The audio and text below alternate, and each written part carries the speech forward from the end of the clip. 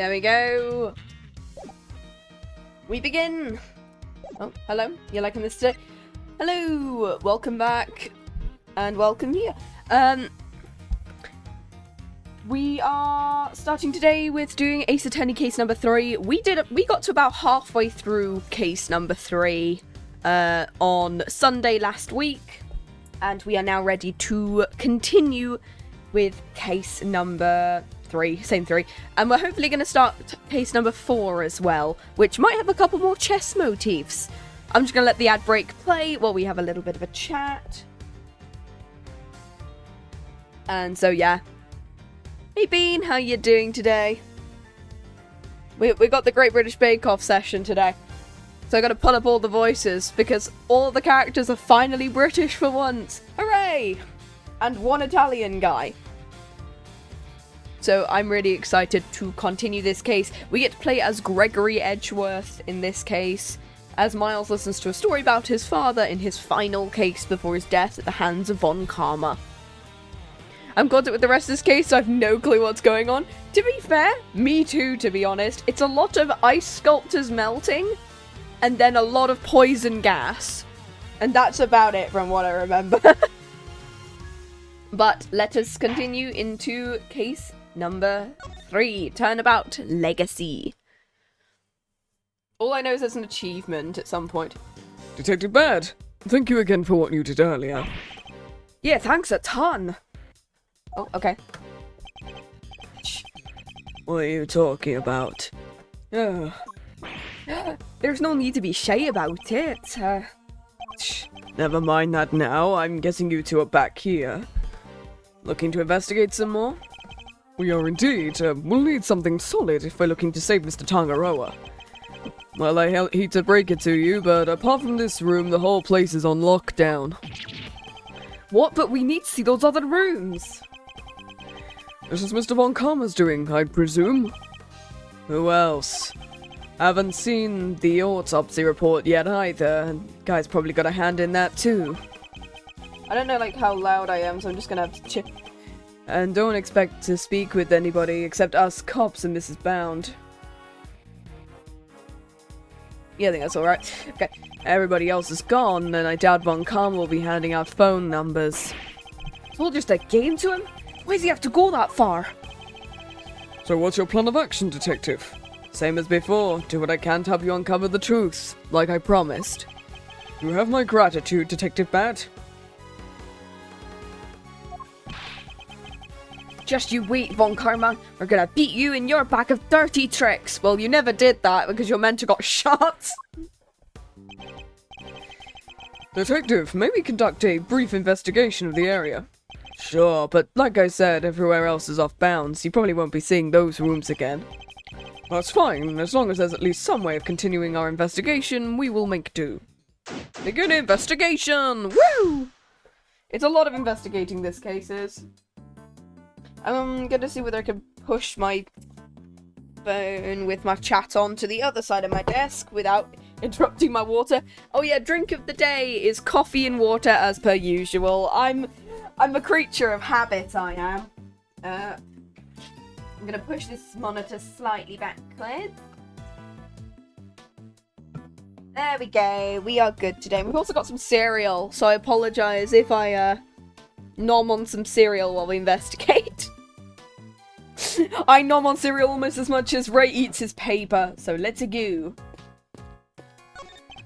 The sign shows which artist's work is on display in which room. From left to right, Mr. Tangaroa, Mr. Gusto, Miss Scone, and Mr. Frost. Incidentally, this sign is also made from candy. Of course it is. Every time I hear poison gas, I think about the Vinesource clip where Vinny's trapped in a bathroom and Germa shows up. He has to escape, except everything makes more gas come out. That is kind of what this case is. There's so much poison gas. Oh my god. That's insane. Carmelo Gusto is the guy who keeps doing poison gas, but we thought it was the little Welsh lady originally, but apparently not. What were they going to do with all this candy? Was someone going to eat it when the contest was over? Yes, they all have to gather round and they all communally eat all the candy. Alright, anyway. Oh, mate, you've got your ass out still. Mr. Forensics dude. Excuse me, may I ask what you're investigating? Sir, I'm analysing the fountain water to see what might be in it, sir. And what did you find? Chocolate and what looks like the kind of flavourings and colourings used in frozen desserts, sir. The composition of the chocolate seems to be in that of Mr. Tangaroa's work. And the flavourings and colourings match the profile of those used in Mr. Frost's sculptures. I hate this voice. Those little rivers flow from all four artists' rooms right here to the fountain. Guess that's how the stuff from the melted sculptures wound up in here. And that's not all, sir. We also found some blood. What? Why is there blood in the water? Think back to our investigation of the murder scene, Detective. Take another look at the scene in front of us. A very conspicuous pool of blood that should be here is clearly missing. You're right. I don't remember anybody mentioning they'd removed the blood along with the body. The victim's blood was mysteriously absent. Oh my god! Delicia ate the blood as well as the chocolate. I just love the taste of blood, you see. I'm a vampire. I can't get enough of it. As was the part of the chocolate chest it had pulled on. I believe the blood probably belonged to Artie? Because it's his?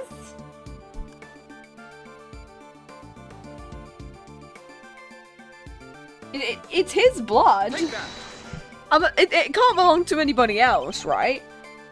This is until we find out there's another body, a third one, and then the blood belongs to that victim. Oh my god, the victims keep piling up. We're doing this. Anyway, the victim, huh? I'll let the guy compare it with the blood on the murder weapon. okay, cool. What the fuck is that sound effect? What the fuck? That is a, That is a sound effect there. It's a match. The blood in the fountain is Frost's.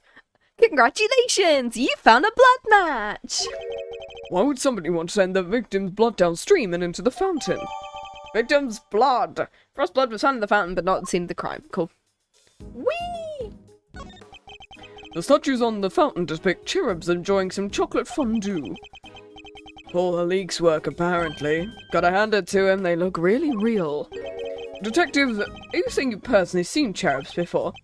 Attorneys always poking holes in people's... What? What, did I do something wrong? Why are you reaching for your gun, Bad? Darling, no. Okay, cool. Hey, Ray. Eddie. Shit. I can't get over his old bloody name. A moment of your time, Eddie. Sure thing, Mr. E. What's up? About the incident. Do you have any thoughts on the case? You bet I do. Mr. Tangaroa's amazing display being used to store the body. Nom nom nom nom nom.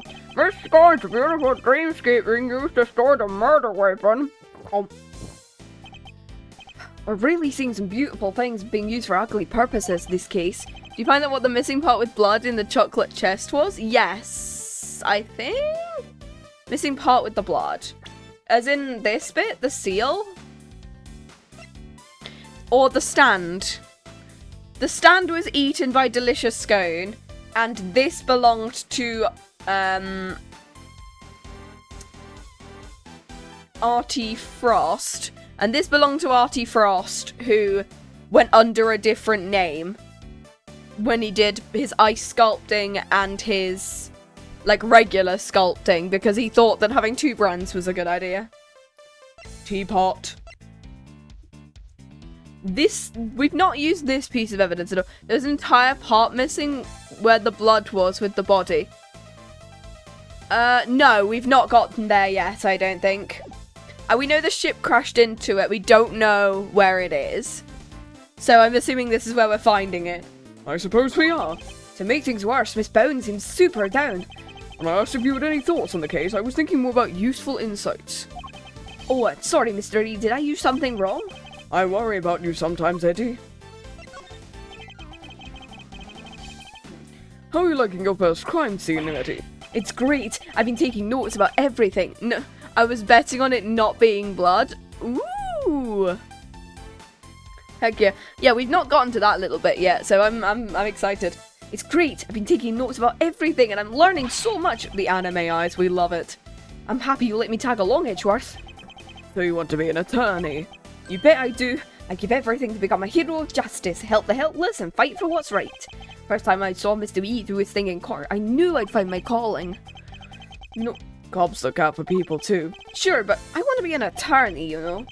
Well, good luck. Aw, I get the feeling Bad might be pining for an apprentice of his own. Aw. Technically that's K, so I think I'd count K as trumpet.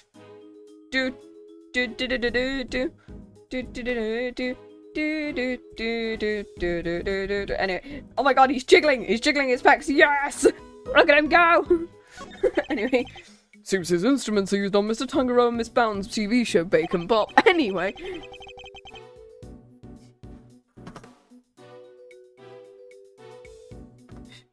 there's some of the few things that aren't made of candy. Are you sure about that? Just me or does the detective seem a little disappointed? okay, I think yeah. Drums. There's a drum set made to look as if it were made out of cake. They must play it on Bacon Bop. Detective, about these drums. We already checked, there's nothing inside any of them. No sign for either being put in... being put inside or taken out either. They're not relevant to the case. Okay. You did on your homework, I see. I like lollipops a little too much, but I'm no sucker. Hell yeah. Piano! It's a Santa. The fuck? Authorized personnel only beyond this point, I'm afraid. Meaning what? I'm not authorized? Sorry, sir, no authorized personnel either. So nobody's allowed in? Let me guess, Von Karma's orders? Santa! A Santa Claus statue. Is this made of candy too?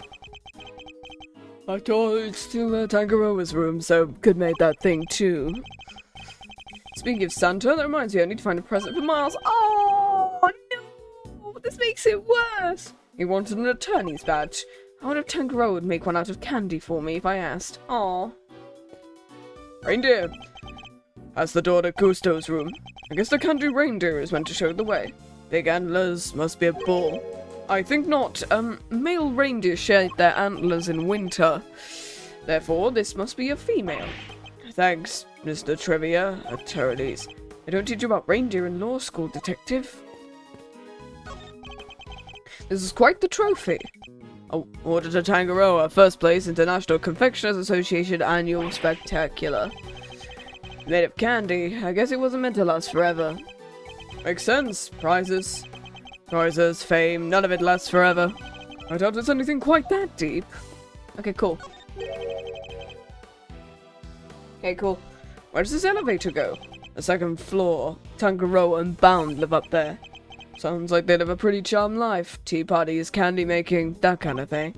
Even have a garden. Huh. Must be nice on a sunny day. I'm yawning a lot. I don't know why I'm yawning so much. That does sound nice. Perhaps I'll invite us when this is over. You'd come, wouldn't you, detective? Don't get ahead. I'm not in the habit of pallying round with attorneys. These trophies all belong to Mr. Tangaroa, but they're not all for confectionery contests. Some appear to be for charity work. A testament to both his character and professional achievements. What's this one here? In recognition of Bacon Bop's long-standing achievement to make children's dreams come true. That's so sweet, it's got me wanting to watch it. Oh. Someone's room is through there. It's marked by a snowman, a candy snowman by the looks of it. I'll be. He's really sizing it up. He isn't thinking of making it into his next lollipop, is he? It's a Christmas tree made of candy. These candy statues have everyone on edge. If ants get in here, that's our scene ruined. It would be pretty disastrous, I suppose. Okay, cool. Hey, lady. Hey, Judy. I'm sleepy too. I stayed up playing 100 Line. Oh my god. Oh my god. I've also seen the trailer for Shoot and Order as well. That's a game that I feel like I should play on stream when that comes out. At some point. So 100 Lines on my list, and Shoot and Order is now on my list as well. How is the game so far? Because I've seen, like, apparently there's loads and loads of different routes. More than I even thought about. Miss Bound, we're here to continue our investigation. Mr. Edgeworth, I'm so sorry about earlier. She's still looking kind of down in the dumps, Mr. E. She must have been greatly taken aback by what Mr. Tangaroa had to say. He said he had no money, he's broke now, and she's stuck. I found the photograph of the semi-final entries for you. Here, it's all yours. Okay. Well, Miss Scorn sure knows how to make a cute cake. Yes, Samson loved her design for that one. And he loved the designs and flavours of Mr. Gusto and Mr. Frost, didn't he? So the only problem was, as Samson mentioned, they tasted exactly the same. However, their respective entries for the final tasted nothing alike. Why does her theme sound like a silver gunner rip?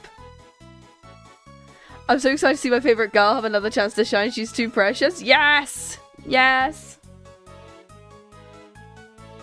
Why does her theme sound like a silver gunner rip? Because I'm expecting the Flintstones to appear at any time, and that's terrifying. Was there anything else of note that changed between the semi-final and the final? Nothing major, but I guess there was one thing. Mr. Gusto's son was always here with him throughout the contest, but he was nowhere to be seen during the final. Why would his son come out and hang out at a contest venue? Yeah, how is Kodaka releasing another game? I will be playing Shoot in Order, though. Because it looks really cool, and apparently the protagonist is a lady. It's a short-haired lady. And I'm like, oh my god, yes! And it's like... I was terrified that was the Flintstones theme there. No! Man about to drop 2 Game of the Year's contenders in the same year. Oh my god, yes. Absolutely. That would be so cool. I'm sure you're happy for us to keep hold of this. Because apparently it's 5 different games based on which murder suspect you decide to pursue. And it's like, there's a romance option, there's an escape room option, there's so many other options, and it's me going, oh my god, that's so cool. I'm hoping it helps with the investigation. Semi-final entry, so different designs but tasted the same. Didn't Tangaroa said that he had some weird condition where he can't taste salty things, apparently. I also had the book containing the recipe for the cure Samson mentioned. We've seen this book before. It was in the chocolate frame in Tangaroa's room. That's right, he put it on display there so everybody could see the grand prize. Is it gonna go missing? The cure's in the ultimate cookbook? So it's not a book of dessert recipes, I take it.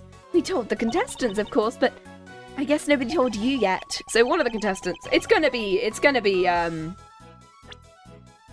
my bet is on this guy, Carmelo Gusto, because he was the guy who released the poison gas in the present day. I wouldn't be surprised if he did it again in the past. The contestants knew what it was. Okay, cool. That sounds awful. Imagine having fries without salt. I know, apparently he can only taste sweet things, and when he licked an ice sculpture with salt in it, he couldn't taste it. Which makes me think that he definitely licked the ice sculpture with poison in it. That still terrifies me. Okay. If I understand correctly, the cookbook is actually a collection of recipes for different medicines. Exactly, or rather totally new medications that haven't made it to market, to be precise. To the right buyer, a pharmaceutical company, for example, it would be worth a fortune. So that's trying to give you an incident for, like, Scone to do it, but no. But why make the grand prize in a confectionery contest? Mr. Tangaroa is the sole heir to the Tangaroa family fortune. Perhaps you've heard of the Tangaroa Group. A Tangaroa Group? I think I've heard of them somewhere before.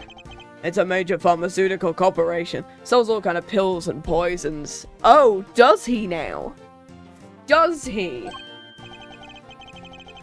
That Cold Killer Pro has been making some real waves since it went on sale. Oh no. As opposed to Cold Killer X, it's Cold Killer Pro now. Oh no. That's the thing that Phoenix almost got poisoned by at one point, by Dahlia. Always reach for Cold Killer when I'm feeling under the weather. Which is never as far as I've seen. I'd like to hear more about the Tangaroa Group if you don't mind. Okay. So did Mr. Tangaroa not want to take over for his parents and go into the family business? He preferred the idea of making people's lives better through the power of confectionery. Oh, okay. And his parents supported him in his quest to become the best in the world. At least he's got supportive parents. We love it. When they passed away, he inherited the cookbook. Why would you make such a valuable heirloom a mere contest prize? He's been hounded by so many people looking to make that book their own. He was tired of it. But it would have been an insult to his parents' memory simply to give it away. He decided to find somebody he felt was worthy of it. I'll bet the board of directors love that one, handing over the fruits of their expensive research to someone else. They hated the idea, of course, but which is why Delicia entered the contest. The Tangaroa group wanted her to win the book back for them. Okay, so yeah, so they knew she was a pharmacist. Okay. Yeah, that makes sense. That makes sense, yeah. And not only that, I told her how to appeal to Samson's tastes. I tried to help her win. But why? I wanted to protect Samson by protecting the group. If that cookbook fell into another company's hands, the board would never have forgiven him. So I wanted to find a way to keep it with the company, in a way that Samson couldn't object to. Okay. So that's how Miss Scone managed to make it so far in a contest she had no business taking part in. But Miss Scone wasn't the only one pretending, was she? Mr. Frost wasn't really a confectioner either. He still made it all the way to the final, just like she did. It's unbelievable. Such a talented sculptor and a gifted crafter of desserts, too. Gifted indeed, judging by the standard of his work in the final, but how did one man produce pieces of that size and quality in such a short amount of time? I'm not sure I have much more to tell you, but if there's anything else I can help you with, I'd be happy to. She's certainly very keen to ensure all she does all she can for Mr. Tangaroa. I could certainly use a cup of tea you made us yesterday if you wouldn't mind. I think I might move the investigation along nicely. I'll have some too. Your tea's to die for, Westbound. How could I possibly refuse? I'll bring it right out. You know, I think that cheered her up a little. Speaking of rips, I ended for 100 line one. There's no way I can figure out before the game is 100 days old. Dang. We've learned a little more about the contest participants, but there's still one question involving Mr. Gusto for which we never got an answer. So Von Karma really didn't want us looking into that one. Okay. What was he doing in Mr. Frost's room? And that's not all, I also have questions about the work he submitted for the semi. A confectioner who admits to lacking design sense, and a sculptor with it in spades. Gusto could not have hoped to win such a high-level contest by himself, which is why I'm beginning to wonder if there was some sort of connection between him and Mr. Frost.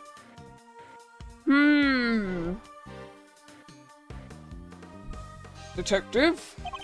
I need to ask Mr. Gusto a few more questions. His story doesn't quite add up for me. Me neither. We need to figure out how to get in touch with him. Do you now? Hello, Von Karma.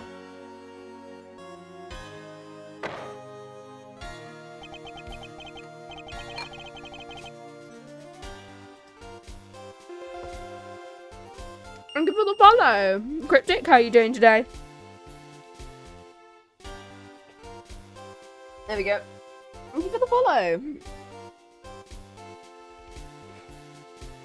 Good luck with it. I have no intention of allowing it. Mr. Von Karma, I'm already in the midst of my own investigation into Gusto. There's no need for the likes of you to pester him with the same questions again. Shh. I will, however, be happy to answer any questions you might have. He seems dead set on preventing me from talking to Mr. Gusto. In which case, fine, allow me to take you up on your offer. Very well, what is it? I'd like you to tell me about the connection between Gusto and Frost. Okay, let's see what this one is. The connection between Gusto and Frost, it was simply a matter of coincidence. They both happened to be taking part in the same contest. Oh, that's it? Okay, sure. That's it? That's all? That's all I have to say to you. But that doesn't help us at all. We'll have to confront him with evidence if we want to draw the truth out of him. And it's imperative we do. He's clearly hiding something. Okay, cool. It's gonna be this one, right?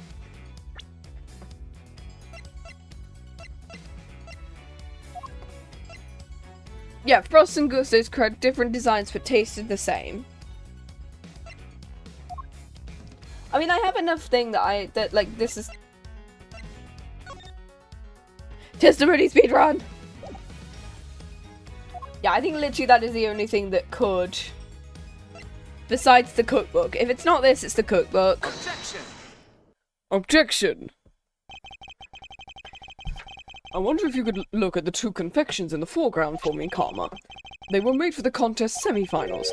Both are quite exquisitely crafted, wouldn't you say? Get to the point. As the nameplate suggests, these were Mr. Gusto and Frost's entries. Gusto told us the confectionery design was far from a strong suit. And yet, his work in the picture is just as good as Mr. Frost's. Exactly as good as fact. We learned from another witness the two entries also tasted exactly the same. Objection. What are you suggesting? Cracks knuckles. I'm suggesting they were helping one another out. Let's take a closer look, shall we? I'm assuming they both wanted the cookbook, and then Gusto killed Frost and betrayed him. I'm assuming Carmelo and Frost both wanted the cookbook, and to stop Delicia, the pharmacist, from getting it, they worked together, and then Gusto killed Frost to get it himself, for some reason. That's what I think's happening. Let's take a closer look. While at first glance these two may appear to be superficially different, it soon becomes apparent as they are significant similarities in how they were put together. Yeah, the roses are the same. They're made of the same ingredients, taste the same, and share a similar design aesthetic. This picture is proof positive the two were working together. If you figured that much out, I suppose there's little point in denying it. Yeah, so was I right they're working together in order to stop her from getting it? Mr. Von Kammer knew all along they were cooperating? I'll warn you, none about what you're about to hear will be to your advantage. Okay, cool. Is this going to be a slightly longer one than 2? Let me confirm what you seem so desperate to prove. Gusto and Frost were indeed working together. Gusto spelled out the details of his relationship to Frost during his questioning last night. It seems they were helping one another right until the day before the final. So you knew the two were cooperating? Karma, why are you trying to bury the truth? Objection. Please, enough with the petty slander. I merely wanted to avoid you poking your nose around before I could provide proper context in court. It simply slipped my mind to explain that to you. It doesn't explain why he's being so slippery with the facts. I need to figure out what he's hiding, and I can't let things end like this. I'm assuming it does end this way, though. Okay, let me confirm what you seem so desperate to hear if Gusto and Frost were indeed— Oh, it's only 3? Okay.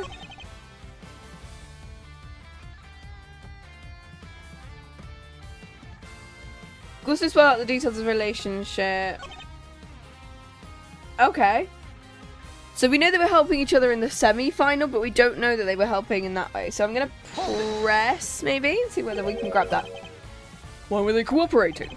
Gusto's sense of design is subpar, and Frost was an amateur confectioner at best. Neither of them stood a chance at making it through the contest alone. Why cooperate until only the day before the finals? Gusto claims to have ended his scheme, and allegedly he wanted to win the final on his own merits. His one and only goal was to be crowned the world's biggest confectioner, and his pride would not allow him to do so with the help of another. So I'm assuming that he killed him for reasons. Cheaters can only win hollow victories, I guess. I was under the impression that collaboration only lasted through the semis. I'm starting to think it might have lasted up to the final. Mr. Von Karma, I'd like to ask you for some more about how long they worked together for, if you don't mind. If you must. Gusto's sense of design is subpar, and Frost was an amateur confectioner. The two cooperate until the day before the final and decide to compete on their own merits.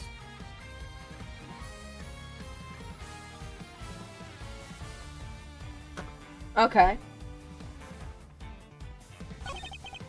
I'm assuming we're either going to press or present on one of these. What evidence have we got? Yeah, because I have to remember what this is. Attorney bad conscience will seal. It could be like he discovered it. Salt lamp. Mansion key.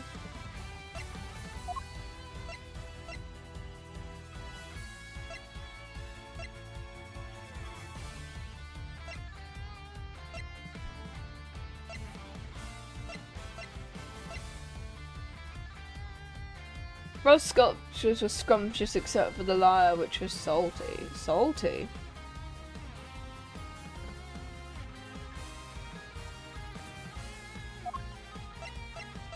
Seal, mansion key, salt lamp. I don't think this one's gonna be the one where we present. What's the next one? The two cooperated until the day before the final, then decided to compete on their own merits. What do we have that would show that one of them absolutely didn't? I'm gonna say...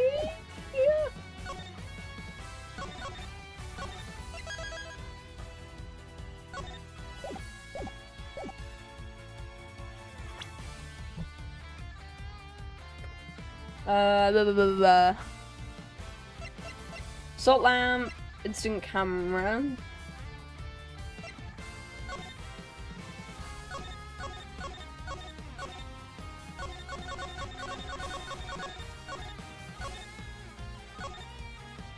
I just realised the light thing was removed on this one.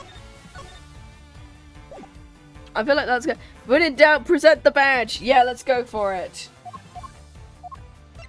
Objection! What do you make of this piece of evidence? Nothing. It isn't even worth considering. How can you even earn your badge in the first place? Yet I can't stand proudly as a lawyer. Oh my god, there's actual dialogue for this? Oh my god. There's more dialogue for this? Holy shit. Oh my god. I didn't realize there was dialogue for that. Exactly the kind of feeble-minded response I expected. Crime lower.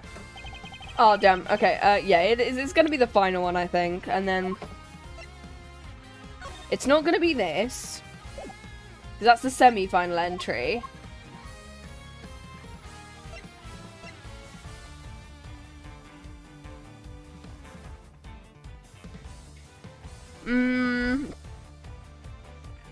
It could be this one, Scone's statement.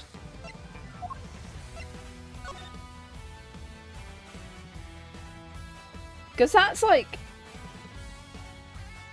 The rules don't state you can't work together. It could be this. I'm gonna go with this, maybe? Objection! Okay, it's this one. Okay, cool. Why? They weren't working together during the finals. I find that a little hard to believe. Miss Scone is on record of having described Mr. Frost's work's creations as scrumptious. And while he was certainly skilled, I doubt he could have become a world-class confectioner overnight. It seems far more likely that he and Mr. Gusto were still cooperating during the finals. How many times must I explain this to you? Assertions require proof, and one person's entirely subjective statement is not proof of anything. Besides, even amateurs can occasionally make delicious food. Perhaps Frost was simply lucky. My wife, for example, is an amateur whose cooking puts first-class chefs to shame. We love the fact that we know of his wife at this point. We know that he has a wife and he has 2 daughters, not just one. The other one really doesn't want anything to do with these guys, clearly.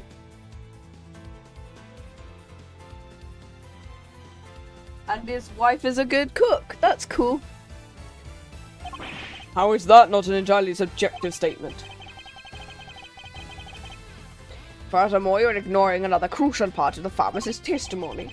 Namely, that she also described some of Frost's work as being unbearably salty. In other words, your evidence perfectly shows Frost failed to produce the perfect confectionery.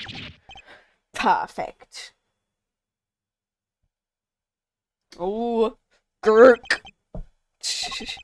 No more objections, I take it. There must be some way I can prove Gusto and Frost were collaborating. Mr. E, there's something that's been on my mind. Yes, what is it, Eddie? Mr. Frost's entry, wouldn't have taken a while to make? Just gonna grab my water, my god. I would imagine so. Making flavoured water, freezing it, and then carving 2 whole sculptures? Could he really have done that and helped Gusto with his work? Unless he did it before, in which... why? If it was me, I'd barely gotten as far as the setting the flavoured water to freeze part. I can't see how Mr. Frost could have pulled it off. Perhaps there's some loyalty instinct in you after all. Your ponderings certainly point to another possibility. It is right, Mr. Frost would have needed to freeze his own large blocks of flavoured ice to create his art. And there wouldn't have been time to do that during the contest. So, what must Mr. Frost have done in order to finish it? Before? He must have made the flavoured ice the day before. Then all he would have done was sculpt it. What are you muttering about? Hey Mexon, how you doing? We're hopefully finishing case number 3 today, because we're just about over halfway. Hell yeah. I'm sorry, I just realised something was all. I realised you're correct. What, Mr. E? Hope you know what you're doing. Accepting defeat at last, Harvey. The only thing I say I'm accepting is perhaps one of the things you said was true. They were helping one another right up until the day before the final. Just as you say, the day before the final really did mark the end of their collaboration. Mr. Frost's entry was carved entirely from blocks of flavoured ice. Ice which would have needed at least a day to freeze, and those flavours would have therefore already been prepared by Mr. Gusto. I'm fine, posted new things on cooking? Hell yeah, let's take a look. New things on cooking? I'm just having a look now. Ooh, heck yeah. Oh, they look cool.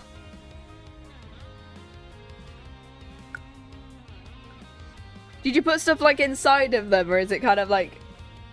It's... Shit, I haven't updated it. They look nice. Which lines up perfectly with what Gusto told me. He had Frost until the day before the final, and then killed him. Oh, that looks good. Oh my god. Now there should be a finished version. Yeah. Oh my god. There's so many flavors. It looks so cool. How long did that take you to make? Which lines up, yeah, okay. In that case, if I didn't no, that's not one comma. 20 minutes? Oh, that's not bad. That is not bad. That looks really nice. Oh my god. 20 plus minutes? Not bad. That's not bad. That looks really cool. I envy people who are really good at cooking. Because it's me going, oh no, oh no. I want to make lamb koftas, but I can't, like... Lamb mince is really expensive these days, and it's me going, oh great, cool. In that case, why did Mr. Frost reciprocate and help Mr. Gusto in return? Objection. I can hardly be expected to read the minds of the dead. Perhaps not, but I imagine Mr. Gusto could tell us, so why don't you let us speak with him? Or do you still insist your interrogation was as thorough as you claim? How dare you call my methods into question? That's my intention. I just don't understand why you would obstruct a perfectly valid line of inquiry. Give me one good reason as to why you're keeping Mr. Gusto from me. Why are you hiding him? Please! Well, I wanted to kiss him in the cupboard. One good reason, certainly. We made out in the cupboard. Where are my manners? How are you all doing today? I'm alright, thank you very much. Hopefully we're going to finish this case today. Because I forget to kiss what? Von Karma just needs a smooch. He just wants a little smooch from the potential murder suspect. How he keeps winning all the cases. He slept his way to the top. I'm gonna. The How and Fire, Frost and Gusto's collaboration have absolutely no bearing on the case. How can you possibly say that with any certainty? If their relationship had broken down for some reason, that could have very well been the motive behind the murder. Objection. Could it indeed? Then why did Gusto himself tell me all about it? Why'd the man you seem so keen on accusing share the details of his collaboration with the prosecution? Because then it would make Delicious seem more untrustworthy than him. Snake sound effect. Please tell you have some proof to back up your preposterous suspicions this time.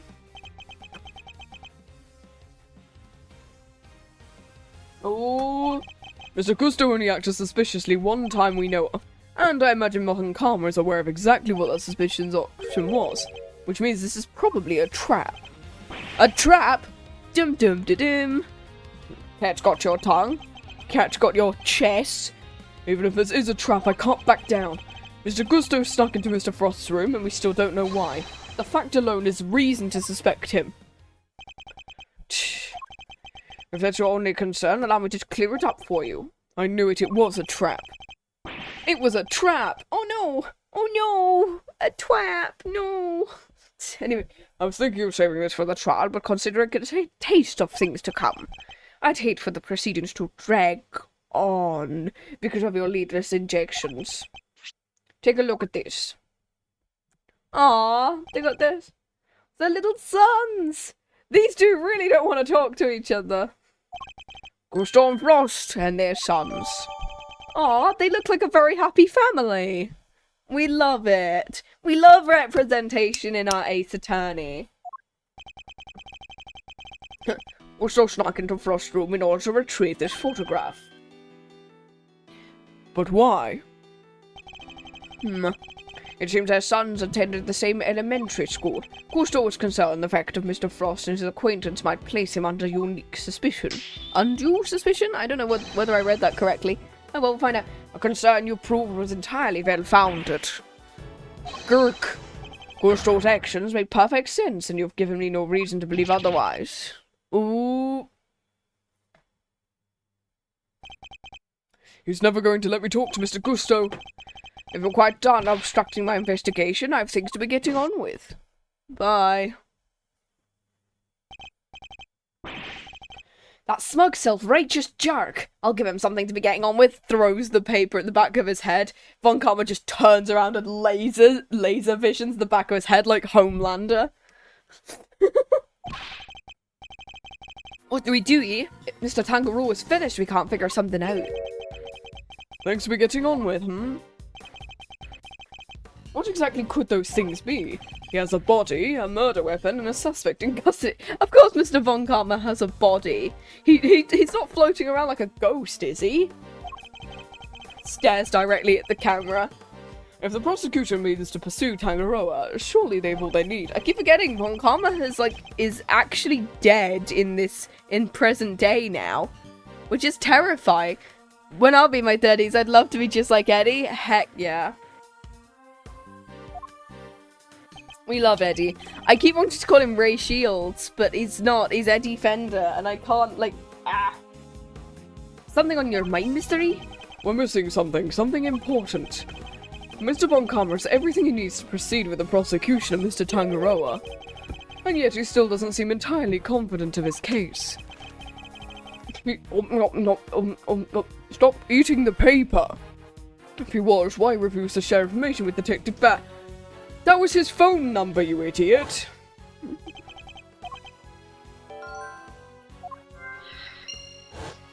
Okay, no autopsy report. Okay, cool. We still haven't solved the mystery of what happened to the evidence that went missing. Take another look at the scene in front of us, Detective. A very conspicuous pool of blood! Where's it gone? Yeah. Evidence that turned up not in Mr. Tangaroa's room, but in a most unusual place. Oh my god, we're gonna have to do logic! Is that match the blood in the fountain? Oh my god, there's gonna be some... Yet we found some in the fountain. Why? Logic! Logic time!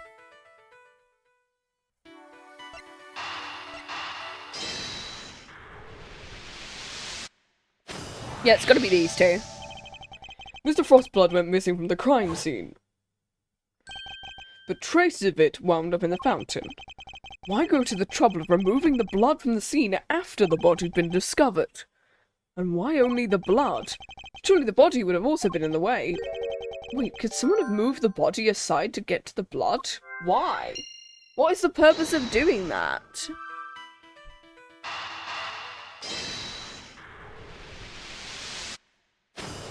I don't get how those things are connected, but sure. The body might have been moved aside or even removed from the scene of the crime entirely. As far as we know, there's still no autopsy report. We've learned plenty about the murder weapon and the suspect, but little about the body. Our assumption thus far has been the body has been recovered by the forensics team, but what if that assumption is false? What if Von Karma wouldn't show Detective Bad the autopsy report after something other than spite? What if we've been thinking about this the wrong way around all along? I know, I have to do a handstand! Fucking bridge from SPD. The question isn't why Mr. Von Karma held back information about the body. It's did Mr. Von Karma even have any information about the body in the first place? And he's just trying to cover it up because he really doesn't know what's going on. How do things look from that angle? Does a handstand? Nope, the blood is rushing to my head and I've been shot. Oopsie daisy, I'm dead now. Perhaps the body had been removed by the police in order to carry out an autopsy. Perhaps it had already been removed and hidden by the culprit before their arrival. Mr. E? We've both heard the rumours about Mr. Von Karma's questionable methods. Fabricated witness statements, shady deals, forged evidence. Everyone's heard of that stuff, but what's that got to do with us? I never judge a person on the basis of rumours. Even Von Karma, I've tried my best not to let my preconceptions colour our interactions with him. Nonetheless, it appears he indeed be willing to twist the truth to his own ends. Twist the truth? You mean he's been playing dirty? Yes! When is Von Karma not playing dirty at this point? I fear he might have been and still is, and I'm not about to let him get away with it.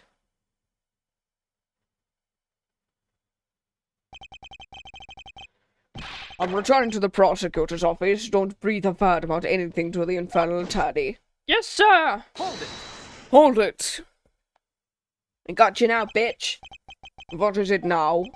I've a few questions, Von Karma, about a certain fact you've been keeping from us. Really, you mean to call the methods of an officially sanctioned investigation into question yet again?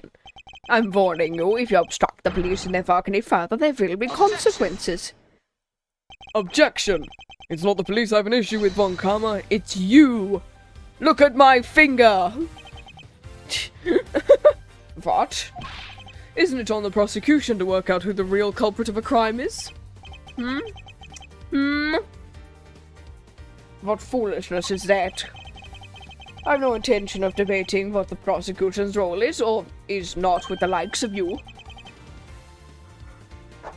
Oh my god. But let me make one thing clear. My job is to identify suspects and ensure that every last one of them is convicted. At all costs. Verify when I say I leave absolutely no room for doubt when I present my perfect, unassailable cases. Just laser beams like Homelander once again. How far would you go for your perfect cases?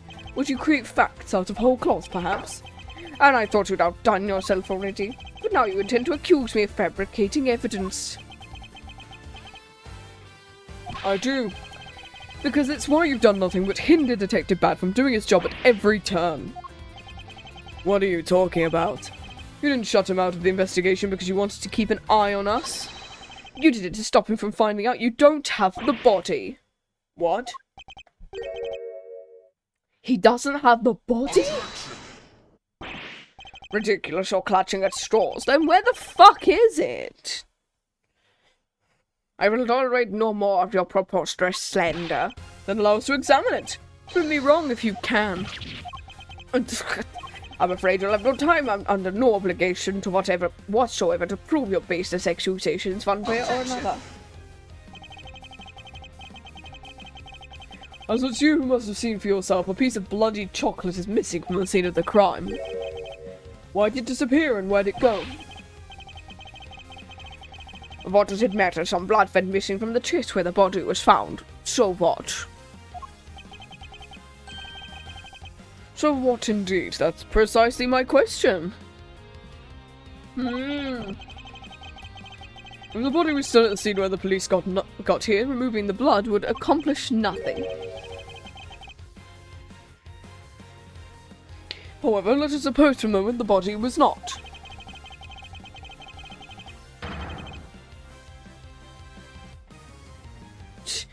If someone had wanted to erase any trace of what had happened in that room, it all makes perfect sense.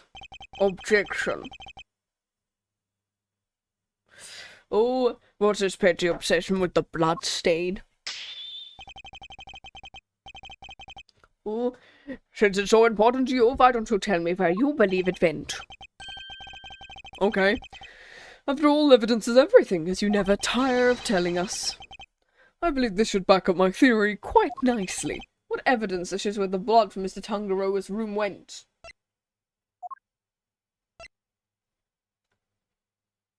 The fountain. Take that!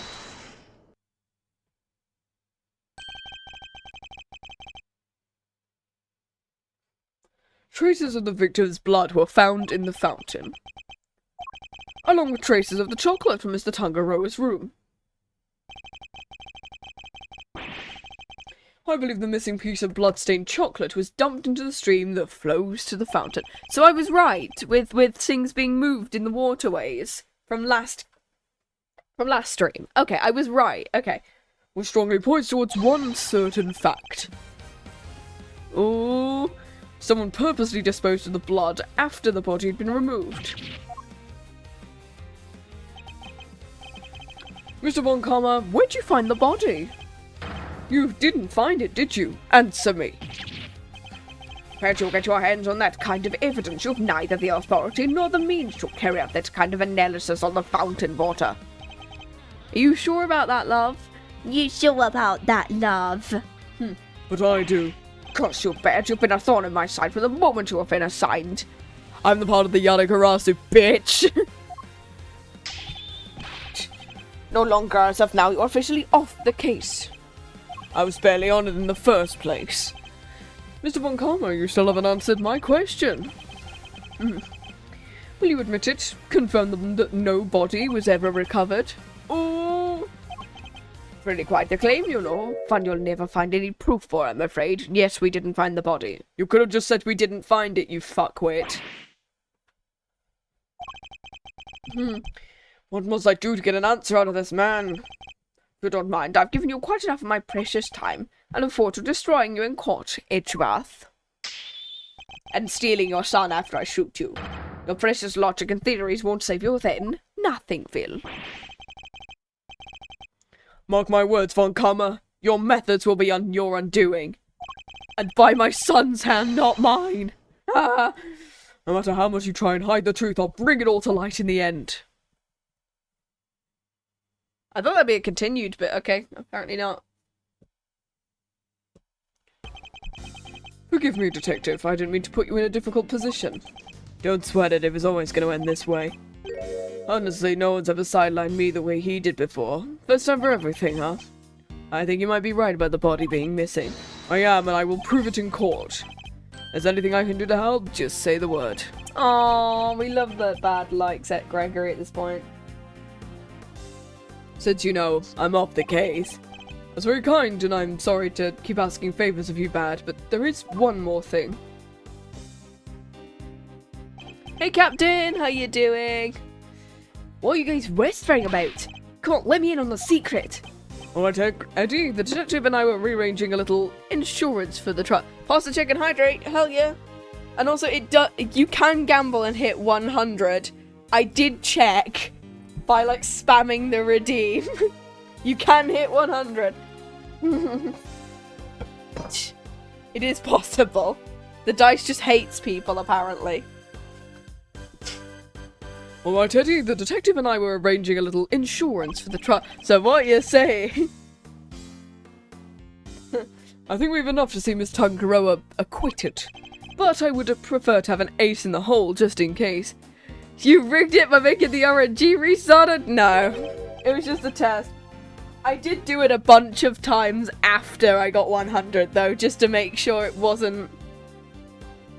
It did give me, like, 99 twice, though. It's a weird dice roller. It clearly loves the number 99. Just loves screwing people over. I also did get 1 twice. So hopefully there should be less 1s in the list. And what is it? You'll find out in the courtroom. What, you'll let me join you? Of course I am. You are my assistant after all. Aww. Be more than that by next year. I'll be a fully fledged attorney, you know. How old is this boy? He's 18. Okay, that makes sense. He's a law student. You know what would be funny? Oh no. We can take on Mr. Von Karma together. Indeed, though I'm hoping we'll have freed Mr. Tangaroa by then. If we're up against Von Karma, I guess we can't rule out the possibility it might take some time. Oh no.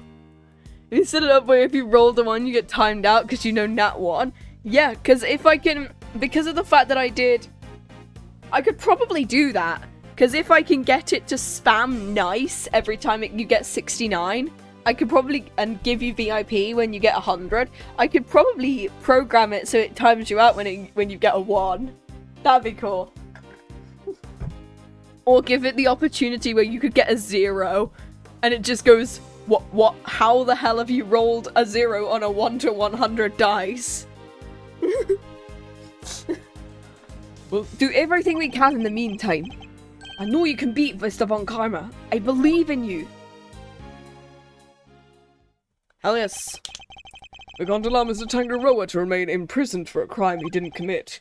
And we won't. I'll expose Von Karma's lies if it's the last thing I do. I mean, that is the last thing he did. Oopsie daisy. Set it up where we roll. Yeah. Yay! To be continued. Alright, how long are we in? My favorite dice is the D2. Hell yeah. It's just a coin at this point. We're only an hour in. Okay, that's fine. We will complete this case. I think this one only has like, what, 8 parts, I want to say? I don't know. Study a cool fountain room, because we were halfway in, and that was like, what, part 5 or 6, according to the VOD that I looked at, judging by the chapters. Those are pretty much how things went down. Those are the facts of IS-7 as far as I'm concerned.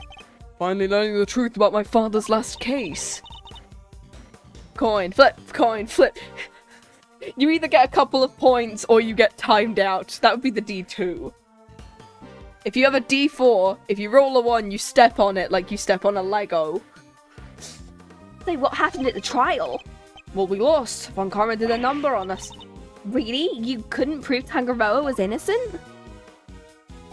Well, we could prove it. Had a decent little pile of evidence in our favour, but we underestimated Von Karma. He fought even dirtier than we feared. I can imagine. Secure conviction at all costs. That was always his guiding principle. Or. The bloody seal clapping. A D1 could be just a sphere. No matter how it lands, it will always be the same face. Yeah. You could just write 1 on a like a ball, and if you roll it, you'll always get 1. Ain't that the truth? Anywho, trial dragged on and on, whole thing took about a year in the end. Never forget the verdict came down December 28th that following year. It's April now, so we and Mama were talking over 17 years ago. So, time sure does fly, huh? December 28th. I was there that day 17 years ago, sitting in the courtroom gallery. Yeah, the day he shot Von Karma. Just before the trial got started, Gregory noticed Samson was looking even worse than usual. Turns out the poor guy had finally reached his limit. He was so bad even he said he wanted to be found guilty. Aww. You mean they forced a confession out of him? Von Karma got what he'd been pushing for at the very beginning.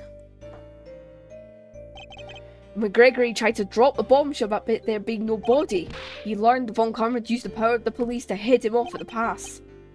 He even had himself a fake autopsy result, but that wasn't the end of it. Von Karma had gotten Samson to falsely testify against himself to being an accessory to murder in court. Oh shit. Combined with his confession, the poor guy's goose was well and truly cooked. But Gregory still had his ace in the hole though.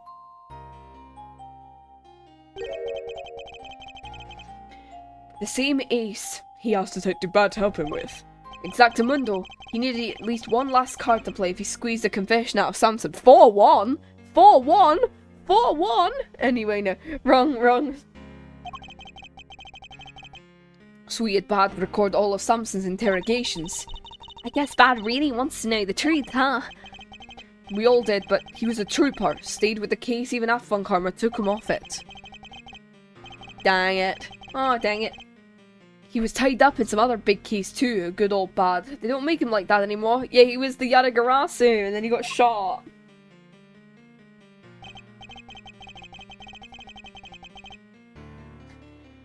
Anyway, Gregory presented the recordings as proof Samson's confession was coerced. And you know what? It almost worked. A cop named Ian Seidman got fired.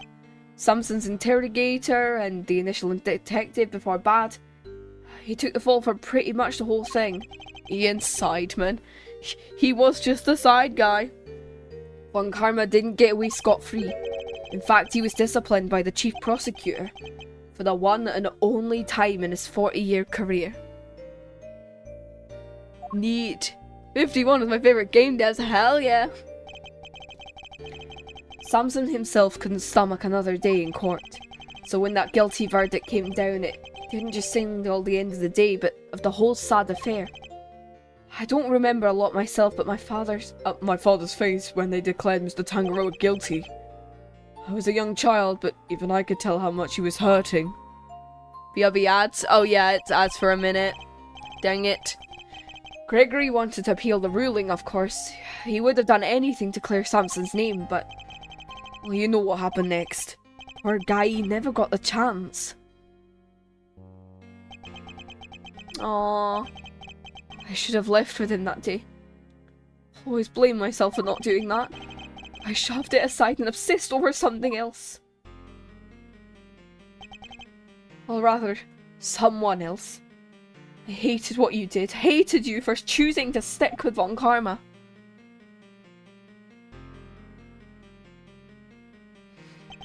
I hope you can forgive me. No. You had every right to hate me. No, I'm never gonna forgive you! Fuck you! Anyway, no. Anyway, no. I went on to become a prosecutor as planned, and that's when Von Karma showed me the case file. According to the records, Tangaroa was convicted as the main culprit in Frost's murder. No, that's not right.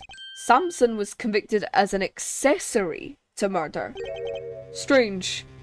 The file clearly states he was the perpetrator. Oh! Oh shit! I'm fairly certain all of Mr. Von Karma's cases were successfully solved. Mind if I take a peek at those? This file... it's been doctored apart, but the verdict's been changed. What? Feast your papers on this one.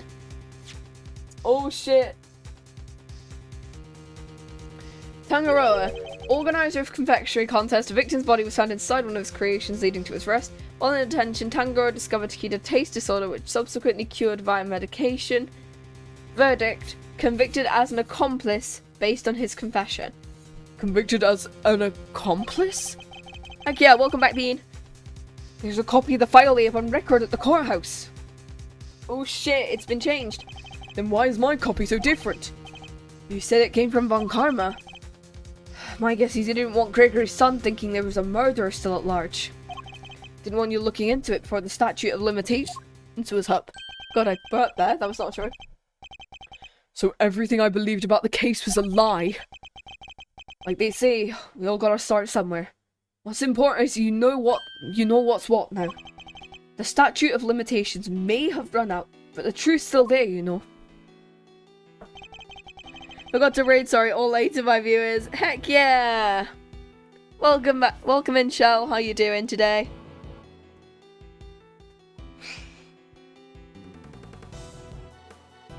It's alright. No worries. Apparently everyone loves Warframe. Hell yeah! Also, congratulations, you started streaming! Heck yeah! Let me just shout you out because... I can't believe Von Karma just updated the autopsy report. Since you were gonna raid, give me a second. There we go. You've been playing some Warframe. Hell yeah, you got a shout out now. Get shouted, bitch. Hell yeah, we love it. I inherited Samson's case when your old man passed. Prosecution handed it off to someone else too. Hell yeah! The great Von Karma wasn't going to bother facing off against a rookie like me, was he? Anyway, long story short, the killer was never found and Samson was found guilty instead. Oh well. Today was Warframe, maybe some DVD later. Hell yeah. That's terrible. Is there really nothing we can do to help him? Not without the real perp, I'm afraid. Until then, his confession stands. Speaking of which, I didn't find out until after the verdict had been handed down, but Von Karma threatened Samson and made him a deal. Told him if he didn't confess, he'd make sure Judy was convicted instead. Oh shit. I want to play Wolfram for a while, show that I'm a game for that, not fair. How could he? Samson knew there was no way Judy could have done it, of course, but he wasn't going to take any chances, so he did what he was told and was confessed to keep her safe.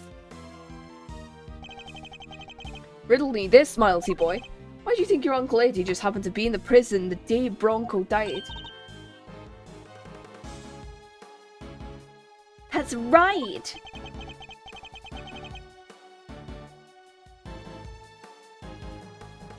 You were there to see Mr. Tangaroa. Bingo, Judy and I both promised we'd visit him every day. I didn't quite keep that promise, but Judy did. She never missed one visit in all these years. Come rain or shine, she always showed up. But none of that changed the fact that Samson's still being unduly punished day after day.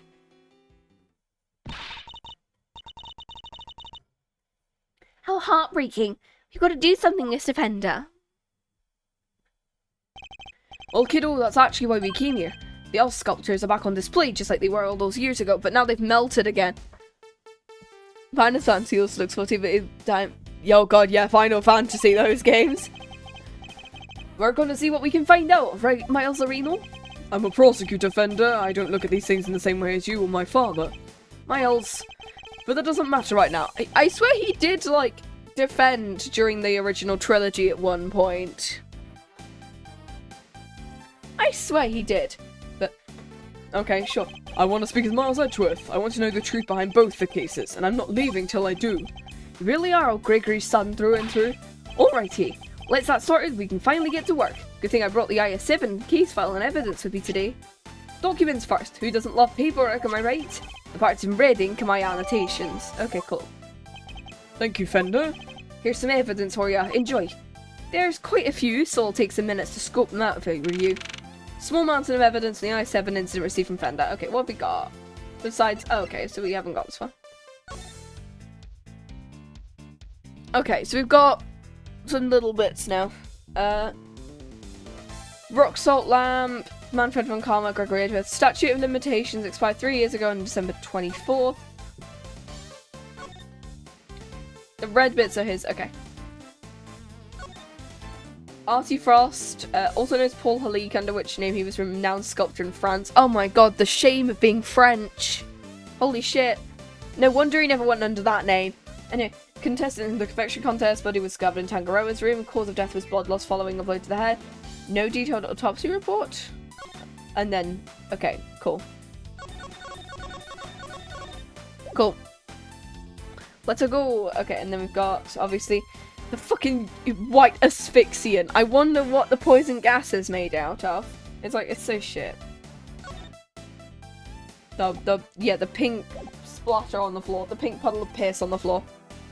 Alright. I see. I'll take a look at them in a bit. You know, our current case is full of loose starts too, come to think of it. Indeed. The key players of the incident 18 years ago who just so happened to get caught up in another incident. The ice sculptors in the Winter Wing are perfect replicas of the ones from 18 years ago. The poison gas attack in the Autumn Wing, which has been disguised to look like the Winter Wing.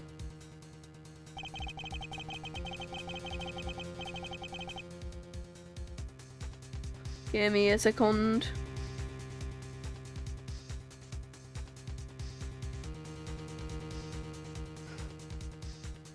There we go. I'm gonna go to the drink. Gosh dang it. Ah, dang it. Ah, dang it.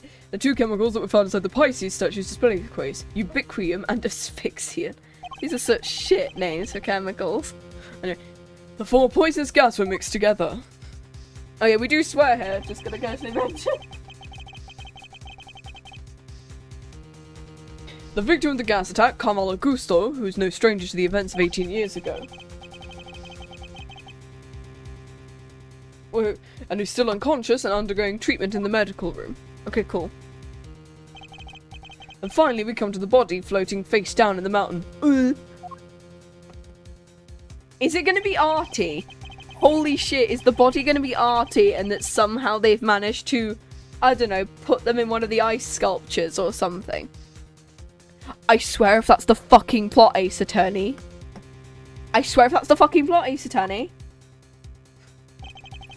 The events of the present day would appear to be linked with the events of the past, which means they may be able to learn more about what happened 18 years ago. Sounds good to me. Let's get investigating. Eustace, fuck off!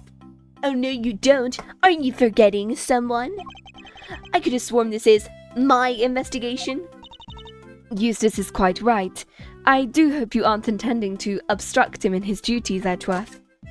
Or I will bonk you and send you to horny jail. I would hate to have to add a guilty to my report with the committee. What am I guilty of? Of course not. I'm simply offering once again to do what I can to help.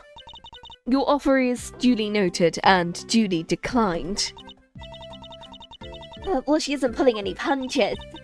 The identity of the body from the fountain is currently being ascertained. It's only a matter of time until we have all the information we need. He's my favourite boy failure. We love Eustace Winner. We love him. Slightly annoyed they changed his name, because I love his name being Sebastian the Best. But they do make a joke of him being called the Best at one point, so I'm glad they paid homage to his old name. Perhaps I can help you speed the process along. I think I have an idea about who our mystery victim might be. It's gonna be Artie, isn't it? It's gonna be Artie. You really have to tell me it's the law. Very well. Okay, sure. Maybe it's just the ice sculptures that haven't resurfaced after 18 years. The body in the fountain may also be a visitor from the past. I swear to God if it is him. Take that! Come on, please be correct. Holy shit! I believe the body in the fountain is the man who was murdered 18 years ago, and I'm assuming they kept him in an ice sculpture. That's so stupid. Ace Attorney is so stupid. Mr. Artie Frost. You're saying that was poor Chillywinks? Wait, who the heck is Chillywinks or Artie or who the fuck are you talking about? Artie Frost was a famous sculptor, Eustace. Although he was better known as Paul Halik, the sculptures on display here are all his works. No way, sounds like he did well for himself. Always good to encounter a fellow winner. Piss off. I love him, but like, mate, Mr. Frost was also the victim in the IS-7 incident. Judge Cavell knows about IS-7. Yes, it's my job, dipshit. Mr. Edgeworth, the IS-7 incident is an 18-year-old case, and according to the police records, the victim's body was recovered and an autopsy duly carried out. Okay, sure. That's what the records say, but the records can't always be trusted. Points at Von Karma. What are you insinuating? Well, the records say stuff like body totally recovered. The defense back then begged to differ. Not that it stopped the prosecution from shutting down that hard, of course. Oh, ring a ding ding. Beep. Yeah, this is Winner. What, really? What is it, Eustace?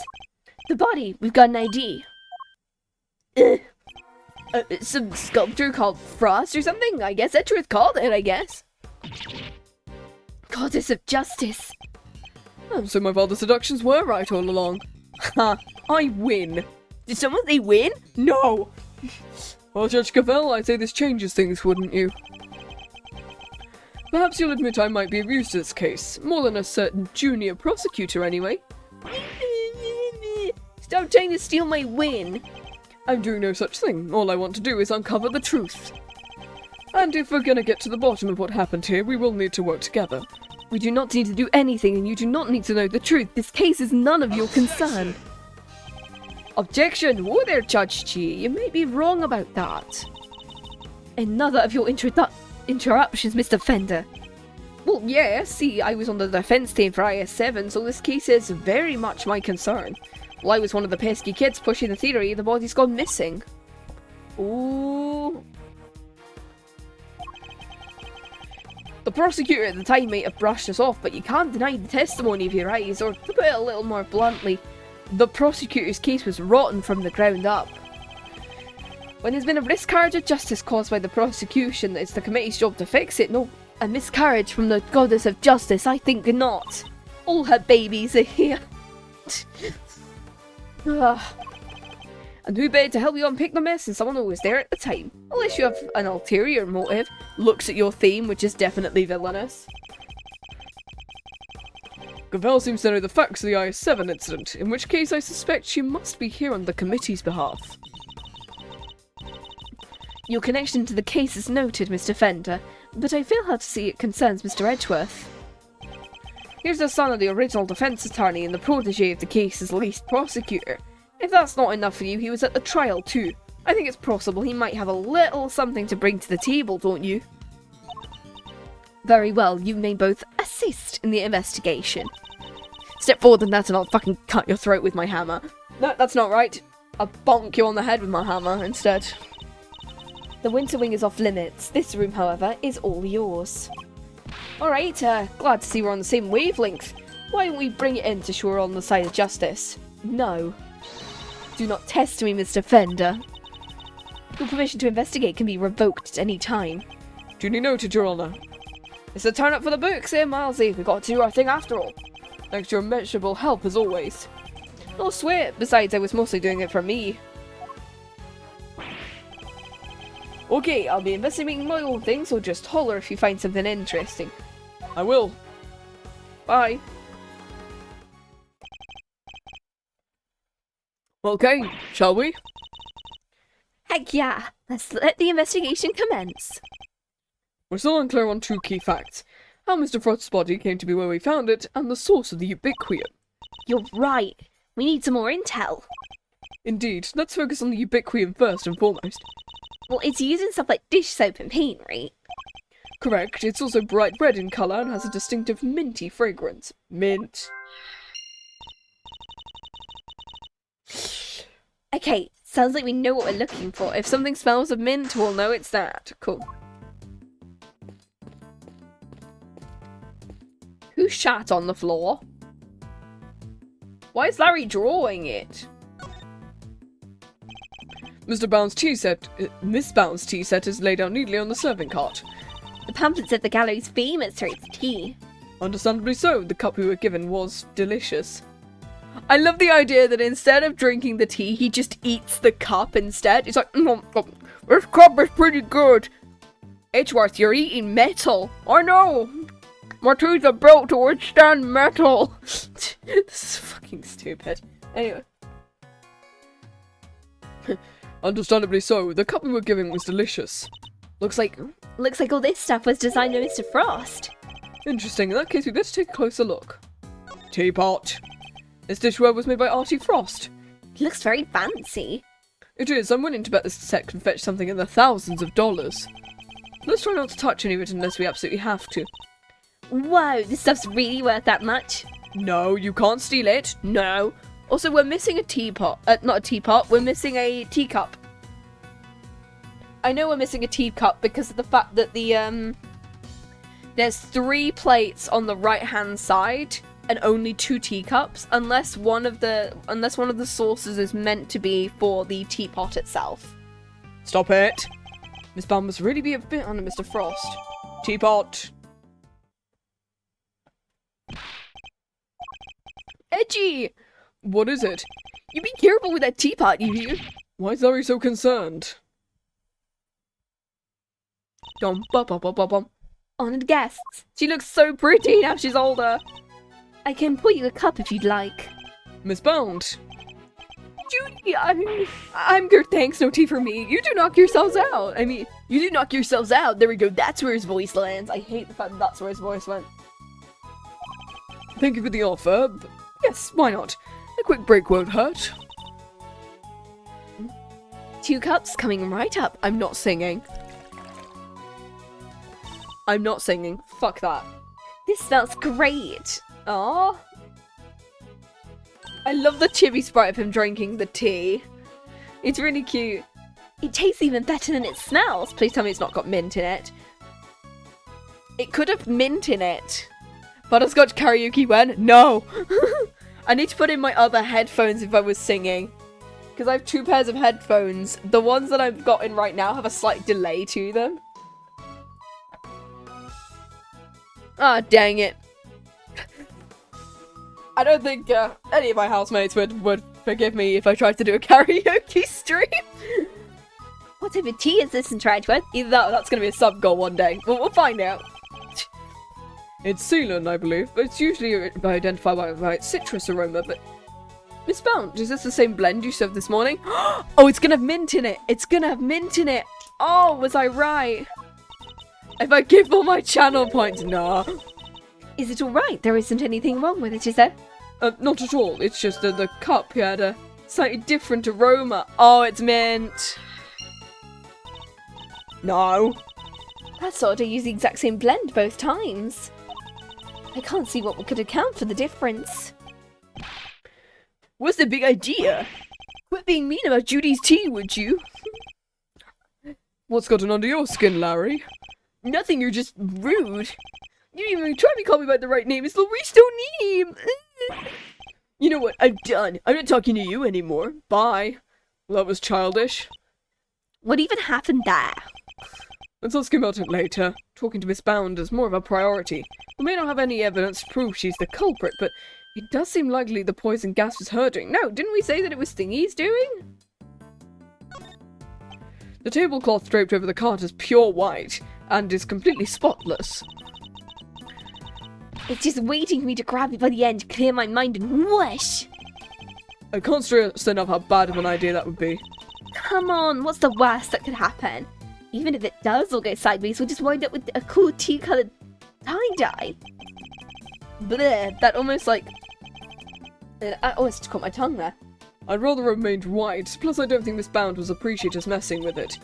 There's so many other colours that would work. Pink, sky blue, Tea leaves. tea leaves brown. I thought that was going to be Edgeworth's thing, but tea. I was going to have ubiquity in it, I think, right? A caddy containing Ceylon tea leaves. It's a well-crafted tin canister designed to prevent moisture and sunlight from damaging its contents. So someone definitely put stuff in it and shook it, right? Not a bad thing to use, considering the quality of the blend Miss Bound serves. Okay, cool.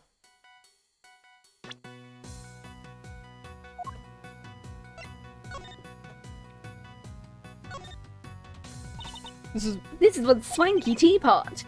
That's one way of putting it. I lean more towards eccentric myself. Whatever it is, it won't do for a great theatre being so ignorant about such chic things. Actually, your ignorance is my bliss. Oh, I got an achievement for that. Examine the teapot. Okay. I don't know why that's an achievement. These letters say PH, right, Mr. Edgeworth? It's not HD, right? Yes, they show the teapot was made by Paul Halik. There's initials, obviously. Right, but I thought his real name was Artie Frost. Well, it was. It's the snowflake. Oh my god. It was, thereby making a piece of the victim, the IS-7 incident as well. This work seemed to be everywhere in Zodiac Hall. Okay, cool. I think that's it. Family photo.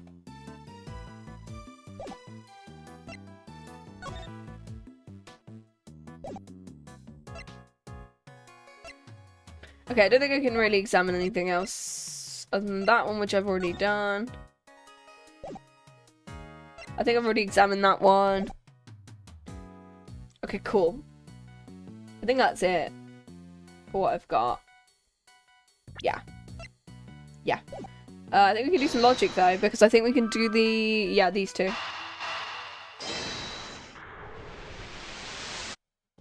These two? Really? Okay, sure. Damn. Okay, no logic for me. I guess we have to pick up some more logic points. Okay, that's everything. What? Who threw up all over the floor? Either Marzarino, what's the situation with the investigation? Things are progressing. I think a fuller picture of the happened is beginning to emerge. Good to hear. I better step up my game too then. This case seems to have a lot in common with the incident from 18 years ago. And now it's got the lot. Melting statues in the winter wing and even the murder victim's body.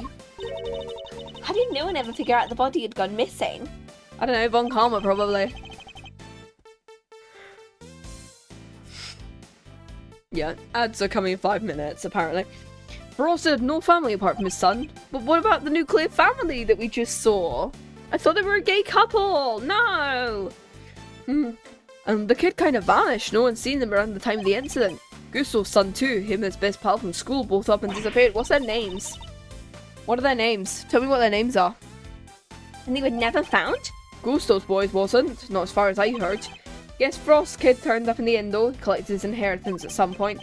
With no family around, Frost got a new funeral, no nothing. No need the police to release the body, and no need for anyone to find out I didn't have it. I feel like these two sons are gonna be, relevant at some point. Wink, wink, nudge, nudge. Stares at the final case. I think. Is it case 4 or 5? I don't remember which one. But one of these things, one of them's relevant. They filed their fake autopsy report and nobody was any the wiser. I still can't believe Von Kong would have stooped so low. I'll say okay.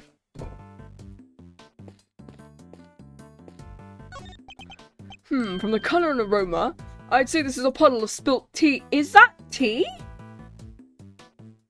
What? Edgeworth? Are we sure that's tea? Why are there chunks in the tea? Why are there chunks in the tea, Edgeworth? What the fuck? Ace Attorney, that's not tea. They shouldn't have put the chunks in there if it was tea.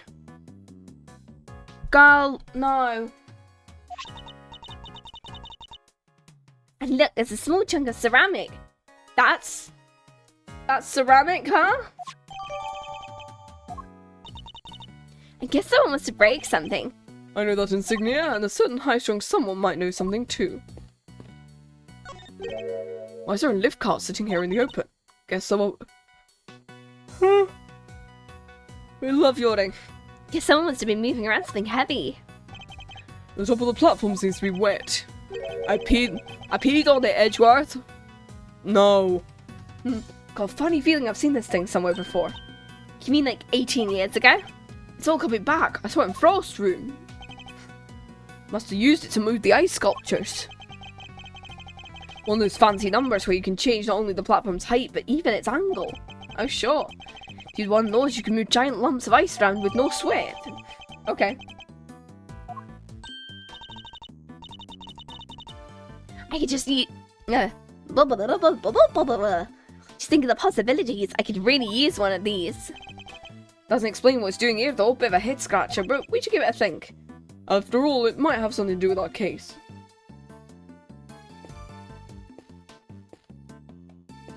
The fountain. Seems the police have already removed the body. Why'd the body of a victim from 18 years ago end up in the fountain?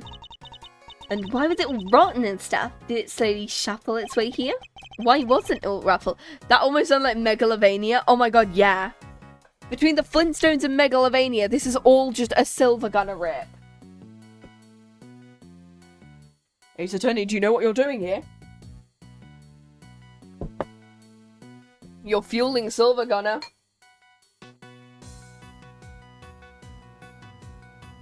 You're fueling silver gunner. Oh no.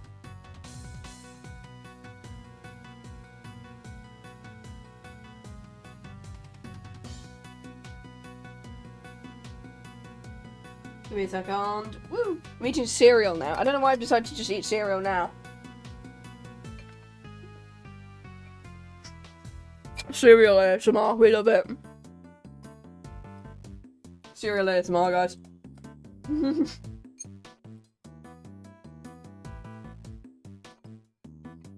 Where we got it. Cool.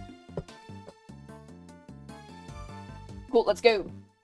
I'm gonna move the cereal to over this side. Oh god, I just banged my mic stand again. Well, there we go. Yay! I can move stuff over to the other side of my desk. I keep forgetting how like small my desk is. Need I remind you, zombies are not real. Likely seems the body was preserved. Is that even possible? Was the forensics guy anything to report? Yes, ma'am. Fought into the fountain. Traces of both ubiquium and asphyxium have been detected in the fountain. I'm going to say they were probably carried by the stream from the autumn wing. In addition to the two chemicals, there's also a large amount of sugar. The composition of the sugar is being analysed as we speak. The sugar in the fountain. Where'd it have come from? It's all made of candy. Hey, dude. The body's been taken back to the lab, sir. The autopsy's underway. And how's the rest of the fountain looking? Edgeworth, were you poking my forehead? Rather beautiful, actually. The water's crystal clear and it's kind of soothing. Makes me want to jump in there. Like the body. Almost as if there wasn't a body floating in there just so long ago. Hey, Delicia, how you doing? Hello there, dearie. Still investigating away, are you? Found anything interesting? As it came from one of the Silver Gunner people as an unfinished errand, this song from us sounded like a rip on purpose. Oh my god, yes. Ad break, by the way. No, dearie. Well, nothing much anyway. Silly girl, that wasn't a dearie moment. That was more of a lambkin moment. A sweetheart where you being sympathetic and treasure was when they're in a tiz. Love for people is not that keen on, and petal when you're trying to get someone's attention. I didn't realise there were that many rules. I mean, yeah. Mr. Edgeworth, petal, I hope you're getting all this down. Don't even try it, Kay. Hey, dearie me. Okay, she doesn't want to be talked to. Hey, Larry. I'm going to keep this simple, Larry. You're hiding something, so tell me what it is. Quit it with the glare off you two. It's weird. Come on, Kay, you know me better than that. I wasn't staring, I was struck by an idea for a picture. Edgy, he was glaring. Yes, and I'll keep glaring until you tell us what you're hiding. I already told you, I'm not talking to you. You're talking to me right now. Well, from now on, I'm not talking to you ever again. This is getting me nowhere. I suppose I'll have to figure out what he's hiding before I can get the whole truth. Oh no, is it gonna put me in chess? I hate his theme. I don't like his theme. I don't know why I don't like it. Larry, what are you hiding? Let's see. You two, this is no time for kids' games. Well, I certainly wasn't playing. It's pretty clear Larice isn't going to talk to you. We back. We'll talk, don't worry about that. Chess time. I need to know what Larry's hiding, and I think I might have an idea of what it is. Perhaps presenting him with the right piece of evidence will force him to come clean up where you want me to present.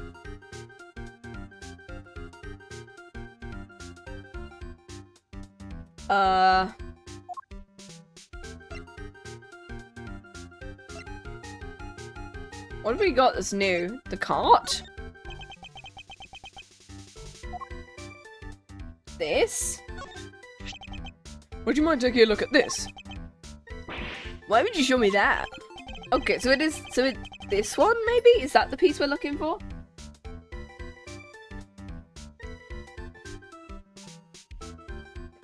Tell me, what is it about Mr. Bound, Miss Bound? I wanted to call him Mr. Bound. Why the fuck do I keep calling him Mr. Bound for? What is about Miss Bound's tea set that got you so agitated? You won't tell me. Perhaps you'd prefer to explain to Cavell.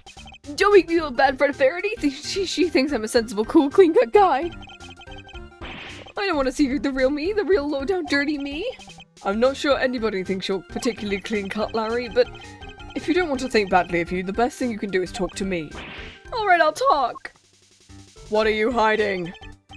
Alright, Larry, enough is enough. Now confess to everything you did here. Is there any way to treat your best friend, Edgy? Is there any way to treat yours by lying to him, hiding things? I get the picture! Stop glaring at me! I thought Verity might like a cup of tea, so I went to pour one. But I got distracted and my hand slipped and bang! I broke the teapot. A priceless work of art, and it's in pieces! No words exist to describe how far away I saw this coming from. So he broke the teapot. Okay, that's helpful. So it's a different teapot, which means it might be a different kind of tea, which would then indicate the ubiquitums in the tea. Okay, cool. You really messed up this time, Nerys. See, Edgy? Judy's never gonna forgive me for this. Crying to me won't do you any good. I think you need to apologize to Bound. I'm begging you. My teapot, I see. I'm sorry. I don't have any money, but I'll paint your portrait. I'll paint you 50 portraits. Please, Mr. Doneem, it's really me who should be apologizing. How could I fail to notice there were broken pieces of ceramic on the floor? Somebody could have been hurt. Here, let me make sure that's safely disposed of. The teapot in question was designed by Artie Frost. I suggest it was something you've long treasured. You must be upset. Oh, I am, but of course all things break eventually. As luck would have it, I have another identical teapot. It's far from the end of the world. Is she less attached to Mr. Frost's work than she used to be?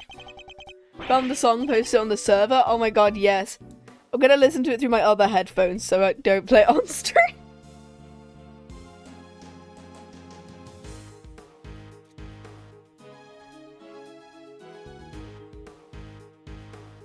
Mochi shop, the Metaware High School. I'm gonna listen to this. Give me a second.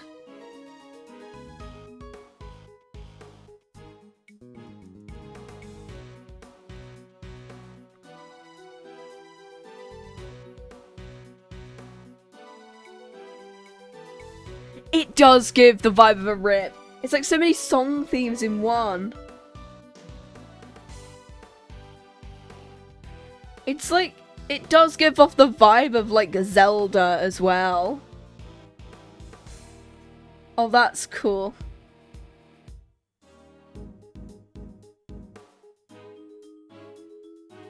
Oh my god, that's insane.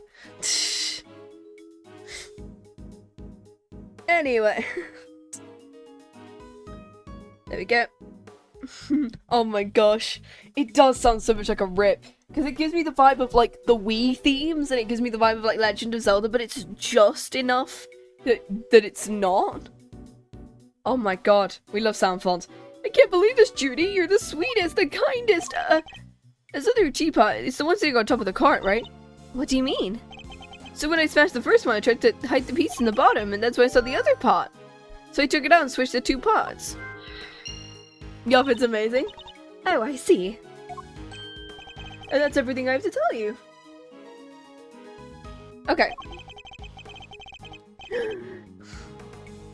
That's the shop theme from Ocarina of Time, yeah. I've heard the shop theme a lot in like just Silver Gunner rips in general. You can tell it's a Silver Gunner rip purely because of that. I'll be careful not to break the other one. You have no shame whatsoever, do you? I'm sorry. It's really quite alright. Thank you for being so honest. Isn't Judy the best? I trust you won't take advantage of her kindness and make amends. Sure will. Once I make it as an artist, I'm gonna give her one of my paintings. She was one of my models after all, it's only fair. As a pot that becomes a Pokemon song? Oh my god. Oh my god. That's insane. This rate, I suspect he's likely to make more trouble than amends. Don't you think it'd be better for you to keep out their way for a very long while? But I will be keeping out her way. I sketched her and the others. Her and the others? Keen to see my work, huh? I drew a few great sketches of some ravishing beauties. You want to see? Interested in Larissa's ravishing beauties, huh, Mr. Edgeworth? I'm afraid you've greatly misjudged Kay. I simply wish to see if Larry has captured any unusual details. Unusual? Nothing's unusual. I'm my best work yet. Okay. Now I want to see him too. You're a sweetheart, Kay. Let me dig him out. Give me a second, okay? I suppose we might as well take a look. Your sketches. These sketches of yours. Seriously, you want to check out my art? You should have said so from the get-go. Here, feast your eyes on this one. Aw. Gaval. Do you think, like, because of the fact he draws like this, is this close to semi-realism or realism? Do you think this is realism in the Ace Attorney universe because they all look like this? If so, that'd be really cool. Also, Delicia at the bottom, just like crying because she's seeing her. She sees her cloth in the She sees her cloth in the bottom of the fountain. Oh, just a few of the fair faces have caught my eye since I've been here. There's Verity and Judy and someone else. Why'd you draw them all on the same page then? Well, I meant to draw the room at first, just something to pass the time. And there's like one beauty and another, and I just scribbled them all down. So these were all drawn at different times? Yeah, I guess. I did one of you too, Kay. You're on a different page though. You did? I'm flattered. How true to life are these sketches? Did you only draw what you actually saw? Of course, you think I can draw things I can't see? Nope, these are 100 true to their life, right down to the exact shade of each color. I think it classes realism since it's how the world would look from their perspective. Yeah. That makes sense. So the colours are accurate. Much as it pains me to admit it, Larry may have provided me with a useful piece of evidence. The serving card in the sketch, I'll compare it to the one here in the room. There's a clear contradiction between the two. It's gonna be the other car. It's really good and just be rich right now. Yeah, I think Larry should absolutely. Like, oh my god, his artwork is really good. I wish I could draw like this. Like, holy shit. Could I borrow this page for a while? Sure thing, you want me to sign it? Just a page, please, if that's alright. Cool. Is that it?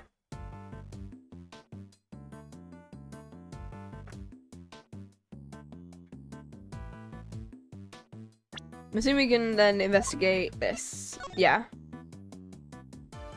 Okay. Logic! I think we've got something, yeah. I think this could be it. If not, it's the other one. Yeah. Okay. I suspect the difference in aroma we notice is due to the teapots having been switched. You do? I can't see what else it could have been. The tea itself hasn't changed. Why don't we ask Miss Bound just to be sure? Miss Bound, the difference in aroma, do you think it might be because we used a different teapot? I suppose so. My cup had a subtle minty scent, which I said earlier. Oh my god. I just remembered I made some peppermint tea in that pot yesterday. That must be where the minty aroma is coming from. It's the ubiquium. It's the big ass chemical. It's the chemical. Oh my god. Oh my god. It's the chemical. Cool. I think this is our logic portion for the segment, right? Yeah. The tea from the teapot Larry switched in from under the car smells faintly of mint. Right, Miss Bound said she used that pot to make peppermint tea. But there's something else that's soon troubling me. Bound said more taken aback by the switching of the teapots than the breaking of one. You're right. You'd expect it to be the other way around. I suppose she might have been deliberately hiding the teapot underneath the cart. But why? One of ubiquium's key characteristics is its minty fragrance, so what if she'd been hiding some in that teapot? In the teapot? It's simply a possibility, but one worth investigating, I believe. Mr. Winner, any luck finding ubiquium? Oh. My people are searching the entire gallery, but they haven't found anything yet. And what about you? Don't tell me you know where it came from. I may have an idea. I knew it. If I can't find it, there's no chance of use. What? You do know where it came from? Oh, look at that little sprite. His little pumpkaboo hair. Yes. Where? Miss Bound's teapot. Whoa, nice piece. Yeah, this kind of looks like a fitting prize for a natural-born winner. It's not a prize, it's a vital piece of evidence. It's just evidence. I'll have one of the forensics people check it out. Bye. Okay. Mr. Edgeworth, is there some sort of problem with my teapot? Possibly the minty fragrance coming from what we noticed. It might be the scent of one of the chemicals used to make the poison gas. Edgeworth, surely you don't think I had anything to do with that? Possibly, but I don't think it's you. I think it's gonna be it's gonna be Gusto, I'm assuming so, because he made the poison gas. The method used to create the gas would have required considerable preparation. Nobody would have had the time or opportunity to set it up except you. That's not strictly true. It took about a week to get Zodiac Hall ready for the exhibition. There were all kinds of people coming and going during that time. Delicia for one. I'm not the only person who could set up it all. Miss Scone's on our radar too, of course. You needn't worry about that one. Besides, I wouldn't know the first thing about making poison gas. Even if you did find some ubiquium in my teapot, I wouldn't have any idea of what to do with it. But I suppose we should see what the test results say. Miss Bound, she doesn't know the first thing about making it. I need to find a way to prove she's lying. Oh, ring-a-ding-ding! Phoenix Wright. Edgeworth speaking? Sure, it's me. Is everything alright, Detective? Everyone's left the winter wing. It's just me in here now. Which means I can tell you what we found out. I really shouldn't be sharing information about the investigation or shouting that out. But after the past week, I'm not about to stop him now. Exhibits in here have all completely melted. All that's left in the display is some stuff at the bottom. Is it blood? Is it going to be blood? More of it in the tourist case than in the Gemini, though. Describe this stuff for me. Yes, sir, it's like a pale blue liquid. The lab runs some tests, sample from the tourist case and a bunch of sugar in it. On the Gemini, 3 different substances in it, which were sugar, salt, and blood. Blood? What is salt and blood doing in the Gemini's case sample? Can't imagine whose blood it could be. Probably Artie's. I'll get tested right away, sir. These do, detective. Also spoke over the radio with the forensics guy working the fountain room. He said he just got word the sugar they found in the fountain matches the sugar in the pale blue liquid. I see, that might prove to be a significant development. Anything else to report? Yes, sir, we found one of those light-emitting devices here in the winter wing too. There are a few of those being used in autumn to disguise as the winter wing, I recall. Since the equipment from 18 years ago is more than just for show. We need to talk to Miss Scone about it. Better be getting back to it. I'll let you know as soon as we hear from the lab about the blood. Thank you, detective. Whoop. Is that gummy? Seemed like he had a lot to say. He did, all of it was very useful. I'm going to prove Miss Bound's claims about who could have set up the poison trap is false. I need to talk to a certain somebody who was there 18 years ago. Hello. Miss Scone, I'd like to ask you a few questions, if I may. Of course, dear, fire away. Anything for you, Milesy Swilesy and dear little Toasty K. Of course. I'd appreciate if it was the last time you called me Milesy Smilesy. I'm not a fan teeth decay either. You just have to like it or lump it. I can't change a nickname once I've settled. Well, I guess we tried. Valen! Oh my god! We're gonna Carmen Rider. Anyway. What can you tell us about the various devices used to decorate the gallows exhibits? There seems to be some pretty specialised items in use. Light-emitting devices, luminous fabrics. I can tell you all about those, dearie. After all, I'm the one who gave them to Moody Judy. It was my way of saying sorry after I broke the rules all those years ago. I bought her 4 lovely new salt lamps and he gave her 4 pieces of luminous cloth they used for the contest. Super generous of you. Well, us girls have to do our best, don't we? Not everyone understands, of course. But I'd better not be a dig at me, Delish. Told you I thought that was. Back when you were a dear sweet innocent baby, what happened to you? A dear sweet innocent baby boy, Thunder? Well, I can't quite picture that, I have to say. These decorations are all the same as the ones you saw 18 years ago. Salt lamps, glowing fabric, light emitting doodads, the whole bit. There were 4 luminous cloths in use in the autumn wing, but I'm sure I saw another one somewhere.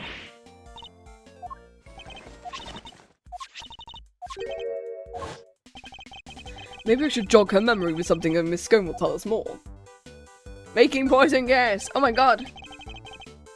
Miss Scone, you're something of a specialist. How might someone learn to make the poison gas that was used in the attack? Any ideas? Any pharmacist would ever handle an Investicide Ultra would know for a start. It says right here on the label, don't mix with any products containing ubiquium. What about a layperson? It's unlikely they'd know. I suppose so. Not unless they know through the Ultimate Cookbook. The prize from the contest. The recipe for making a Investicide Ultra along with them not mixing ubiquium is in there. So someone's, yeah. You're familiar with the contents of the book? Yes, dear, I know it inside out. I work for the Tangaroa Group.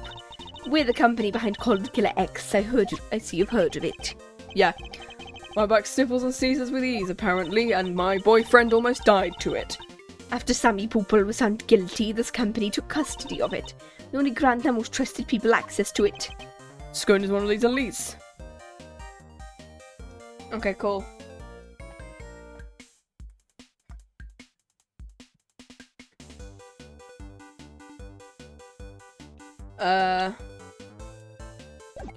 We show her the picture. Look at that, a picture of silly old me. That's right, you seem to have caught the artist's eye. Me lovely Lottie Lambkin. I'll have a word with him and say thank you. I'm glad to introduce you. And there's the evil smack.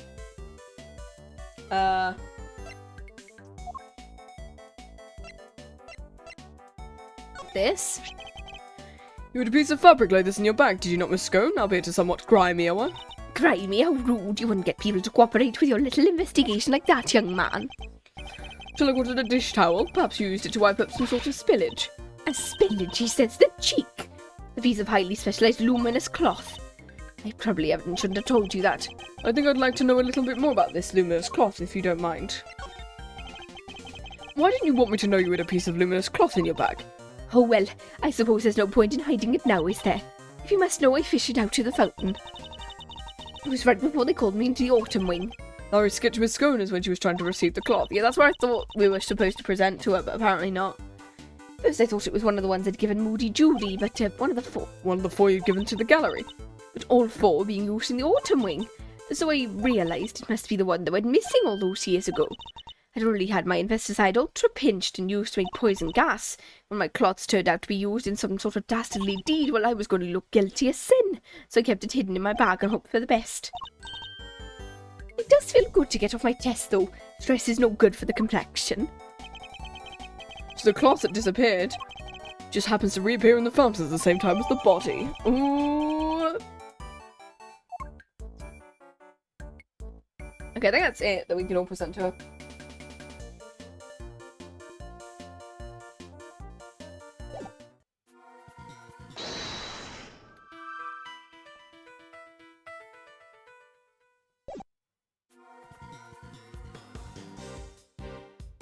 I mean, we've also got,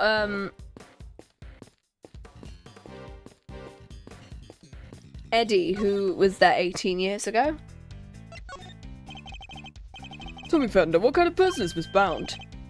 Wait a minute, don't tell me you got a thing for her, Miles. I don't. I understand why loads of people ship, Fender and Bound together. Especially because their ages are correct. 36 and 34, 2 years apart. I do not. Chill, I'm just yanking your chain. What can I say about Jude? Well, she's a real brave trooper for one. Why else do you call someone who waits around for 18 old years like she has for Samson? Even if his extended family kicked her out of this place. What, they threw her out? Jude wasn't technically part of the family, so there was nothing she could do. She had nothing, no one, and no job after Samson took the fall, so she had no choice but to take what he taught her and make her own way in showbiz. She's retired from all of that now, though. Why did she retire? She'd finally made enough to buy the old police back. She even got the ultimate cookbook back from the Tangaroa group. Oh, okay. Guess this place and everything has to do with it was all she ever cared about. She just wanted it back, all of it. Sender seems very sympathetic to Miss Bound's plight. But from a less charitable perspective, she has in a way taken everything of Mr. Tangaroa's for herself. Oh.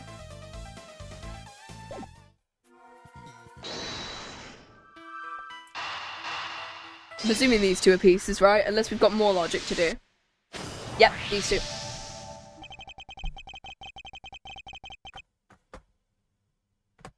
The ultimate cookbook contained instructions on how to create the poison gas. And the current owner of that book is none other than Judy Bound. No way, you mean? I'm afraid I do. Miss Bound would have been perfectly capable of setting up the gas trap. Finally, we can prove she's been lying to us. I'm gonna BRB for a little bit. Because it's been 2 hours and I've not had a bathroom break yet.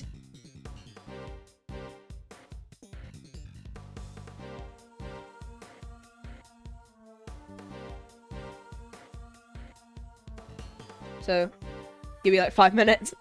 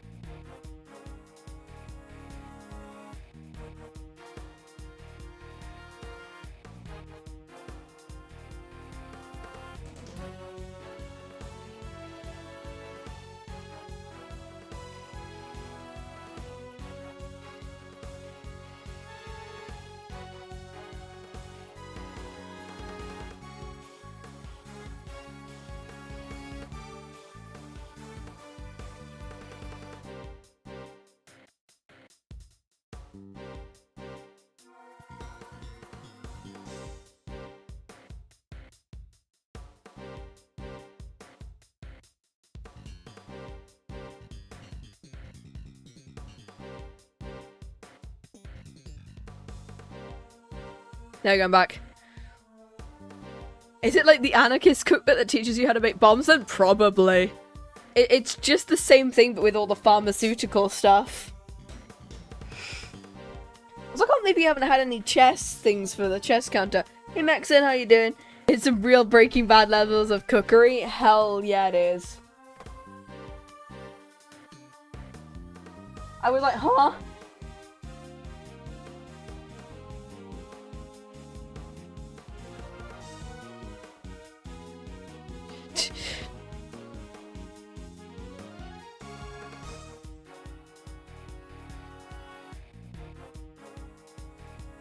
Heck yeah. Nothing, just spending like 30 minutes on petting my cat. Hell yeah. We love a gatto. Best 30 minutes of my life. Hell yeah.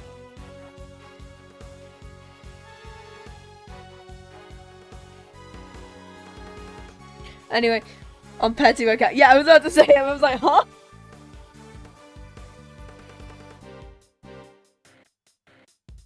Quite hello? Cool. Oh, thank you for the head pats and thank you for the luck. Anyway, back to the tea. Thank you for the licks. Cool. Right, let's go. Oh, shit. Right, what we were doing. We were... Before I was about to have a piss. After the piss break.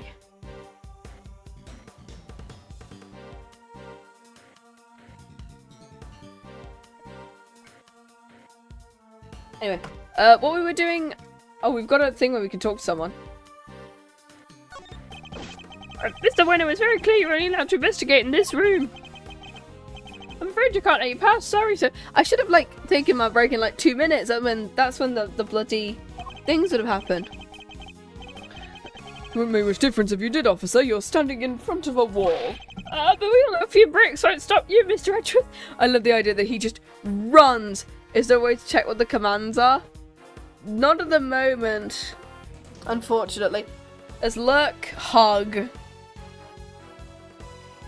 And then some of the ones that are just like flip, I think. I need to create that. I'll make that for...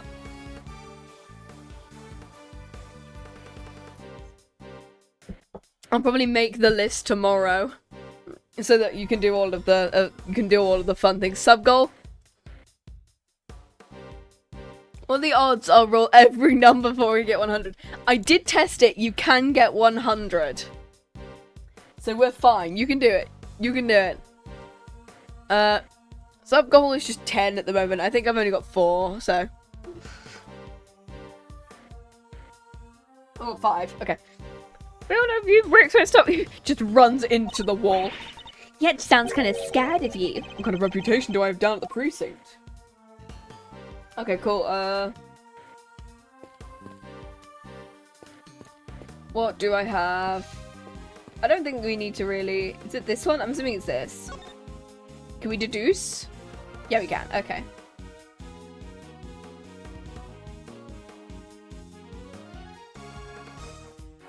Is it the teapot or just the table itself? I'm gonna see whether I can save before I deduce, because how many... I don't know what I've... We're in latter now, which is good. Gonna save up choice and then I'm gonna do a lot of gambling. Hell yeah. You can do it once a minute. I set it to 1 minute between, just so there isn't too much gambling. Could this be related to the evidence? I'm assuming it's a sketch, right? Because they saw her with the cart. I don't know whether it's this cart or the other cart. If it's this cart, cool. If not, oh well, we'll go over to the other cart and deduce. Could I ask you something about your sketches? Fascinated by the work of the great Laurice O'Neill, right? It's the composition, right?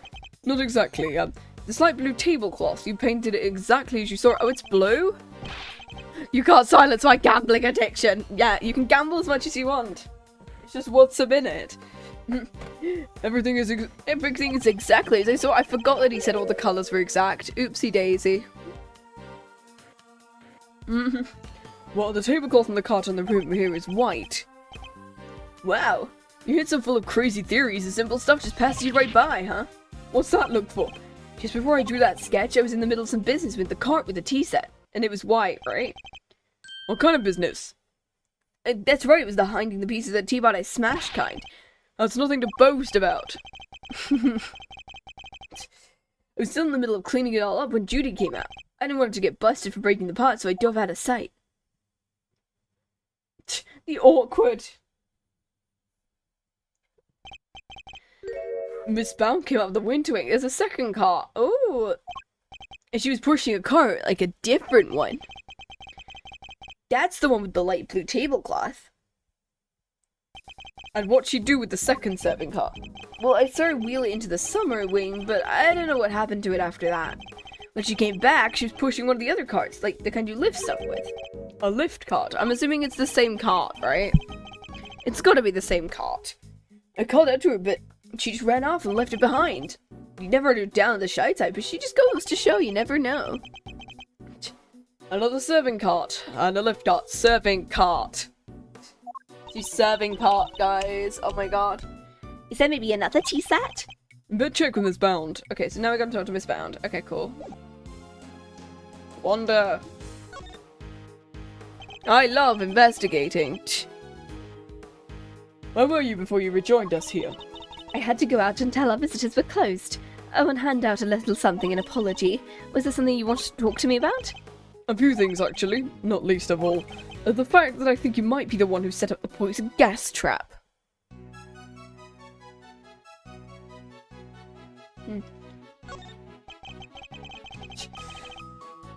Are the two serving carts here in the gallery? Yes, why do you ask? A certain so-called artist showed us this sketch. I couldn't help but notice the colour of the tablecloth. It's light blue. Light blue? I'm afraid your friend must be mistaken. I use white tablecloths freshly laundered and starched. Like the perfect wrinkle-free one on the cart here. Exactly. If I saw so much as a blemish, I would replace it right away. Can the colour of the tablecloth be simply a mistake on Larry's part? No, it's the cloth. It's the luminous cloth. Do you have any idea what you might have been doing? Let me see. I appear to be carrying out my usual duties. I'd like to ask you more about these duties, if you may. Well, I'm not silencing your gambling addiction. You can gamble as much as you want. What exactly were you doing when the sketch was drawn? What I can see. Your cart doesn't have a tea set. I was delivering some chocolates to the investigating officers. No, I'm jealous. I love chocolate. There were a few left over, so here for you both. I made them myself, so I hope you like them. Woohoo! Thanks, Miss Bound. Well, why not? A little melted, but I suppose that's because they've been sitting in her pocket. Why not just take them off the cart? Unless there aren't any. They're super sweet. I love them. I'm glad to hear it. They may not be the prettiest, but I'm grateful for the energy boost nonetheless. Then perhaps you could do with a little less sugar. Investigation complete. Woohoo.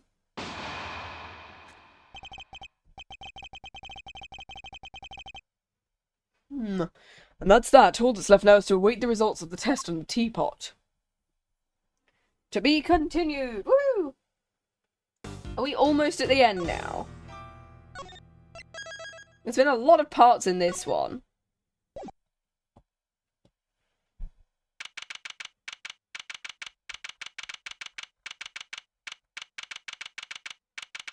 Fun room, cool. Okay.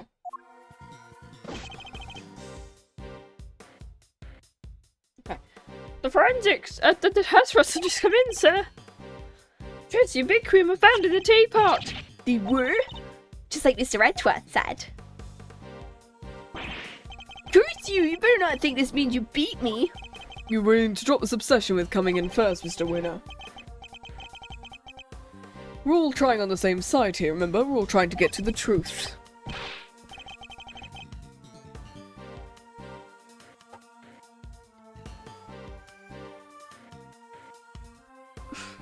What? But at first is best. Everyone knows it's better to be a winner than a loser. That's really no way for a prosecutor to think. Not a successful one, anyway. But I...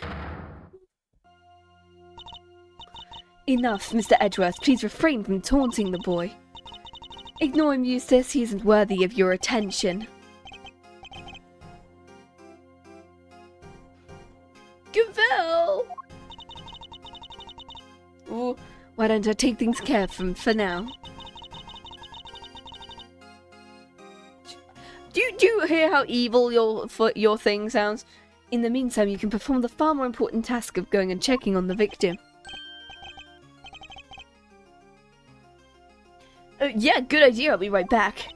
Excellent. We'll see you shortly then. Mr. Winner's annoying but totally harmless. Gavel, on the other hand... Now. Miss Bound, perhaps you can explain why traces of ubiquium are found in your teapot. I had no idea there was anything like that in there. Perhaps it's one of the ingredients in the dishwashing soap I use. She's annoying and more harmless? Yeah. You're telling the court you did not intend to put ubiquium in the teapot. Exactly, why would I? Could be Larry for you know. Until today I had no idea it could be used to make poison gas. No, you knew. A pretty woman being evil in an Ace Attorney game? That's unheard of. Exactly. You're a trained actress, you not, Miss Bound. I would have thought you'd be a more convincing liar.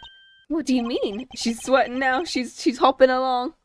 You have access to the ultimate cookbook, correct?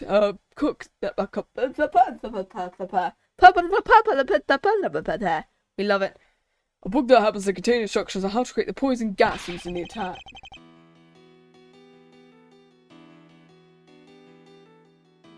Ooh, girl. Girl.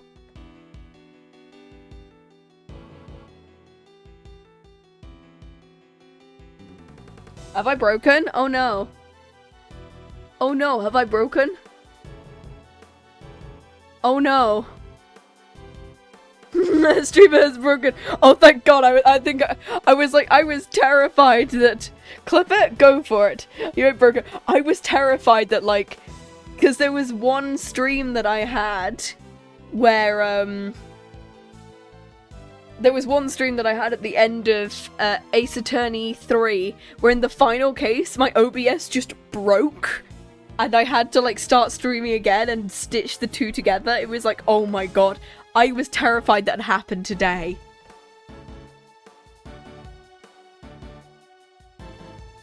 I was terrified that happened today. OBS moment. We love an OBS moment. Meaning it's perfectly whatever. You're very well informed, Edgeworth. Miss Bound, is what Mr. Edgeworth said true? Is what Mr. Edgeworth said true? OBS moment. We love an OBS moment. The book does contain information on how to make the gas. The fact I've seen it doesn't make me guilty. Can I ask exactly how the gas is triggered? The victim used a blowtorch. No, that's Cavell. The victim used a blowtorch to heat the lid of one of the display cases, held by melting the ubiquium. Oh, sorry. I'll put that as a. Give me a second. Let me. Yeah, I'm assuming that was a link. Give me a second. Let me just pop that in there.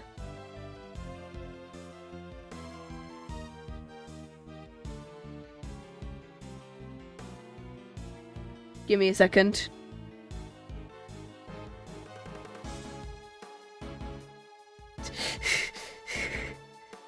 Let me just copy that link and pop it in the thing, because that might work. Come on. We love stream being stream. We love it. Yeah, I stopped it being there we go. Yeah, sorry, I stopped some of the links being links. I was about to say, huh? But yeah, there we go, got it. Okay. I see. But he locked himself in the room too, didn't he? Surely that and the fact he triggered it himself, wouldn't it point to being a suicide? She's not willing to admit. Furthermore, where would I have gotten hold of the Infesticide Ultra? I don't know, perhaps you stole it? I mean, she did say it went missing.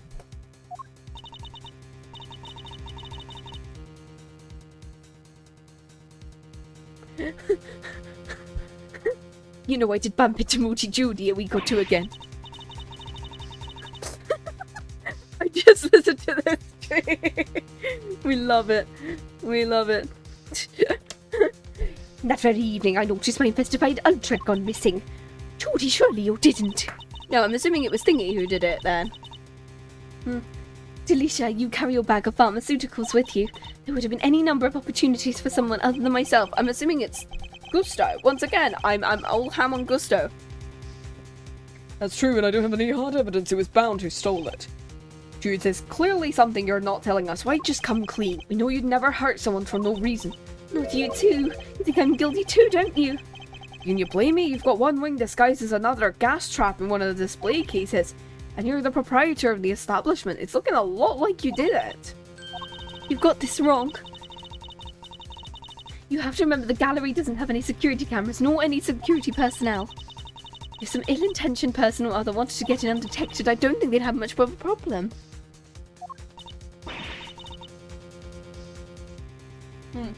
You're practically asking to be burglarized. You need to be called careful. A great thief could have a field day in here. Piss off, Keg. I don't think she's joking. And actually, it seems that Mr. Gusto did in fact enter the gallery before it opened. Sheesh. Judy's one tough cookie. She's not Maybe it's time to rock a little technique. Gregory taught me back in the day. Words aren't wording. No cameras, security. Who wants to commit a crime, guys? Crime time. We love a crime time. And what technique might that be? So hear me out. Everything's connected to what happened 18 years back. Since we're not getting anywhere by focusing only on the here and now, maybe we ought to approach this from a different angle and look back to the past for clues. A turnabout in thinking. My father used this method well. Let's run this through the old Thinkatron. How was Jude's involved and what happened? Sliding in. According to his Bound, it was because of her Frost's eye sculptures melted. Yet his sculptures are here on display. Is it possible that she... Thank you, Fender. I know what I need to ask her. Do I? Do I know? I don't know. Don't thank me, thank your pops. Thinking away, Miles, I'll grab the popcorn. Miss Bound, you say you were the one who caused Mr. Frost's creations to melt 18 years ago. I'm afraid so. I was young and foolish and it was an accident. But you did allow us to open this exhibit. What do you mean? What do you mean, Edgeworth? If you're going to ask such questions, perhaps a formal testimony might be best. Perhaps it might. I'd like to know a little bit more about Zodiac Hall, and why Bound decided to dedicate the space to Mr. Frost's works. If you believe it to be relevant, I will allow it. Bound, would you mind? Not at all. I'll do whatever it takes to prove I'm innocent. Please, if you could give us some background on Zodiac Hall and pieces on display here. Ah, dang it.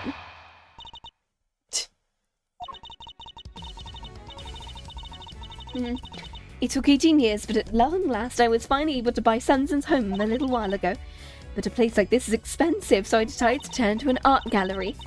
I collected as many Paul Halik pieces as I could. Because if I'm honest, it's always been something of a dream to open a space dedicated to his work. Okay. Thank you for your testimony, Miss Bound. How wonderful it was you were able to fulfill your dream. Words aren't wording today, god damn it. Edgeworth, everything seems entirely above board. Gabelle, that was simply the witness's statement. As you surely know, the value of the testimony cannot be evaluated without due cross-examination. Spoken like a true attorney. Very well.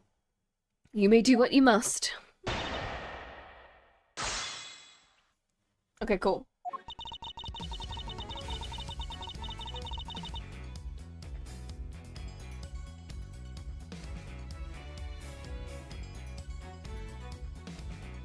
I was finally able to buy Samson's home back. Place is expensive. I collected as many Paul Halik pieces.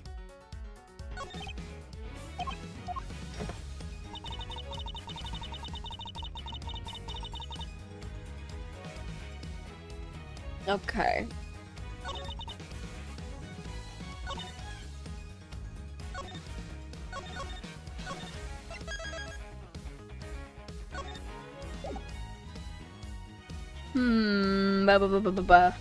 Right. I think that one's fine. That's fine.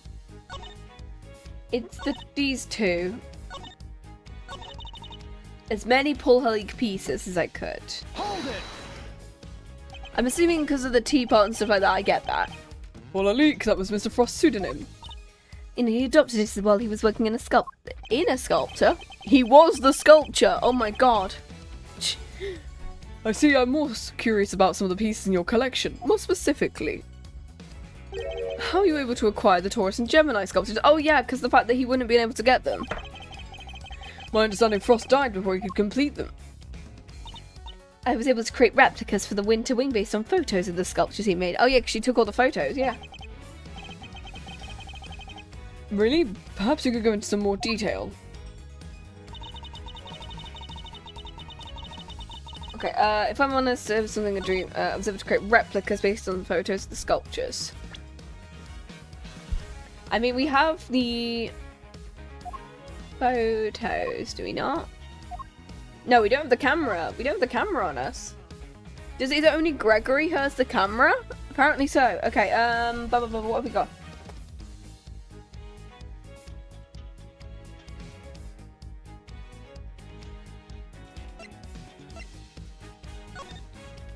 Sugar,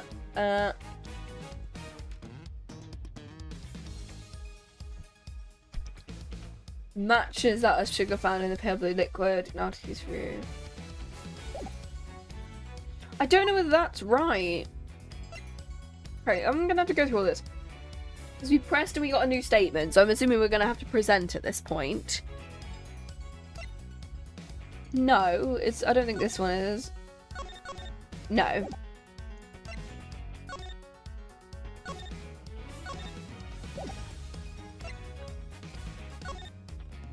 I mean, she does have that photo there. Could be the Winter Wing photo. To show they're not exactly the same, maybe? But no, I think it is Gemini and Taurus that were the two, so I don't think we need to...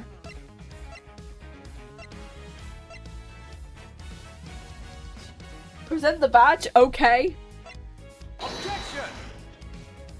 There's a clear contradiction in your testimony. Nope. They don't care. Let's try for an encore, shall we, if you wouldn't mind? Okay, no, he doesn't want... I was hoping there was going to be some cool dialogue, but no. I think it is this one, but...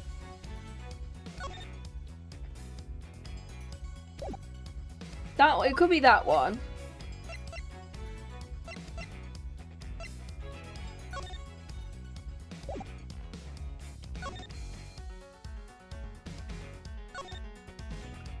The top of the platform is wet. Maybe someone used to move it something liquidy. The question is who and what?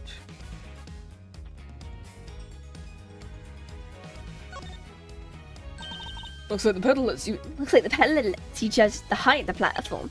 Let's give it a try. You would, okay? On it. I'm assuming it's going to go up to the top, right? Yeah. And that's how she's bound to find you wrong. Oh my god. Hey, Casita, how you doing? There's a clear contradiction to testimony. Why? Because there's a prosecutor and I say so. I thought even I could cut gummy off with it. Okay, so yeah, this is... Oh, okay. That's... Okay, so that's going to be covered by the cloth. Okay. It could be this one. It's the... Why does she know exactly what it's made of? Yeah, because the fact that it's like, if she remade the sculptures, how would she know exactly what was in it? That's the only thing that's kind of... I'm gonna go with this one. It's the why would she know what was in it and why is there his blood in it? I'm afraid you've run out of road, Miss Bound. You can lie all you like, but you can't deny the results of the tests conducted on the sculpture's remains. And those tests leave no room for ambiguity. What you had on display weren't replicas, they were the very statues Frost carved 18 years ago. What the fuck, Ace Attorney? Why? I can probably help explain how they worked it out.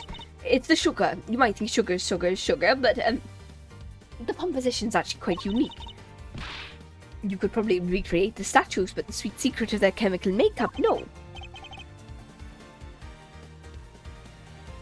Thanks, Scone.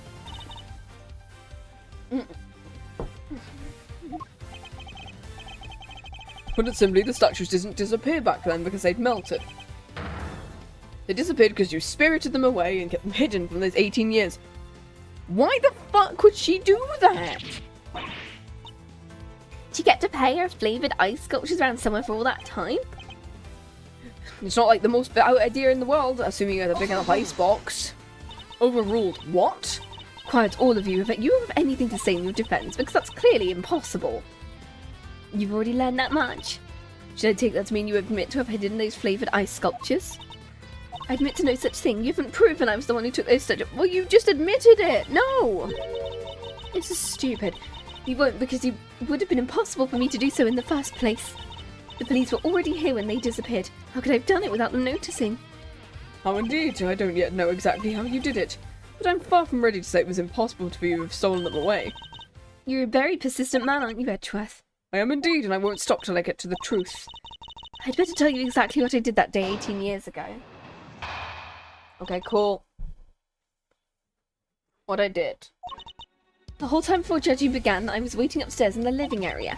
During the judging, I had to go change the camera's film cartridge for Samson. Before I could take the camera back to Samson, I discovered Frost's body.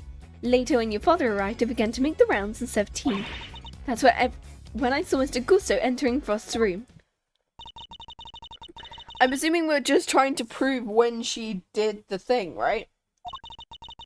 I hardly see I could take issue with any of that. That's for us to decide, Miss Bound. I think there's a contradiction. More focus on the proving she did indeed steal the statues. So I'm assuming we've got to present or press on the one where I'm assuming we got to either press or present on the statements that we think she stole the statues on.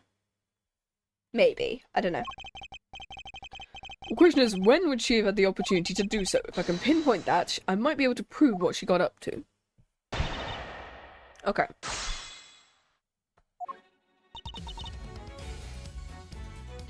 Okay. I was waiting upstairs in the living area on standby. Is there anything featuring the cart?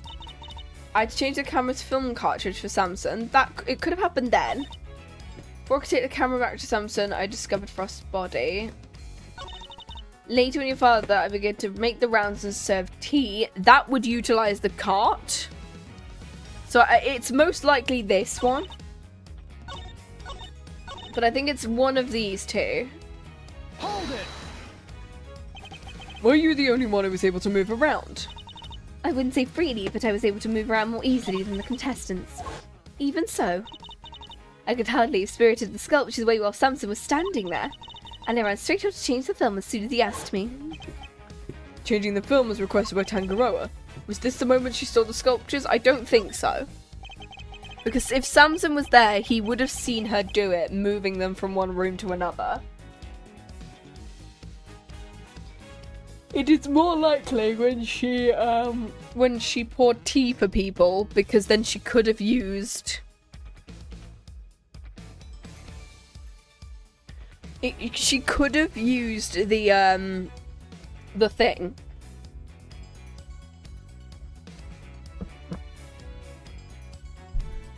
She could have used the cart in order to, because it said the cart was wet. I think it's this one, the fourth one. When your father arrived, I made the rounds and served tea to everyone present. I think she used the cart in order to hide the ice sculptures using the cloth. That's what I think she's done. Hold it! And I'm hoping I'm right. just as you did today. I went around and offered everyone working on the investigation a cup of tea.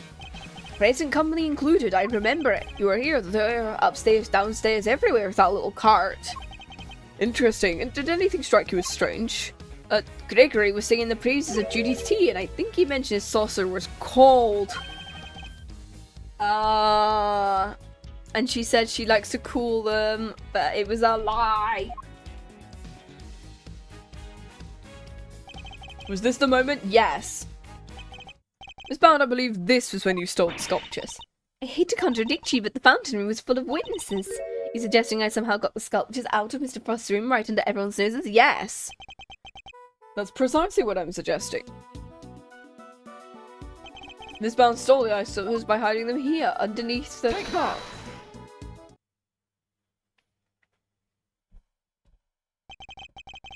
My father and Fenn had no idea that one of his sculptures was mere inches away from them. It wasn't just a tea set you were pushing around, but a hidden ice sculpture in a glass case. Surely such a thing would have been impossible. How would a case of that size fit on a serving cart? It would have been spotted immediately. Who said anything about a serving cart? I'm not sure I follow, Edgeworth. What are you suggesting she used instead? I'm suggesting Miss Bound use this. Dang it. The lift cart, because he could have gotten it down.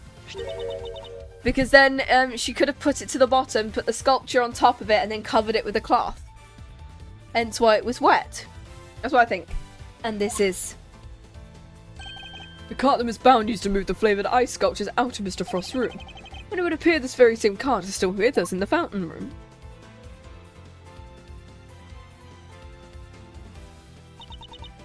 We already bought it for use in the contest.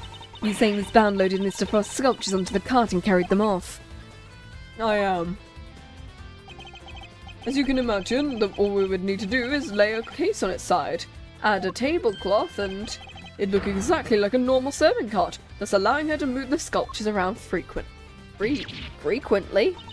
That's not the word I was thinking about. Freely, not frequently. Don't know why I added a couple of extra letters in there. Can it be? Holy moly, of course, that's why the saucers were so chilly. They were sitting on a big block of ice. She's dancing. How could you?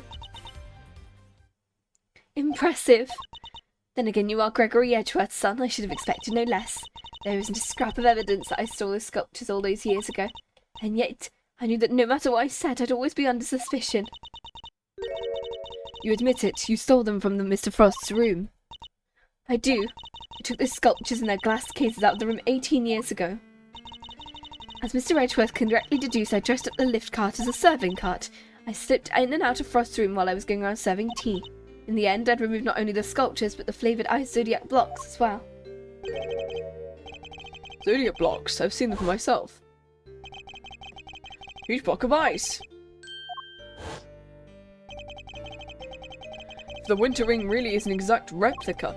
Even though my father never saw them because they'd already melted, the zodiac must have been in the victim's room back then as well.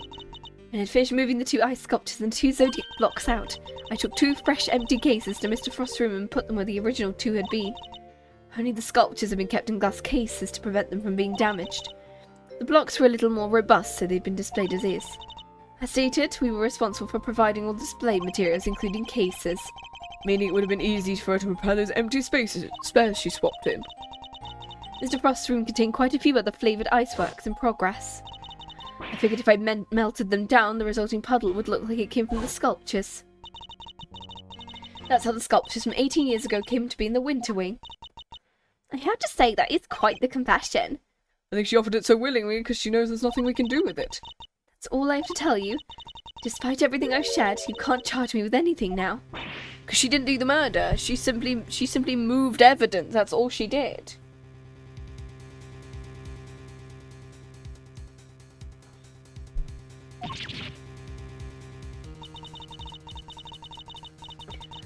I thought you won't know this as much, given we're at a crime scene. I suggest you memorize the various statute of limitations. Why is it this a cute cat book? Statutes for dummies. We love the cat book. It's the same one that's in 1.5 that Lana gives us, which has like evidence inside of it that she hid in order to give us stuff. Simply put, Kay, prosecutors only have a certain amount of time in which they can put suspect on a trial for a given crime. Let's take a closer look, shall we? Okay.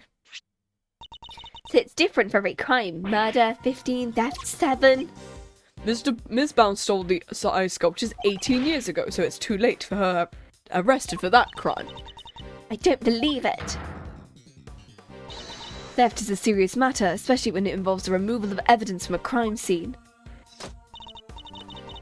As you yourself pointed out, Miss Bound can no longer be prosecuted, rendering your revelation rather pointless, Edgeworth. Objection! I wouldn't be so sure about that. For you see, the theft of the ice sculptures isn't my principal interest. I find the body that reappeared 18 years after to be considerably more interesting. Are you suggesting I also hid Mr. Frost's body? I am indeed. But how do you keep a body hidden for 18 years without finding it? I don't know, they hid it in one of the ice sculptures, probably. I'm gonna grab another cup of coffee, because I've just run out of coffee, so I'm gonna BRB again. We love it.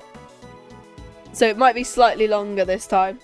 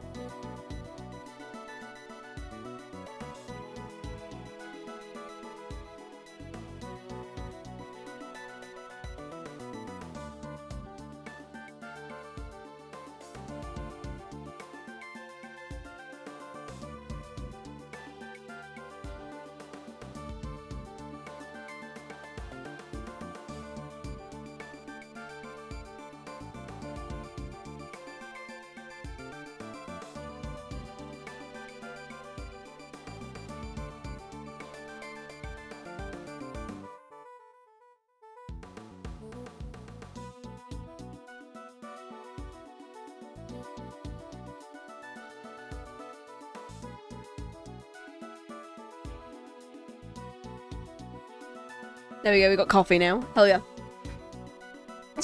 Aw, dang it. Alright, let's continue. How do you keep a body hidden for 18 years? Well, by hiding it in a very unusual way. I'm assuming in the ice sculpture, right? Now this is interesting.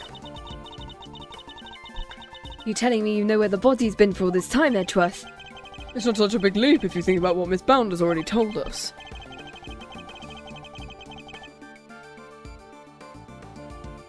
Let's just say it wasn't just flavoured ice that she removed from Mr. Frost's room back then.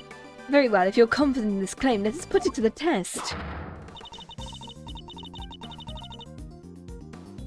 Where exactly was the body hidden? The winter wing, I guess? Take that! A photograph of Mr. Frost's works. I'm gonna start saving, because holy shit. I'm not gonna be good at this. Okay. A photograph of Mr. Frost's works. And of the victim's body, Your Honour. You will have to forgive me, but I don't see what you mean. I'm assuming it's underneath the cloth, right? Where in this photograph is Mr. Frost's body? The victim's body is hiding right here. I think it's under the cloth, right? Take that!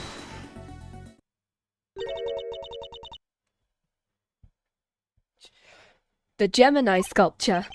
Yes, it may look like a sculpture at first glance, but it is in fact Mr. Frost's corpse. Oh shit. What? Surely you can't be serious. Yes, I am serious, and don't call me Shirley. Anyway. I don't see anything in the photograph to support such a wild claim. That's because a certain piece of evidence was used to hide the body in plain sight. And what piece of evidence might that be? The court demands you present what was used to conceal the body, the cloth. Take that! One of the cloths from the autumn wing. When it's made to glow in just the right way, it's so visually convincing you might mistake it for ice. Isn't that right, Scone? Why, yes, dear, you could make it look like just about anything, even blazing fire. The right shade of blue would make it look like ice. Exactly, in fact. It's not the case a certain special device is needed to create those colours. It's next to it, though. If you care to take another look at the photograph of the winter wing, yeah, it's there. You'll notice there's a small box connected to the bottom of the Gemini display cover. Ooh. Ooh. Girl. That's... One of the very light-emitting devices in question. Gumshoe even confirmed its presence. In fact, this particular device went missing 18 years ago. Back then it was no doubt firmly connected to the cloth inside the display case. Which means Miss Bound had no choice but to take it with her when she removed the sculpture. As you see, this cloth and the light-emitting device were being used to create the illusion Mr. Frost's body was in fact a statue carved from ice. This can't be. You're telling me when they took the photo of us in the winter wing, we were standing right in front of the body. The body and the cloth were both recovered from the map. Why would they found if the body was supposed to be in the winter wing size of sculpture? Because there would have been no mystery as to how the body had been hidden if it found it as is. Miss Bound needed to remove Mr. Frost from the winter wing in order to throw us off the scent. Ridiculous, I don't recall her sneaking around behind our backs to throw a body in the fountain. No, and she didn't need to, because she had another method at her disposal. Her trusty lift cart. The same cart that provided so useful in executing her original theft. What? Ooh. I believe she wheeled the body into one of her other wings and floated down the stream to the fountain. The frozen body, being quite solid, probably got stuck somewhere along the way, which is why only the cloth appeared at first. The cloth Miss Scone discovered. And then the body followed afterwards once it thawed enough? It's an ingenious theory, Mr. Edgeworth. But can you prove that it was me? Oh no.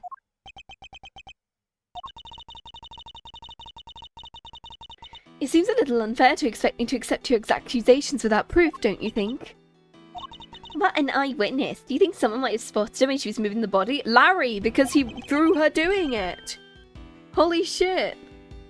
As a matter of fact, I do, and the contradiction will shed light on exactly how Miss Bound moved the body. Well, Mr. Edgeworth, do you have any evidence to support your allegation? Of course, I have every piece of her compelling proof right here. Then please present it to the court. What evidence do you have that proves Miss Bound this one? More drawings? And is that me? Mr. Potts drew sketches of people as they passed through the fountain room. But what I'm interested in is the cart we can see here. Miss Bound's serving cart, what about it? You don't see it. She's using the same trick she used 18 years ago. Ergo, we know Miss Bound was busy moving Mr. Frost's body when the picture was being drawn. Oh my god, we love the pursuit theme! Let us just jam to that pursuit theme. I'm like slightly behind in my head.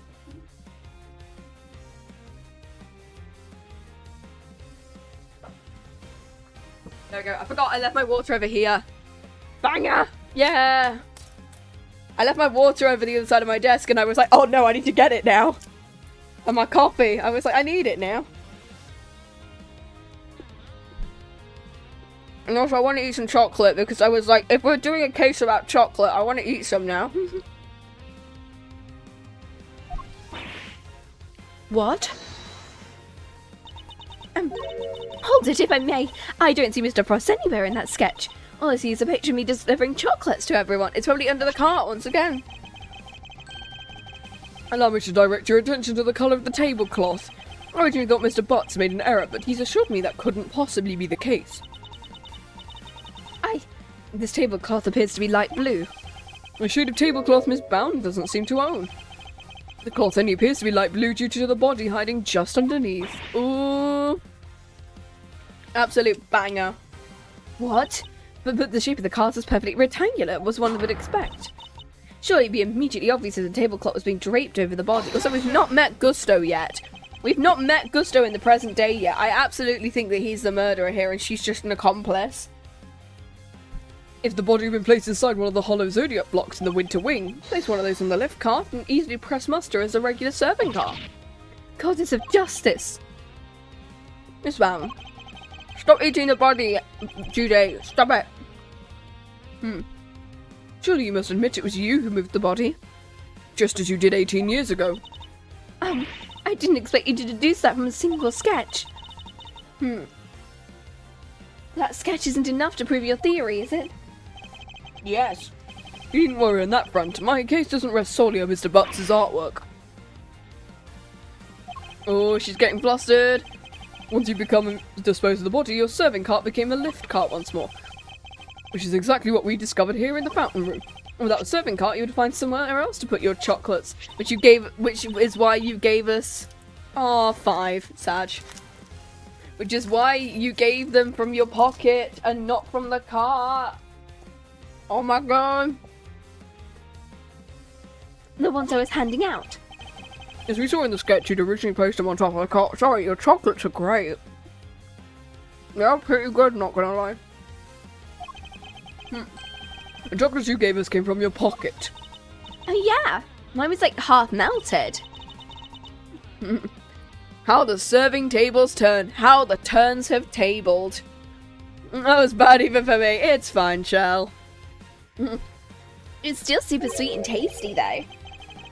Why do you suddenly feel the need to put the chocolates in your pocket? It's because you no longer had a serving cart to put them on. That's why. One moment, please.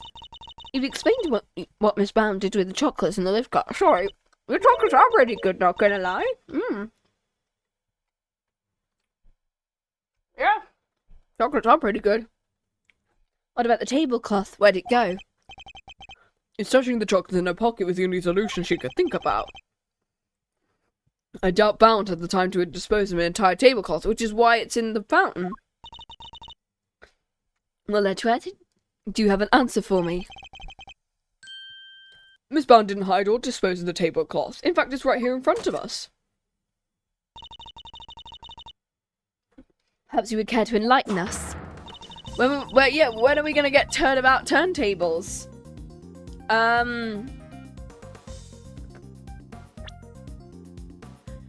It could be in the fountain.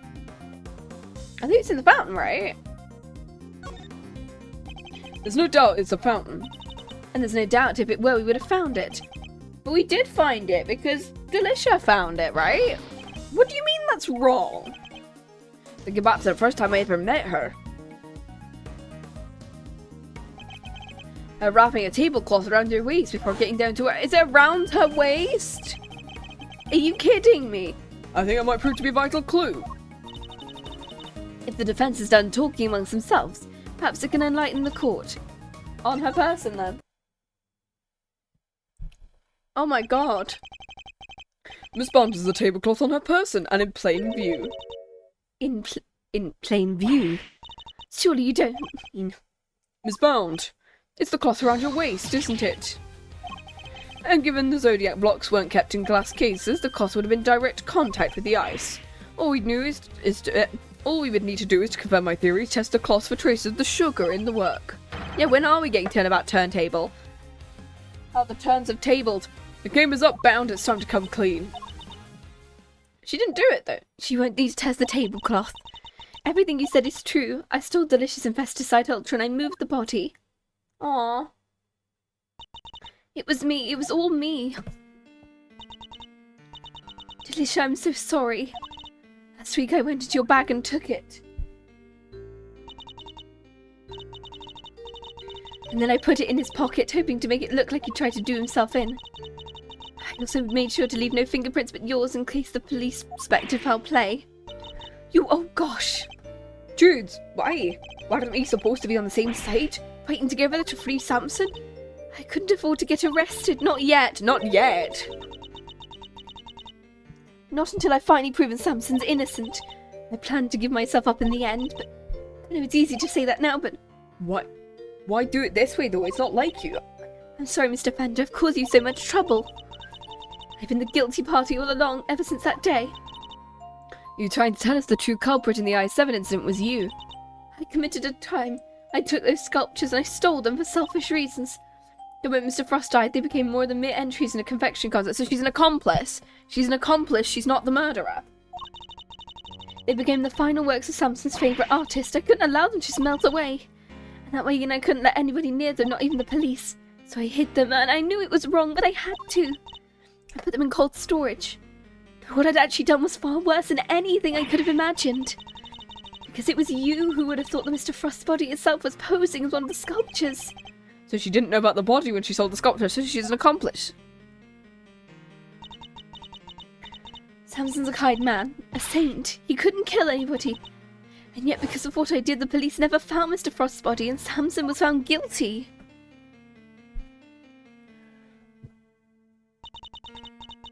After all he'd done for me, he was my family, the only family I'd ever had. He was the most important person in the entire world to me, and... Judes. After his conviction, I was forced out of our home. I was finally able to return only a few days ago. And when I went to the cold storage room to check up on the sculptures, and that's where I saw it. Frost's body. It had been there the whole time. By that point, the statute of limitations had expired. So I did what I did today, because it was the only way I could think of to make things right. Seems I've misunderstood her intentions. Everything she's done really has all been for Mr. Tangaroa's sake. What are you thinking about, Edgeworth? Something that's been puzzling me. Why did Bound use poison gas? Why not a more reliable method? Why disguise the autumn wing as the winter wing? The only reason I can think of is to confuse someone else who was here 18 years ago. Once again, it's going to be Carmela Gusto, because we've not met him. I wonder what she had in mind. If she was trying to prove Tangaroa's innocent, Bound's ultimate find the true killer? Because she'd been trying to discover the identity of the true culprit? Yes, I'm assuming so. Miss Bound, your ultimate aim was to see Tangaroa cleared of all charges. And to that end, you are to expose the real killer and have the police find the body from 18 years ago. Is my understanding of your intentions correct? Exhibiting the sculptures was sure to force the killer to return to the crime scene. After all, they were the only person apart from you who knew the body was hidden in the icework. So they would have freaked out, thinking the body was about to come discovered and come running. But Miss Bound ran the risk the killer might successfully cover their tracks. In the worst case scenario, they might even have been able to remove Frost's body from the scene. So, how could she learn the true killer into revealing themselves without putting vital evidence? Because, oh, with the gas! I see what you're getting at. You're saying the autumn wing was all winter wingy. I am. You were betting on one thing, Miss Bound, weren't you? That whoever opened the Pisces case who had so carefully disguised as the Gemini case would be the real perpetrator of the IS-7 incident. Hey, I was right with it being Carmelo, literally right at the start. Oh my god. Snake noise. No. But that would mean the real killer was... Enough, not another word. You really realise the implications of what you're saying, Edgeworth? You prepared to stand behind the accusation you're clearly about to make? Miss Bound sets a trap for Miss Frost's killer, meaning that whoever found themselves caught in the trap is highly likely to be the guilty party. But I lack the evidence to support it. To accuse someone without any evidence is not to be done lightly, so should I really go ahead? Yes. My ultimate goal is to see the truth exposed, and to do that I need to seize the moment. Yes, Judge Cavell, I'm prepared to stand behind my accusation. I know exactly who's to blame here. Gusto.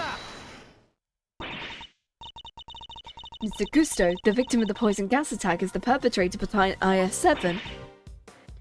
Dusty? Mr. Gusto. Miss Bound. Rocky! Dr. Scott! That's all I got stuck in my head.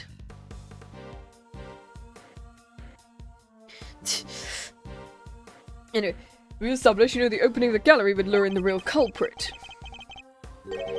And yet you set up the poison gas trap in order to catch them. You dispute the facts. You're a very impressive man, just like your father. Of course you're right. Perhaps you could tell us exactly... Perhaps you can tell us exactly what happened. Of course, I've nothing to hide. Might as well tell you everything. I set a trap here in the gallows to try and catch Mr. Frost's killer. Before we opened, I made sure the door to the autumn wing was the only one that was unlocked. When opening time came, I went around to unlock the doors of the various rooms and found the autumn wing had been locked from the inside. The killer's on the other side of the door. The thought, will it frighten me? And then she simply walked away, leaving him to fall victim to her gas trap. When I heard Gusto was being treated for gas inhalation, that's when I knew he was the murderer. Why didn't you say this earlier? Why did you not say this earlier, though? That was all that was left was for the police to find Mr. Frost's body, and then Samson would be proven innocent. Well, at least that was my plan. Jude, why didn't you tell me? You know I'm always here for you, right? You could have found another way. It didn't have to be like this. You're so very kind to me all these years. But I'm the one who created the mess. It was up to me to try and clean it up. I didn't care what it took as long as I could get Samson out of that awful place. Judy. 18 years ago, the police managed to cover up the fact Frost's body had gone missing. If I went to them now and said it reappeared, I'm afraid they might have tried to cover things up. So I worked to set up a public incident here in the gallery, in front of as many witnesses as possible.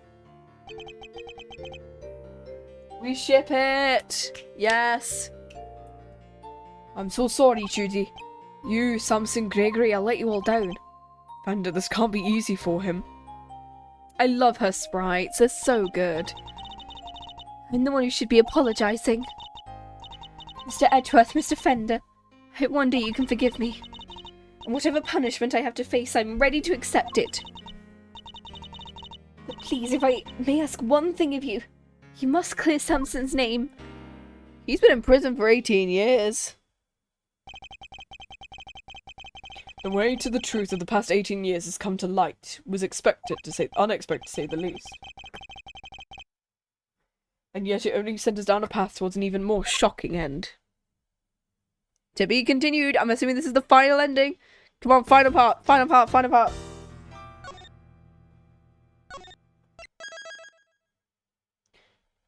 It's got to be the final part, right?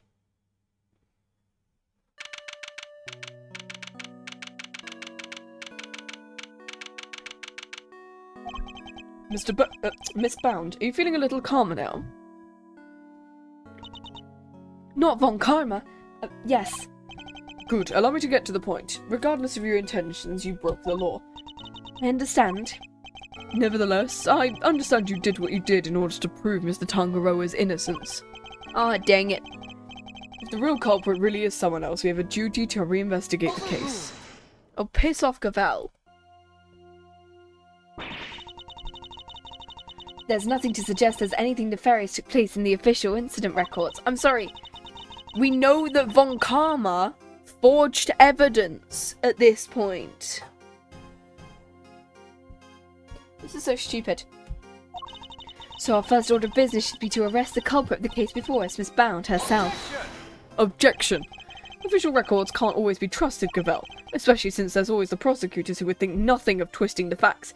Points at fucking Von Karma's corpse at this point. He's dead, I think.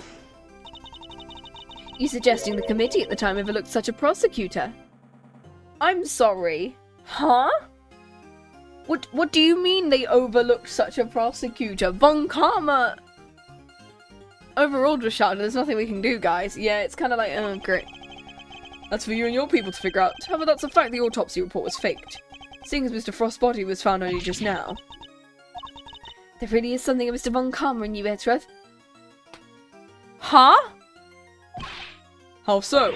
By continually defying the will of the committee and bending the truth to fit your needs. That's how... I'm sorry.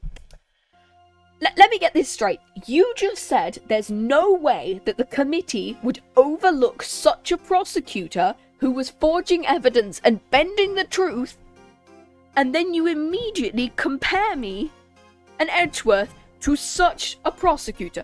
You immediately compare me to Von Karma, who was indeed the prosecutor who were literally telling you you have overlooked. Screw you, Ace Attorney. Screw you. Yeah, nuh-uh. The fuck you mean, nuh-uh? I shout objection. Absolutely. This is my case now. Fuck you. Perhaps I didn't understand how I. No, the committee sees this case. Piss off. We love this. We love this game. The committee is willing to accept that Mr. Von Karma falsified the autopsy report. Even still, Von Karma only managed to have Mr. Tangarel convicted as an accomplice. I personally have to believe the real culprit is misbound. Her plan to poison and kill Gusto was her attempt to frame him for Mr. Frost's murder. No! Can I just present the thing that literally said, yeah, Your Honor, trust me, I was literally there. Yeah, exactly. As always, I act solely in service of law and order. Doesn't mean all that she's doing is acting in the committee is covering up the truth. As I can't change her mind, there will be no serving Mr. Tangaroa or Miss Brown. This is stupid.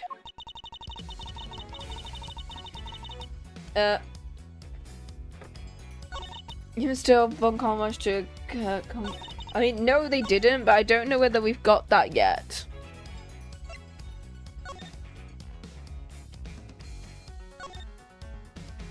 No, okay. So it doesn't say that Von Karma falsified it there, so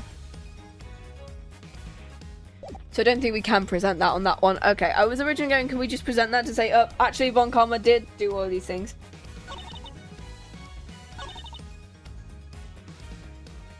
Upon was her attempt to frame him for Mr. Frost's murder. I love it when the bad guy goes, you and I have so much in common. The main character goes, what the fuck? No, we don't. No. I love the idea of that one, okay? You and I have so much in common. No. We both wear red and that's it. Yes, we love the favourite colour. It's the colour of villainy. Fuck off, Gazelle! Anyway, I think it's going to be this one because I don't think she would have attempted to kill Gusto if she was attempting to frame him. That'd be weird. Why would she attempt to kill him? Why would a man turn to frame him for the murder? No doubt because he suspected her of being the real culprit. He may have entered it when he thought he was the Winter... I was about to say the Winter Soldier, but that's the completely wrong thing. He may have entered what he thought was the Winter Wing to see if the Gemini statue was genuine. Yeah, and then decided to break it. He's my brother. He murdered 9 people. He's adopted. It's like, oh my god. It's stupid. Little did he know he'd be greeted by a trap that nearly worked. I'm sorry, he attempted to break the sculpture. I'm fairly sure that's still property damage. Do you have any evidence to support that line of reasoning? Unfortunately, Gusto remains in critical condition. Good. It'll be difficult to prove anything until he regains consciousness. It's been hours. He should probably be awake by now. Come on. In other words, there's little we can do for now. Good. On the contrary, there's plenty we can do. You still have not grasped the situation. Allow me to spell it out for you. Have we got more statements? Okay, we have more statements. And the poison gas attacks. We have therefore determined there's no need to investigate the case any further. Fuck you.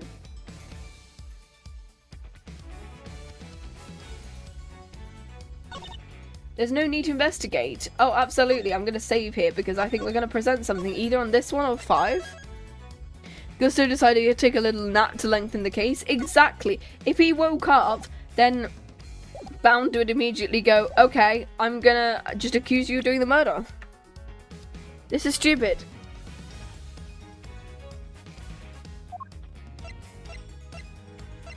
I mean, that's probably something that's going to be used later.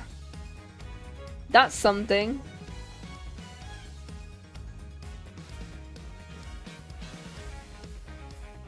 The finger marks are something we've not seen.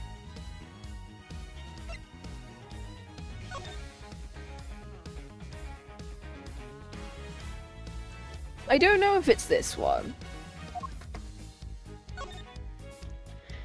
Theft 7 years. Separate trampolines apply. Murder 15 years. Okay.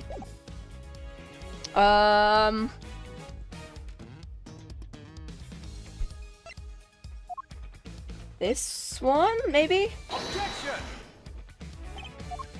Nope, okay. Screw you. Which means if I'm... Oh, okay. Is it this? Because it was like, we proved that he touched the case. And so he would know how it was built. And that's about it. That's all I've got. If this is the piece of evidence, which we've already presented about 3 times, if this is the actual piece of evidence, I will, like, Objection! Of course it is. Of course it's the one piece of evidence. Because if we can't present the piece of evidence like 15 times, is it really a piece of evidence? Okay. We love Ace Attorney. I'm afraid there's still one question concerning the ice evidence that remains unanswered. Would you mind taking a look at this? What is it? The test results carried out on the liquid at the bottom of the Gemini case. As you can see, traces of blood were detected. The question is, whose? Until that question is answered, I hardly think you have claimed to have all the evidence. If at first. Yeah, especially. This is stupid. There was blood in the Gemini case. Yes, I swear we already determined this. Why did I not hear this from Eustace? Because Detective Gumshoe informed me directly. I was planning to tell Winner about it myself, of course, but... You kept this to yourself, despite having no jurisdiction here? Mark my words, the committee will hear all about what you've done today. As ever, my interest is in the truth, and if mistakes were ever in the past, they must be rectified. If you must report me to the committee, so be it. In return, we must be allowed to investigate this case to the very end. That's not my decision to make. You'll need to discuss it with Eustace. Look at this guy, he's such a wimp. Guess who's back, losers, and with good news too. Oh, he's back. Wow. It was a close call, but Gusto is alive.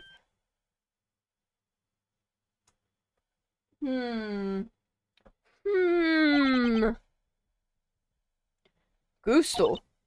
He made it. You're the one who's found me. Long time no see, Gusto. You're the attorney's assistant. You've grown and you have an assistant of your own now. Assistant? No, I'm... He hasn't got the gig just yet. This is Edgeworth's son. Prosecutor Edgeworth at your service. Fate moves in mysterious ways. The prodigal asshole returns. Exactly. He looks like he's about to teach like a karate kid or something.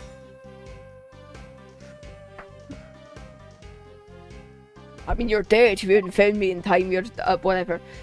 You're very welcome. You don't get to talk. If you hadn't lived, we wouldn't be able to ask you what really happened. What are you talking about? We figured out Quite a bit while you were out cold, including the fact you're probably the guy who offed poor Artie Frost. What? Is that true? Miss Bound set up a very elaborate trap to catch Mr. Frost's murderer. A trap that involved rigging the Pisces case with poison gas. Perhaps in light of the fact you could tell us your own words what happened back then. Or perhaps you'd rather exercise your right to remain silent. It's not that. Gusto is a fan of the old meditation, your Om and all that jazz. Sleeping while standing seems pretty cool. That's one hell of a talent. I think I heard Chrono Trigger instruments in his song. Oh my god. It's like the same, they all use like the same MIDI pack in Ace Attorney and like Chrono Trigger and Zero Escape and all of that. So there's no sleeping involved in medication. Meditation. Gusto, old pal, how about you snap out of it and tell us what went down? I was caught in the golf trap, so I must be the killer. Is that your idea of a joke? I'm the victim here. Indeed you are, and there's no evidence you've done something wrong. Edgeworth and Fender are merely speculating. Rest assured they have no authority and may pay them no heed. Like someone here seems to be on my side. Verity Gavel, it's a pleasure, Gusto. I'll assist you in any way you may require. Thus you may begin by explaining what actually happened 18 years ago. Fine. You want me to prove I'm innocent, Prosecutor? I'd be happy to. This is how you mean to play it. Hoping Gusto will help you to hide what happened instead of trying to correct the record. I believe only in the infallible judgment of the goddess of justice. Except it's us humans who make the actual judgment calls in a court of law. And so there are those who would use the law to their advantage. Our rulings are fallible indeed. If you use your position to further obscure the truth, then neither she nor I will forgive you. We shall see about that. What do you advise, Gavel? Seeing you two are under suspicion because it was you who triggered the poison gas. Specifically by opening the Pisces case's lid. Would you be so kind to share why? Understood. Came to see Frost sculpture. Simple as that. Made a mistake with the opening times and arrived a half an hour early. Was bound. Was no one at the reception desk until around that time. I'd left the main entrance unguarded and unlocked in case the killer made an appearance. I was also busy making preparations elsewhere all the way up until the gallery's opening. So no, there was no one here on the first floor until then.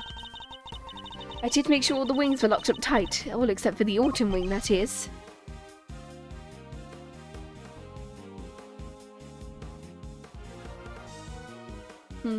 I see. She did all that just to steer the culprit into the autumn wing? Which is precisely where Gusto went. Sneaking into a building's pretty suspicious, however you side it.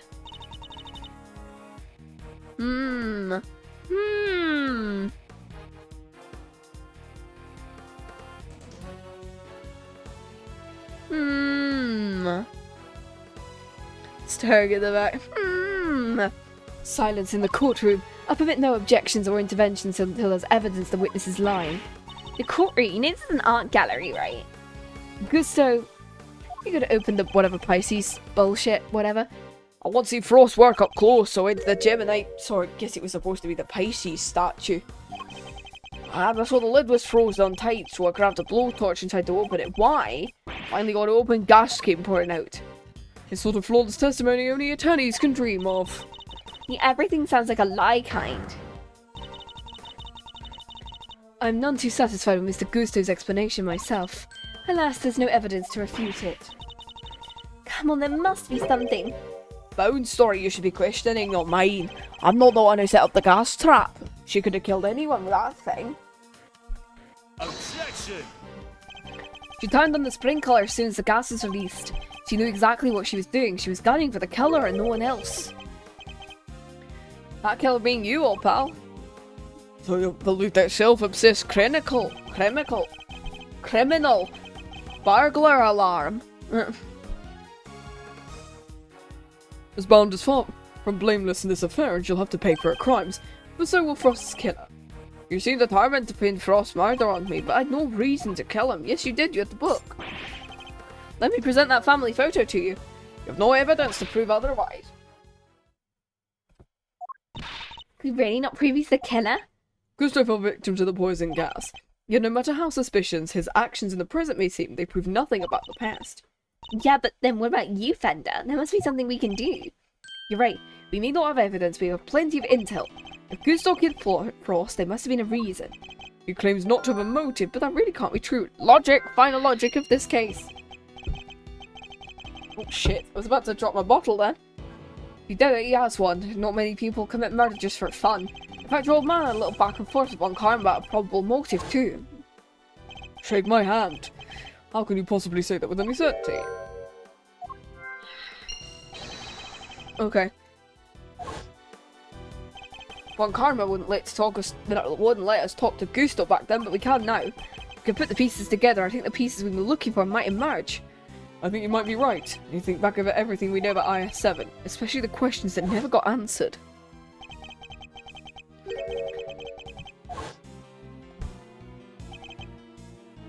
Miss Scone denied the finger marks on the frame were hers, but what if they were Gusto's?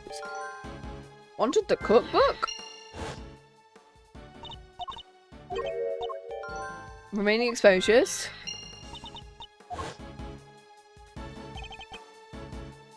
My father noticed these things for a reason. I need to piece them together. The absence of evidence is the only way to the truth.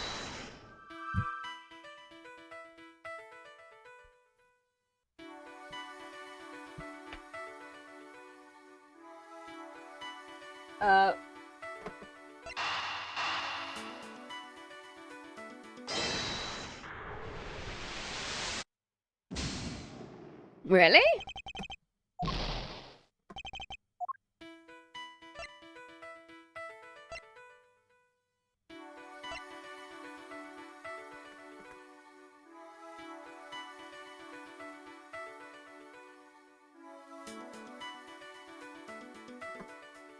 It won't be the...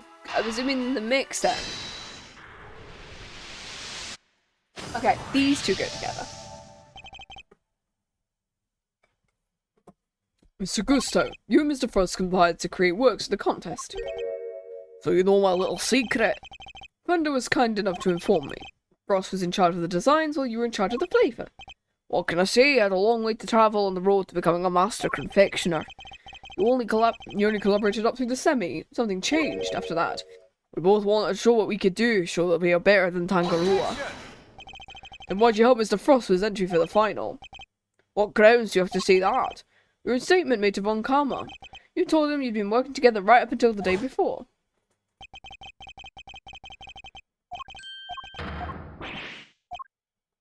I'm not rereading the. Why didn't Frost help you in return? I submit your relationship broke down for some reason, and that became the basis of your motive. That's not how it was. We stopped working together, but it was friendly. You stopped working in a friendly way? It's kind of hard to imagine, but okay. Besides, how do you think I did it exactly? You think I strolled into Tangaroa's room and killed Frost? I couldn't have killed the room while Tangaroa was in there working his chocolate pieces.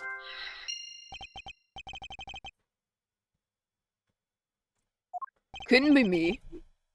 Okay, cool. I wouldn't be so sure we've not got a third one.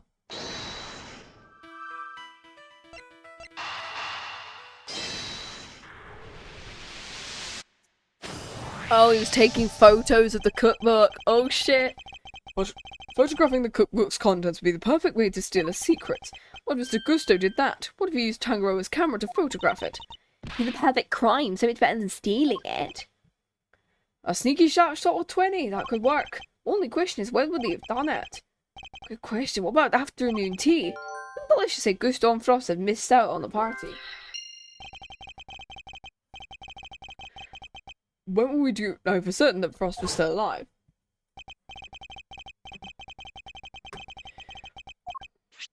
Okay, all this.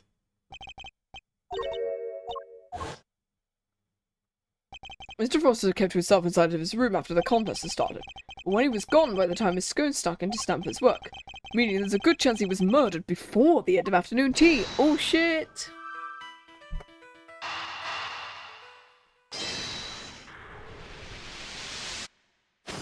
We got you now.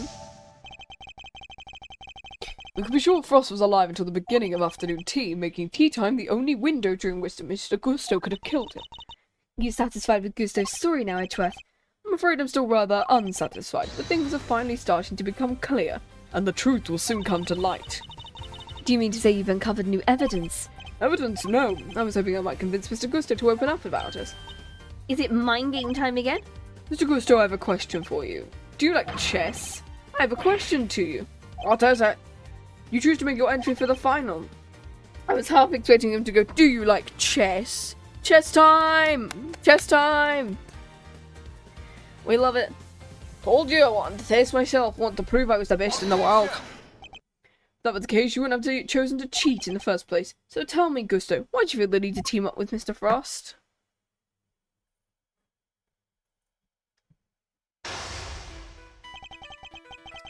Oh, you didn't even say the word chess. 18 years ago, Gusto and Frost collaborated in the confectionery contest. But why'd they work together, and why'd they enter the contest in the first place? That's the information I need to get out of my opponent. So, oh, 4. Shit. Which means the person in the next case is probably gonna have 5. He seems to have a habit of pretending to be asleep.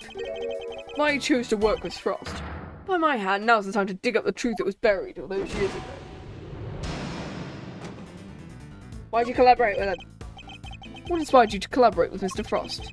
We were acquaintances before we were contestants. He was interested in entering the contest, so we decided to sign up. I know this isn't to pair up with a sculpt, had nothing to do with your lack of faith in your skills. You don't know me, we're joint forces because we want to make the most perfect creations. Frost's son and mine were in the same grade. Got along pretty well. So the two friends who just happened to rise to the title of World's Greatest Confectioner.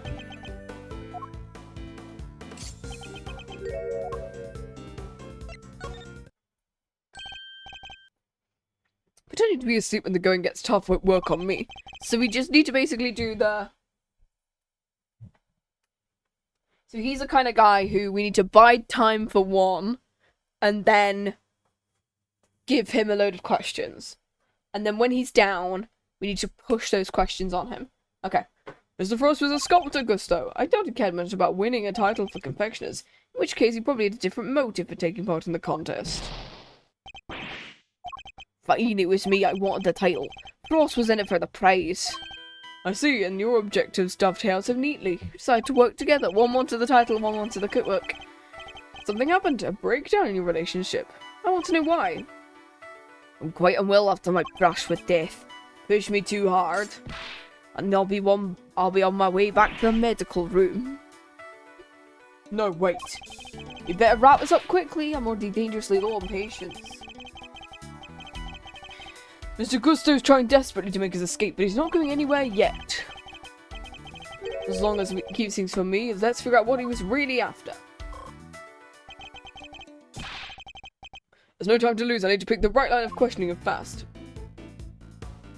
Did you want more than just the title? You two had your eyes on something other than the title. After all, I'm not sure the title of World's Greatest Confectioner even counts.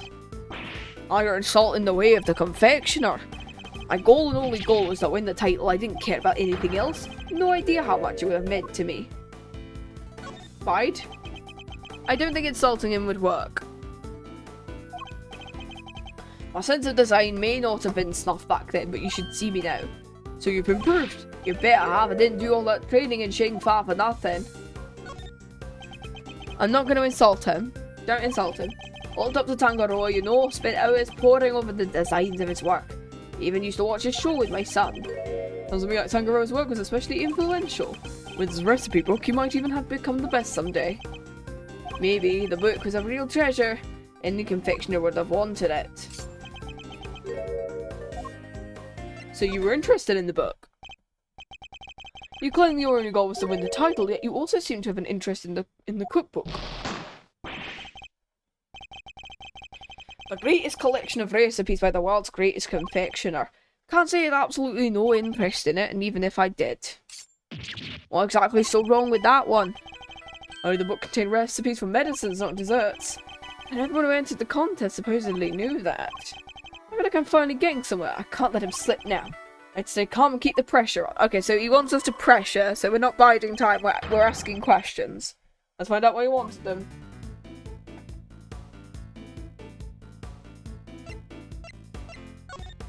This one? Your plan was to win the cookbook and use it to help us with your own creations. Well, a book like that could have improved my craft tenfold. You could have made a lot of money if you sold it.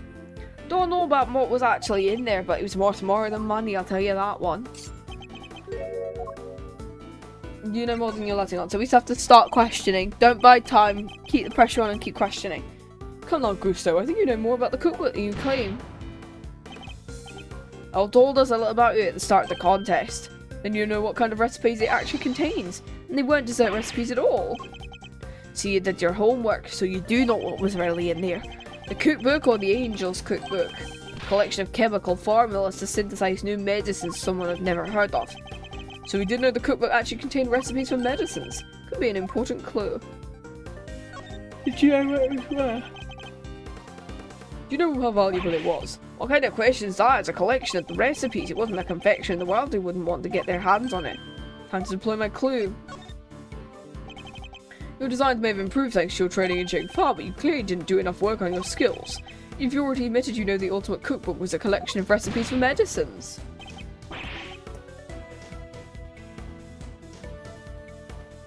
Oh wait, so he didn't need... Ah, dang it.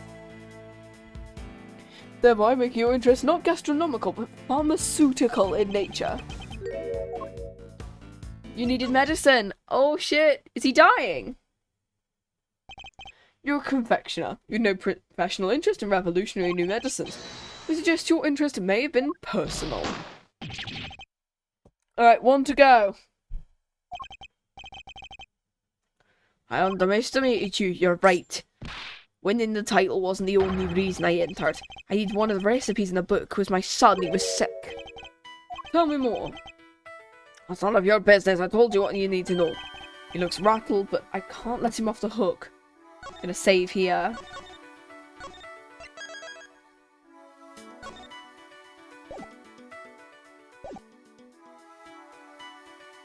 Yeah, he has a tattoo on his hand. Of a seahorse. Let's find out what this mystery illness was. It was illness disease. I've got to the bottom of this, I can feel it. Tell me more about your son.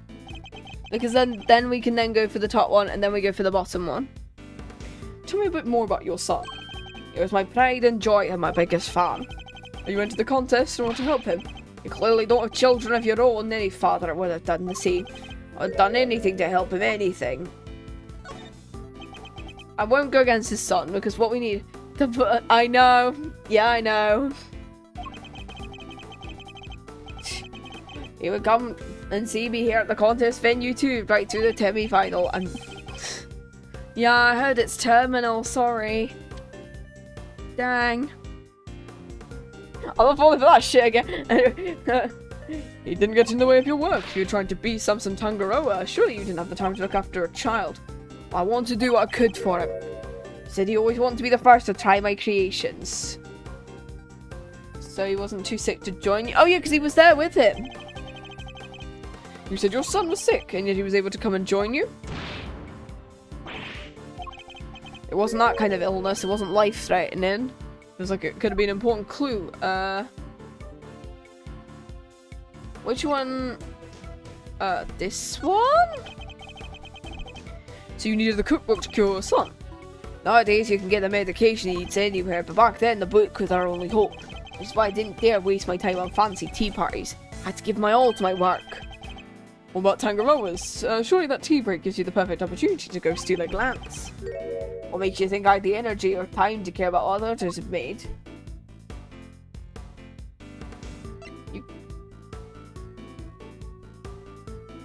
You cared about it, maybe? I think you made it abundantly clear how much interest you had in his work. What's more, if you were that determined to win the cookbook, I seriously doubt you would have passed up on a chance to take a peek at your competitors' entries.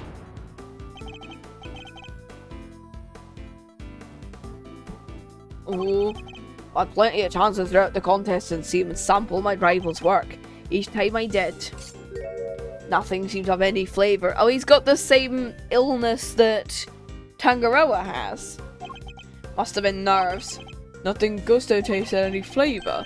Seems like it could be an important clue. What's the name of your son's condition? Tell me the disease your son suffered from. A real cold customer, Prosecutor. Ain't enough he was seriously ill. It was called illness disease. He was like seriously ill, guys. It wasn't life-threatening. Yeah, you said it wasn't life-threatening. You've already shown that your son's illness wasn't life-threatening, so why are you so reluctant to share any further details? May not have been life-threatening, that don't mean it'd be life-altering. I see, that must have been very hard on both of you. Of course it was. So I did everything I could to find a cure. We were desperate. Couldn't taste anything, not even his favourite desserts. Was he overweight? Oh my god, mate, you can't ask that, Edgeworth. As I understand it, the Ultimate Cookbook contains a recipe for a very particular medication. One Tangaroa used to cure himself of his own taste disorder. So he had it too? Two, you say? Your son's a taste disorder. How'd I let it slip? You've been asking me to believe you needed to win the cookbook to cure your son. But was it really the case? Of course it was. I'm saying it's not so sure it's true based on everything you've told me. Time to deploy my clue. Yeah, you were sick yourself. Taste disorders are difficult to live with. It isn't easy not being able to enjoy your food. You should know, after all, you told me you'd experienced something like that during the contest. You said nothing you sampled had any flavour. Those were your words. Which would seem to suggest you were suffering from a taste disorder. A confectioner without a sense of taste, not exactly ideal. Are you saying it wasn't actually your own condition you were seeking a cure for, Gusto? I've had enough of your speculations. I managed just fine that contest. But you were working with Mr. Frost.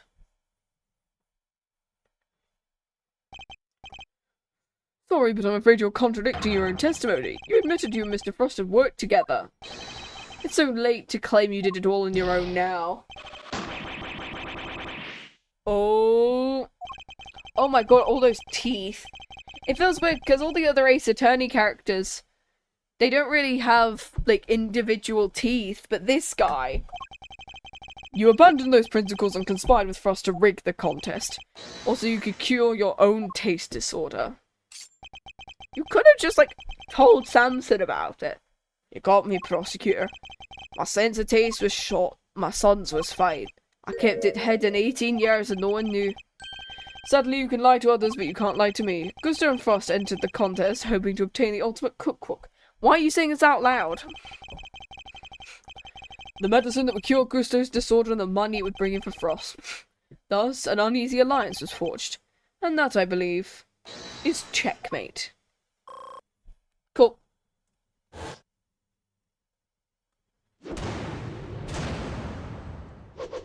Nine chests, checkmate. I'll admit it, you're good. Never told anybody of this, but you figured it anyway. True, 18 years ago, I developed a geisha? Is that an actual thing? Let me check to see if that's an actual thing, whether it's something that Ace Attorney has made.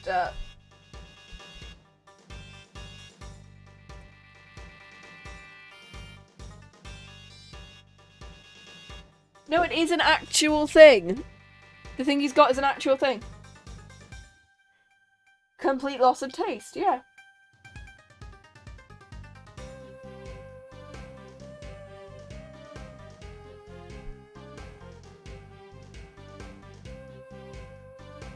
Oh, that's quite cool, actually. It's an actual thing. What's a geisha? The taste disorder, it means you can't taste anything at all. A confectioner's worst nightmare. Mr. Fender, is that what Mr. Tangaroa had as well? No, the big man had what they call dissociated taste disorder. DTD. Some things he could taste just fine, while others had no flavour at all, which means there's versions of it. There's multiple versions of it where it's like, you can't taste one specific type of thing, like sweet, salty, sour, etc. And then there's a geisha, which is, you can't taste anything.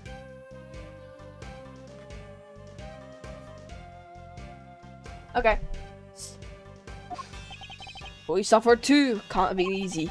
Not where there wasn't a way to cure it on the market. Which is why you needed Tangaroa's cookbook. Well, you could have fucking asked him. You admit now this was the real reason you entered the contest. It was only one of the reasons. I wasn't lying when I said I wanted the title. When I put my mind something, it gets done and I won't lose to anyone. May not have been able to taste it, but I knew my stuffing was good enough to win. So, you went into the final thinking you stood a good chance of winning? Of course, what was it the Fender said about what Mr. Tangaroa thought of Mr. Gusto's creations?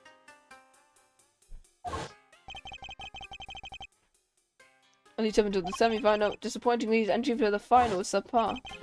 We told you entry for the final was far from the prize-winning taste you described. What happened, Gusto? What went wrong that day? Was it that the day you developed it? Fine. You want me to talk, I'll talk, but you're not gonna like what I'm gonna have to say. Frost and I were working together right up until the semi. I handled the flavour, he did the design.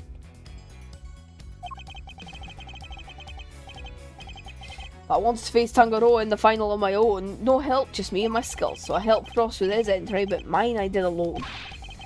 Didn't taste good in the final, that's on me. What can I say? I lacked training. That's all there is to it. Happy now? There don't seem to be any obvious contradictions. Not that I thought it'd be easy to get anything real out of him. He's managed to not let slip what really happened for 18 years. Why don't you try to push him a bit, Miles? See if you can't shake something loose. I think I might have to, Fender.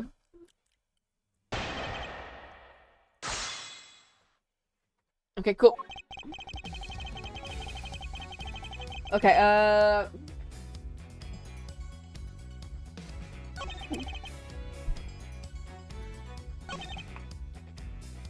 Hold it! So you're saying Mr. Frost didn't help you at all? But he'd helped you up until then, correct? It's strange for him to stop so late in the contest. Strange or not, it's the truth. Could be he had his reasons too, I wouldn't know. He's lying, he's got to be a headache to prove. 18 years is a long time. Oh, hydration time! Water is hydrating. Heck yeah, thank you for the hydrate. Not only that gizmo of yours is a built-in lie detector. We did it, still in the shape of Mr. Edgeworth now. Long before now. Don't worry, Fender, I can tell when he's lying, no doohickeys assistance required. Please, Gusto, continue your testimony. Ah, dang it. Final, that's on me. Hold it. And yet I heard your creations prior scored highly for their flavour. What went wrong? Was there some sort of cooking accident? No, nothing like that. It was, I told you I had a taste disorder. My sense of taste failed me, it's simple as that. Mr. Frost's entry was complimented on its flavouring. Your sense of taste hadn't failed you then. Did something happen overnight? I don't think he's gonna spill any more beans, Edgeworth. Perhaps I should ask you about something else. The semi-final? Something changed between the semi and the final. Not really. The only difference is that Frost wasn't helping me.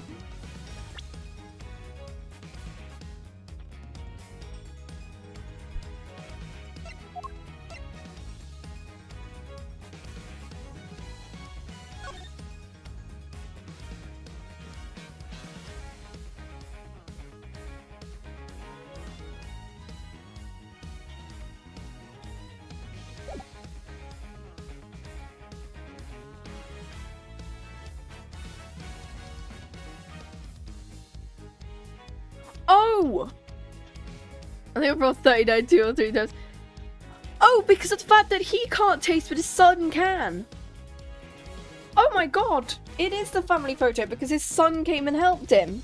Objection! His son wasn't there in the final, which means that's why his taste wasn't working. I can think of one significant difference between the semi-final and the final. Your son, that's him in the photograph. You told me he was here with you up until the semi.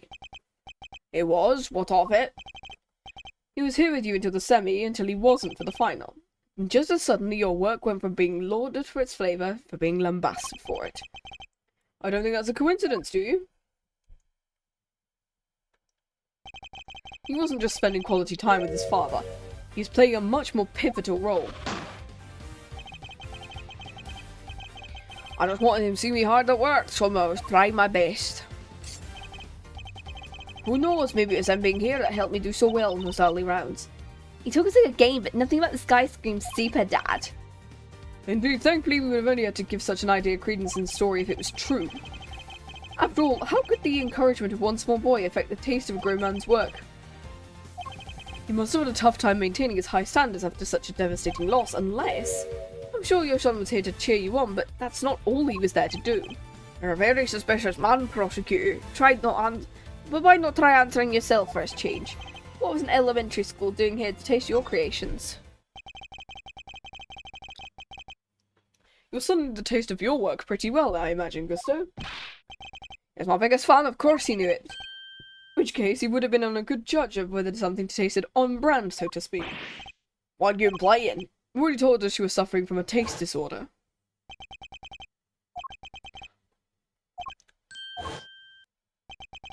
No one knew about your condition. I doubt Mr. Frost would have wanted to continue collaborating with you had he found out. After all, it was your job to make sure his creations tasted good. Therefore, your son wasn't just here to support you. He was helping you by taste testing your work. Now it all makes sense. Frost stuff tasted good because it was finished the day before the kid was finally still here. You've a vivid imagination, Prosecutor, but do you seriously think I trust the kid to tell me that they're just a taste of my masterpieces? I have some pride even back then. Did you now? My designs may not have been much to write home, but I always knew my work tasted better than anybody else's.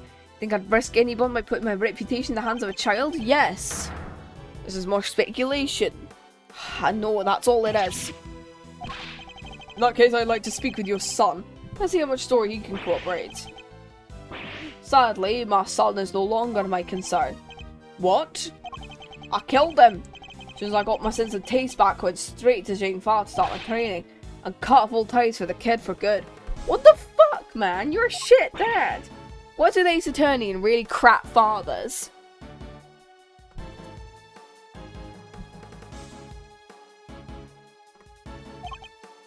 You abandoned your own child?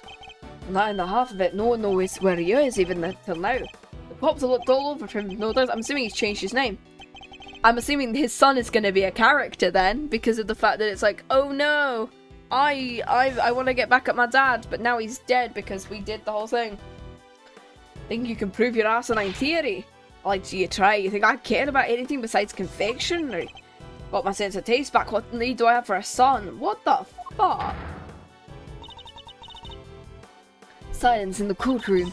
Augusto's words and actions they demonstrate a certain lack of humanity. The goddess of justice can't judge him for that. Fuck you, Gavel. Therefore, I believe it's time for you to admit defeat.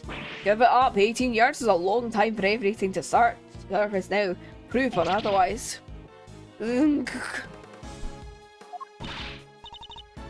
Edward, you have to do something. If we don't, the truth might be lost forever. Where are you, Gumshoe?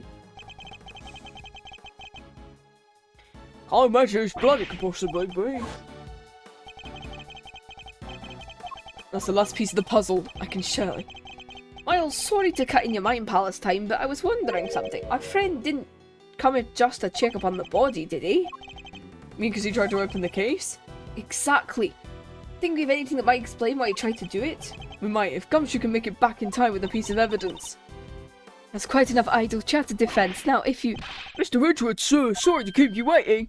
We can certainly judge him, charge him, maybe not. Yeah, we can judge him, except... Yeah, I don't know if we can judge him, but we can judge him for, like, you know, hating his son. Speak of the devil.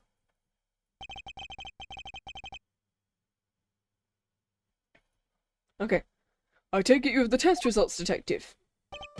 Yes, sir, the lab just got back to me. I'm still painting.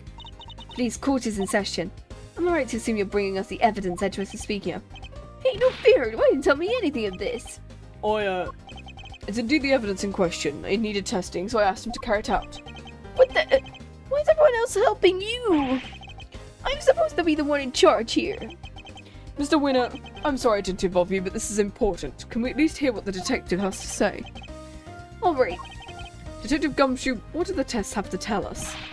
You're gonna believe this, but the iron of the blood we found in the liquid bottom of the Gemini case is Gusto, the victim of the poison gas attack. Why are you... No. What are you talking about? Thank you, Detective. You've been very helpful. Looks like my suspicions were correct. What do you mean, Edgeworth? Tangaroa is in more charge than Winner, exactly. And he's in prison. What do you mean? Explain yourself. What's the significance of the blood to this case? It's the only thing the perpetrator of the I-7 incident's been trying to hide all these years. The fact your blood was found inside of the Gemini case, Mr. Gusto, is as good as finding your blood lying right next to Frost's body. Overruled. Why would there be traces of your blood up there? Oh, because he fought back. Ooh. We got you now. You will answer her, Your Honour. You want to answer her Honour, Mr. McGusto, then I will. And there wasn't just blood in the liquid, there were traces of salt and sugar. There were? And if you remember, one particular part of Mr. Frost's work was allegedly very salty. Oh yeah, you're talking about what Delicia told us.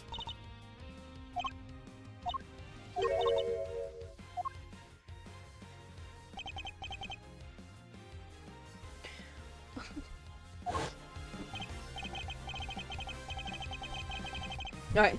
The liar and only the liar tasted if it had been flavoured with salt. There were no traces of salt anywhere else in Mr. Frost's cemetery. Very interesting. Then perhaps you can tell us, Edgeworth, where the salt on the liar come from? The lamb?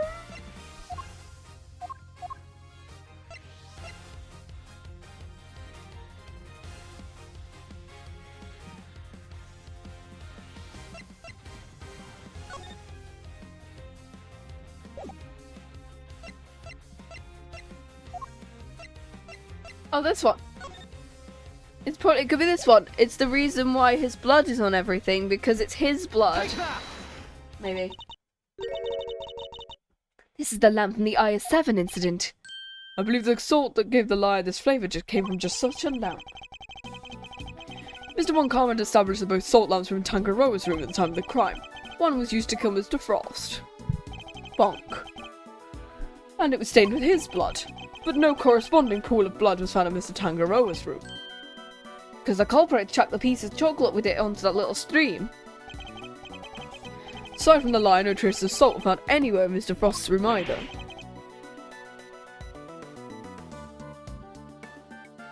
Ooh. Come to think of it, the lamps we found in the delicious room were both broken. We never did figure out how the one that wasn't used to kill Frost got busted, but are we thinking maybe it Gusto's blood on it? Anyone whose blood was found on one of the lamps would have been a person of interest to the police. So the killer needs to hide the blood in a way that wouldn't arouse suspicion. And you're seriously suggesting the liar was used to just that? I am.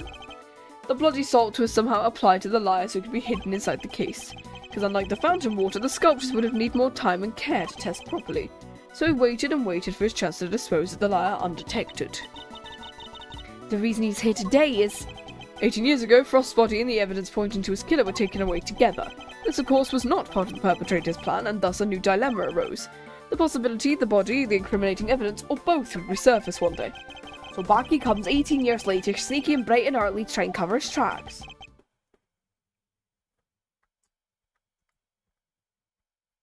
Ooh.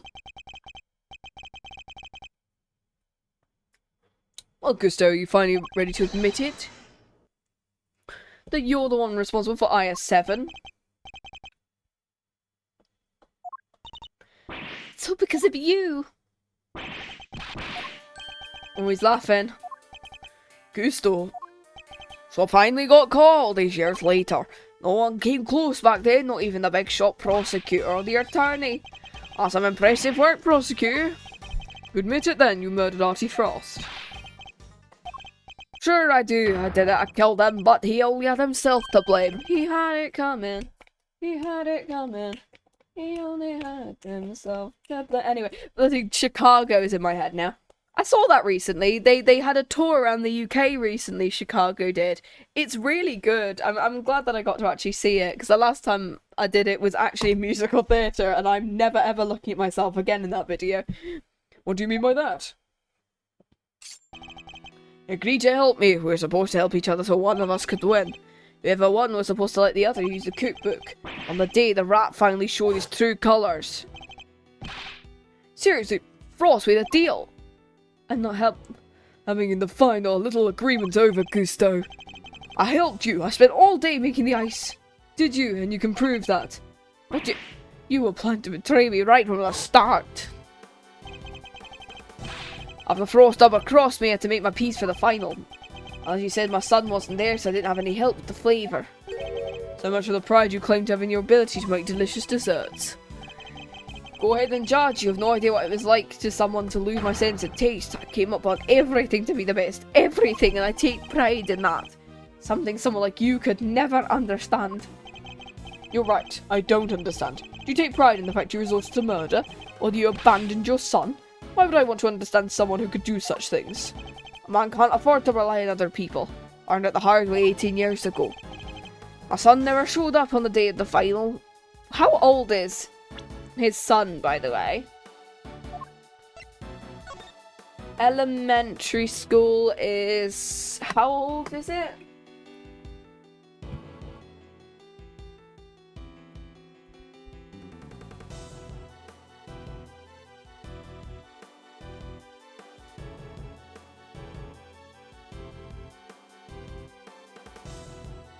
So we're looking for two characters between the ages of 23 and 30, which doesn't narrow it down if we're looking for the sons of these two characters. So we're looking for characters between 23 and 30, which is basically everyone, which isn't helpful. My son never showed up, and in hindsight I wouldn't be surprised if Frost was the reason why. Why do you think that? What happened to your son? Am I supposed to know? I told you it's none of my concern. According to you guys, no one knows where he is either. And you don't care? You're horrible. So with his disappearance, so too went your chances of winning. I had to find another way of getting my hands on the book, which is when inspiration struck. I decided to skip afternoon tea and snuck into Tangaroa's room. Would have been easy, all I had to do was photograph the formulas, but Frost showed up. Thought I might find you here, stealing recipes from the famous cookbook. Frost, what's this? A cure for taste disorders? Oh no, that's tragic. A confectioner can't taste anything, what will people say? You tell anyone, You'll what? You can't even hit me, you worm. Frost shoved me hard when I went to punch him, knocked me clean off my feet. I crashed into one of the lamps, which is when my blood got on it. So Mr. Frost wasn't the first to get hurt. And it was all over, I realised I had to get rid of the blood, so I scraped all the blood bits. Dissolved the salt shavings and some flavoured eyes and brushed it all over the heart. Which is how you made the evidence. How you made the evidence linking you to the murder vanish? Frost was going to blackmail me. Would have made it give money to keep quiet about my condition. So you decided you had to kill him? Yeah, I guess I did. Why would I let him live? Would you want someone holding something like that over your head? Besides, he's the one who first drew first blood. Makes for a solid case of self-defence. So that was the impetus behind it all. I mean, it is self-defence. Anyway. Let me just... There we go. I had to cough there, gosh. I took the lamp to Frost's room. Went straight there once I figured out I was going to hide the bloody part. Inspired by all the ice sculpting tools laying around the place, I guess. You're not as dumb as you pretend to be. I figured that I could use it to chip it off and grind it up. Once that was done, painting stuff over the heart was easy. I can't believe someone ate the evidence a third time. Yeah, I can't believe this. Why do you have to frame him? Why Samson? Never meant for the cops to pin it on him. This was your fault. Why do you think I went to the trouble of placing lamps and cloths back in their room? There's only one reason to plant the murder weapon in the room of another contestant. That's to cast suspicion on that person. You tried to frame me, Gatsy Pants. Yeah. But why poor old me? I respected Tangaroa. He was the best, a true champion. Never wanted him to take the fall, but you're a fraud. Your work wasn't real, you had no respect for our craft, and you deserve to be punished. Gusty. Had you refrained from eating Tangaroa's work, Frost's body wouldn't have been found. My plan was to wait until Tangaroa was judging your room. That's when I'd sneak the corpse into Frost's room and freeze it. Thanks to you, Bound found it before I had the chance to retrieve it. Why is everyone obsessed with doing some bullshit convoluted plan in this Ace Attorney game? Why did you need to freeze his body at all? Why indeed? Edgeworth, surely you must know. Why did Gusto need to freeze his body? To obscure the time of death. Mr. Gusto needed to freeze his body in order to obscure the time of death. They determined the murder occurred during afternoon tea. It would have been an obvious suspect. Bingo! Freezing Frost's body wasn't simple. I decided to put his body in the chest in Tangaroa's room where I got everything ready in Frost's.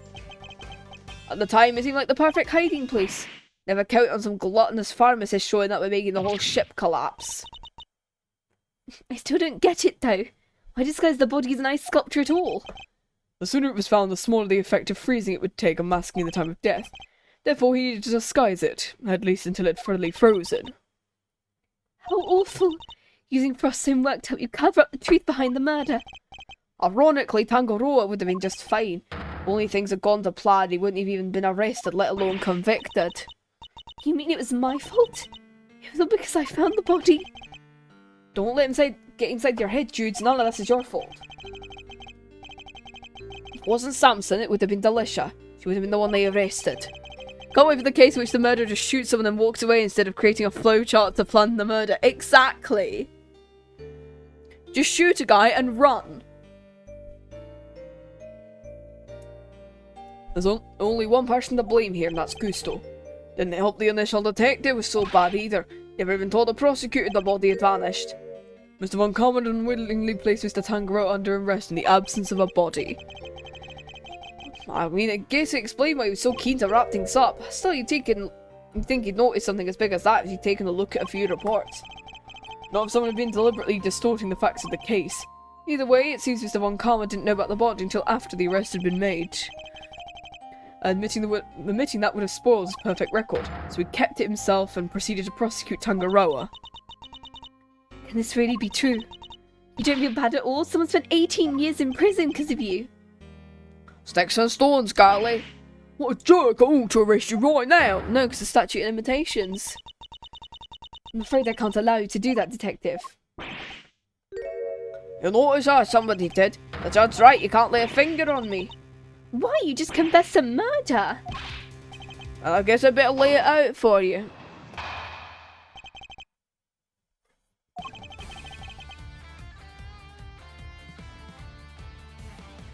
I'm gonna quickly BRB for a final drinks break of the session. Woohoo! And I'm gonna quickly grab some more water because holy shit, my voice is gonna hurt.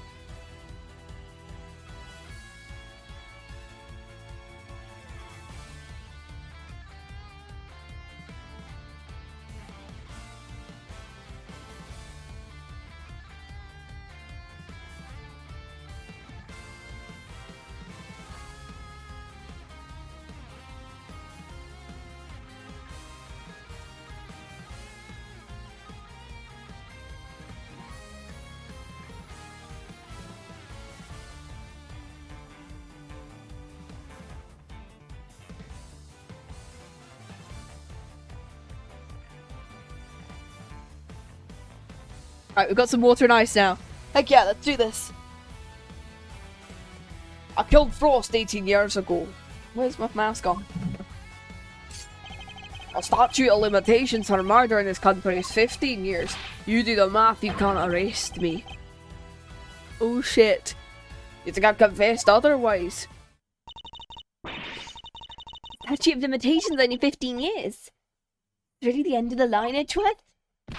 No, is it because of the fact that it's gonna be like, we can say that he stole stuff and he did it, so the statute of limitations is now 20 or something?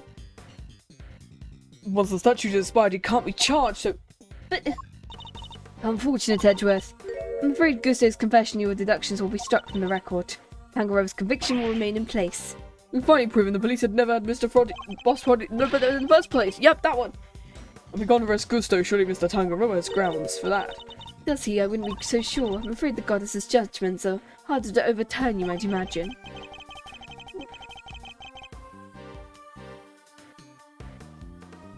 I'd like you to present the asterisk in the book. I don't know what that is. Oh.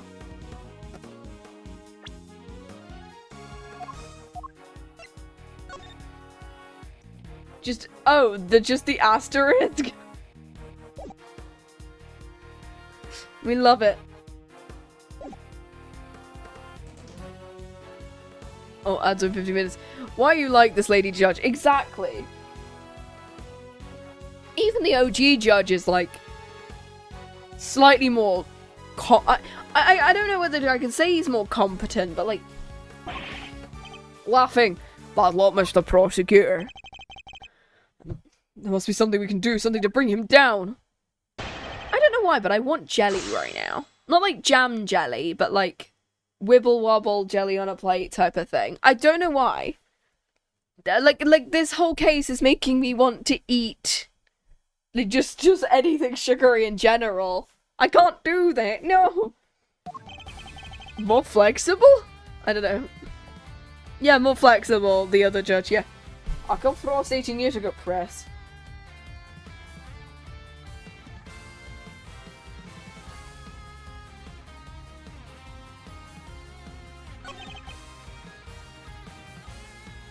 Started limitations in a murder of 15 years. You do the math, you can't arrest me. Don't get cast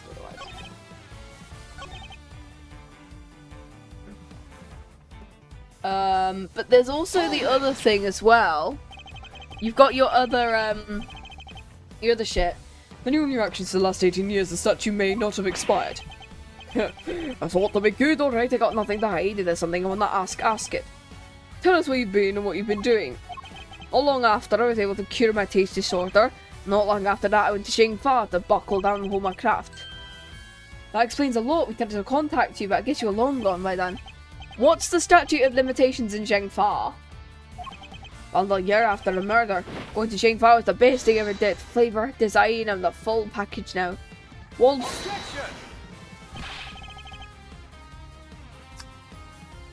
And on the backs of those whose lives you destroyed. What's an omelette without a few eggs? Nothing, Mr. Prosecutor, nothing. Is that how the Americans say omelette? Is that how omelette's spelled? Because I spell it really differently.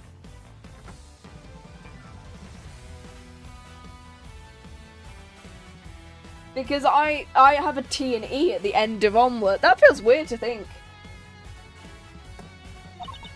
You're evil. Sticks and stones, you can't arrest me, and that's all that matters. I need more to work with. There's something I can get out of him. You can push him further. Zhengfa? Because I'm assuming the statute of limitations in Zhengfa is going to be different. I'd like to know more about your training in Shingfa. Fine. Later went to Shingfa to train and finally became the best in the world. If I present the limitations book here, and then go cite my source, the two spellings omelette and omelette are used interchangeable, with omelette being the American and omelette being the British one from Link. Yeah, I call it omelette too. Yeah, the second. Yeah, that's how I spell it. The one with the TE at the end. I was about to say, huh? I'm hungry. I want jelly now. I don't know why I want jelly specifically. I just want it now. The statute of limitations is subject to the following condition. The statute is suspended should the subject flee to a foreign country, which means the time you spent abroad doesn't count towards the total time under the statute. The asterisk comes in clutch here. It's like someone hit pause when he was in Zhengfa. It appears there may be time left on the clock, but that would depend on how long you stayed in Zhengfa. It was 3 years exactly. 3 years? No, nobody says anything about the math. The murder happened 18 years back. The statue is 15 and the 3 overseas. 15 plus 3 makes 18, which means no way. That was you did it. The statue hasn't expired after all.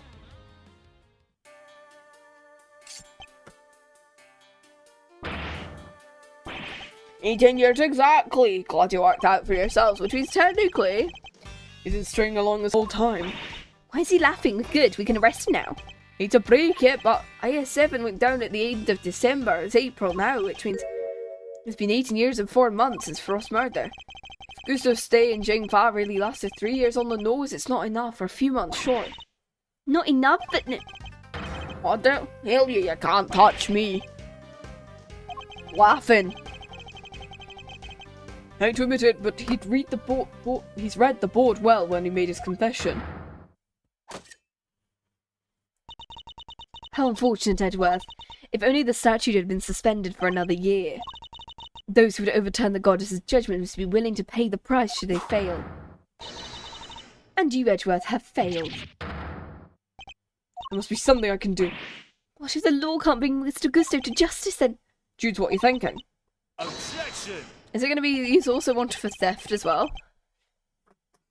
There's no need to go adding to your rap sheet just yet. We're not done here. There is. Alright, pep talk. I need to think about everything we know about the case. Gusto's overlooked one critical thing that you yourself were led to believe wrongly about. Which is? He wasn't there for Samson's last trial. Best I can tell, he doesn't seem to know what the final verdict that came down today is. Which means there's still one week left over. Crack open your statutes for dummies. 17 years ago, He did a number on Samson and freed him like a pretty picture. But if we make good use of that verdict, he can make Gusto pay in full for what he's done. Bro finally revealed the killer and then got done by the way the law was written. L Judge. Yeah, exactly. And do you? Those who overturn the goddess's judgment must be willing to pay. Samson's my client, and I can't bring myself to use the source of the pain as a weapon. So, whether we play our last card or not, it's going to be up to you. Yeah. Bringing Gusto to justice can only happen if I use the outcome of that hard-fought trial. Yes, raise an objection. Ah! My father and Von Karma, one sought to reveal the truth, the other to hide it. I know which path I choose to follow. The one that seeks to reveal the truth.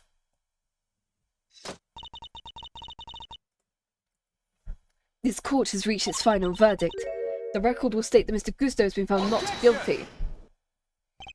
No, Your Honor. Gusto is absolutely guilty and I refuse to let him walk away. His crimes are too unspeakable to go unpunished. Do you mean to suggest you've grounds upon which to call for his arrest? I do.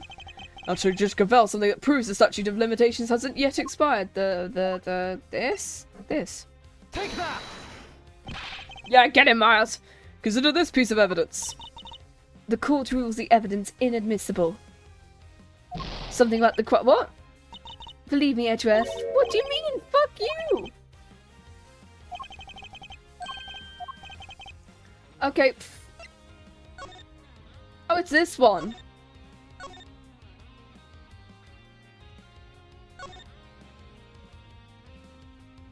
Because then we have to say he's an accomplice. Yeah, get him, Miles. Presents wrong piece of evidence. The suspect data. I'd like you to direct your attention to the case concerning the suspect. As you can see, Samson Tangaroa was convicted as an accomplice, and it took 1 year from his indictment of that verdict to be reached. That does seem to be the case. The book you gave us details certain conditions pertaining to the statute of limitations for murder. One of them, as I mentioned, is the statute suspended if the suspect flees the country. And another states the statute is suspended from the time of any accomplice's indictment to the end of their trial. What? Tangaroa is convicted as an accomplice. Guess you didn't sing far when the verdict came down. Samson was convicted as an accomplice, not as the main perpetrator, which is clearly news to you, and not good news, right? How can that be? Tangaroa wasn't an accomplice to anyone, he was innocent. And we know it, it's what we've been trying to prove all along. The asterisk baby called it. And in a pleasing twist of fate, his wrongful conviction will be the very thing that sets him free. If you spent 3 years in Jangfar and your accomplice Samson Tangaroa was on trial for 1 year, it means you could still be charged with Mr. Frost's murder up to 19 years.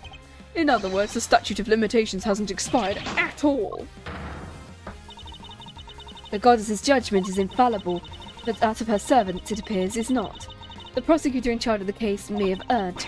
Unbelievably, we may have no choice but to instigate a full inquiry. Look at this. Objection! 18 years, that's a long time to let someone else suffer for your crimes. It's time to play the piper of Gusto, not a moment too soon. Yeah, that's a bit crazy. I'm finally the greatest. My brilliance has been recognised. I gave up everything. More's the pity, but if you can't run from the law forever because the bills come due at last.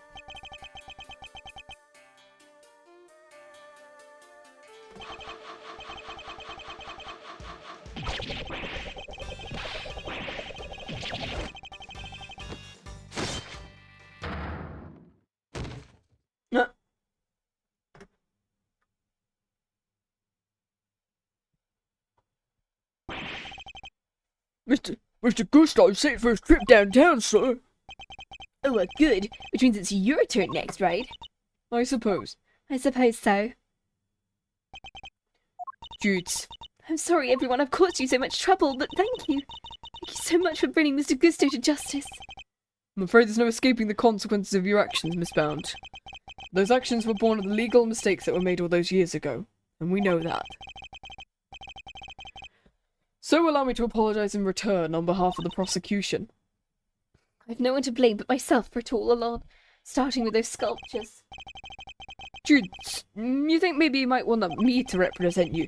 I'm not some nervous newbie anymore. There's no way I'm letting you take the rap for everything. Aww. I'd be on it. Thank you, Mr. Fender. That is a completely new sprite. Aww.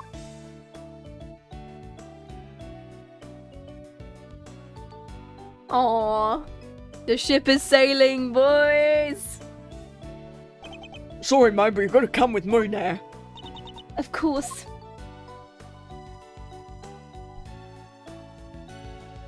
Curtsies with the tablecloth.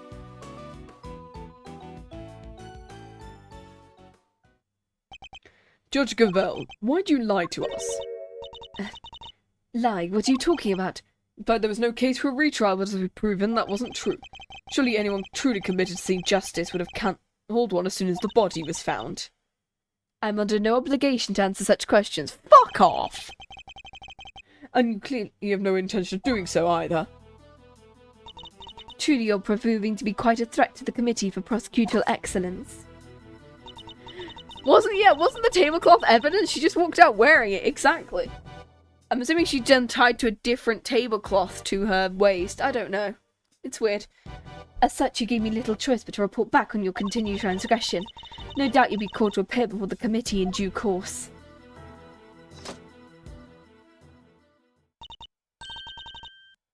Now I must be on my way. What the?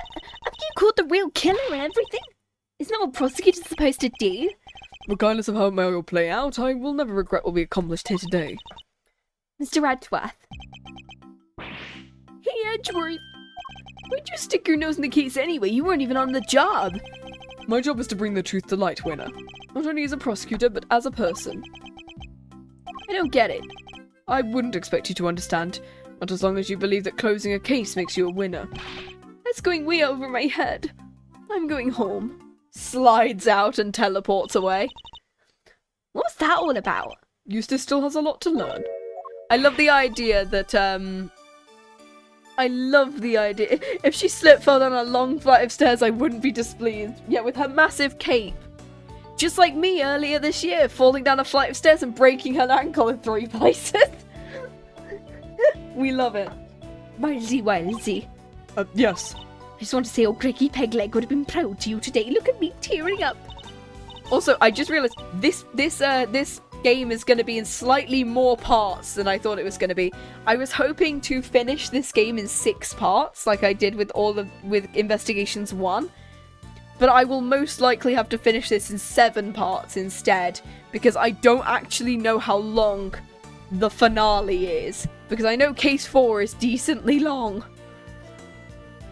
That's in helping old Sammy Poople. Of course. Hey, Edgy, looks like you cleared everything up, huh? So what happened? I was kind of busy sketching. Wait, where'd Judy and Verity go? You really weren't paying attention, were you? Though I am loath to admit it, Larry's sketches did come through on us on more than one occasion. Not that I'm about to tell him that. We wouldn't be glaring, will you? Whatever I did, I'm sorry. Calm down, Larry. I wasn't glaring at you. You totally were. Just like your pop, he was a terrible liar too. He was? I'm gonna head out. I need to fill Samson on what went down today. Want to come with? Of course. Great, then I'm coming too.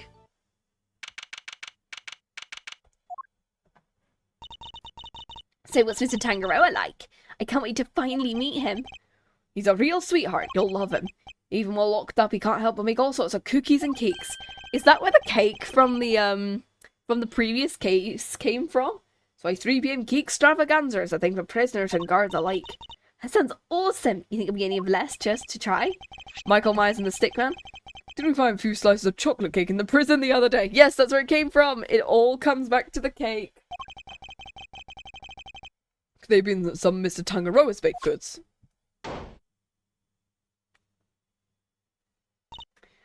Tommy, what are you doing here? Would you come and see Tangaroa as I volunteered to escort him? Oh god. Hello, new friends. I'm Samson Tangaroa. Edgeworth at your service. And I'm Edgeworth's trusty sidekick, Kay Faraday. Very nice to meet you both. Well, there's Gregory's son. Is that so? Your father was very kind to me and fought so hard to my case. In the end, I betrayed him, made a false confession, and... Don't worry, Tangaroa. He's explained everything to me. You're dead, and now we're here to tell you the truth. The truth? Judy did all that for me. Crazy kid racked her brain for 18 years until she'd figured out how to set you free. What can I say? Turns out she really would do anything for you. Judy, I never did anything to deserve such devotion. Come now, Tangaroa. I think we all know that's true. That's not true. The bond between the two of you has held strong for all these years, after all. Man, he got old. Yeah, it's been like almost 20 years. How old is this man now? He's 57, yeah. 57.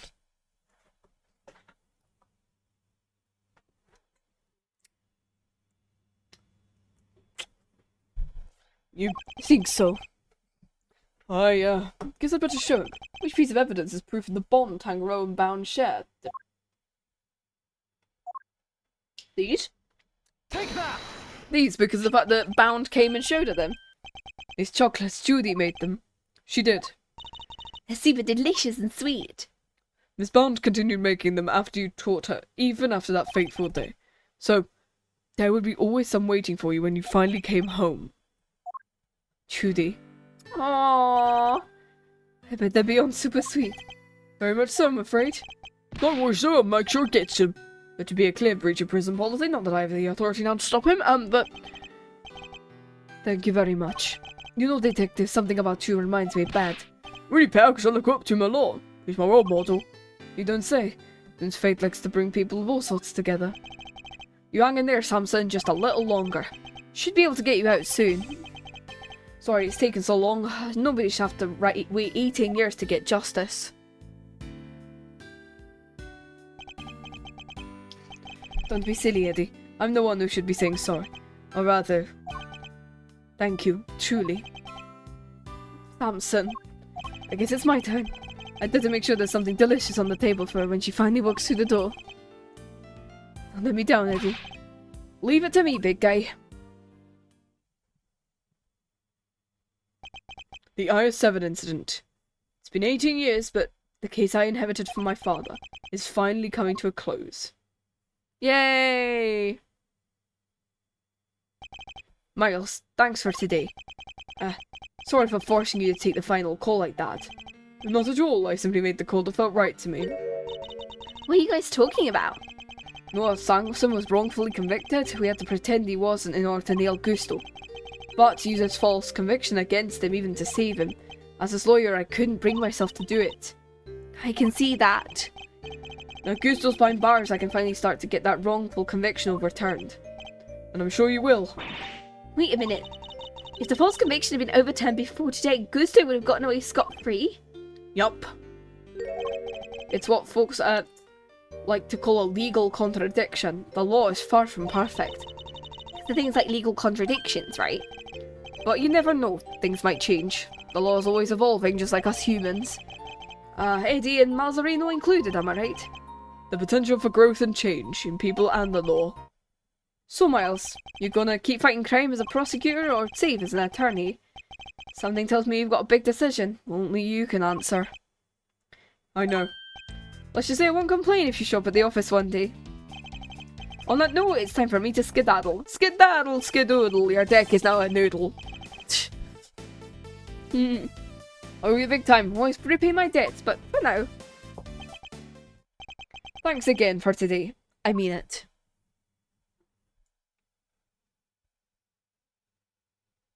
Bye. You seem kind of in a hurry to get out of here. He did.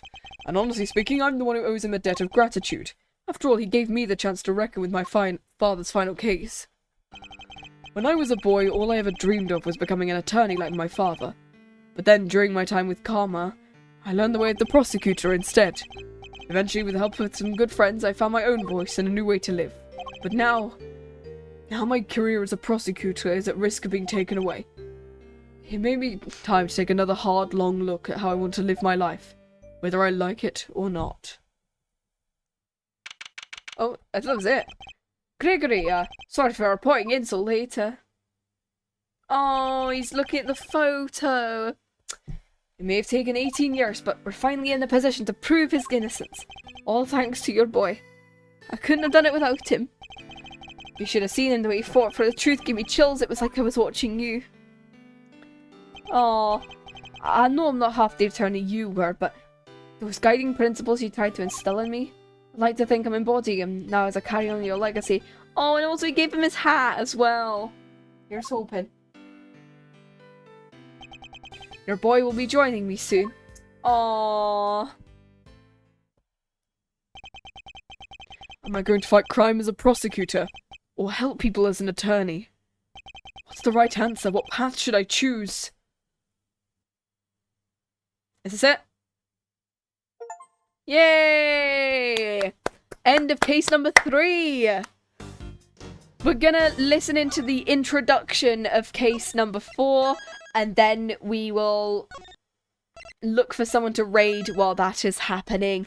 As much as I wanted to carry on today, I think I'm getting a little bit tired. So, and as much as I want to say this part will be in 6 parts, I think it's more likely it will be in 7 parts.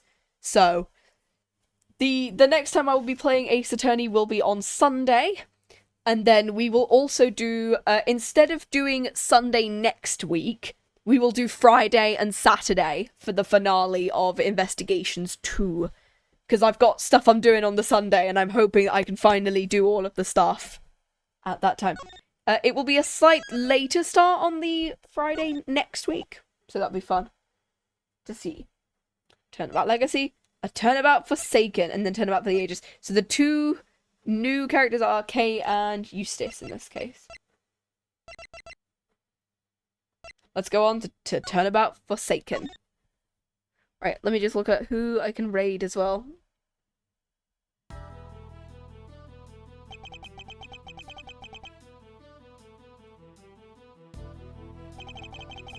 The committee is gathered here in the sight of the goddess to pass fair and frank judgment. Yeah, I think I found someone. The purpose of this hearing is to assess the professional competency of Miles Edgeworth.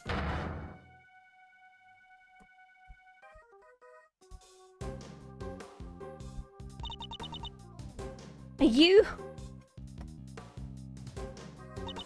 Why are you wearing that raincoat?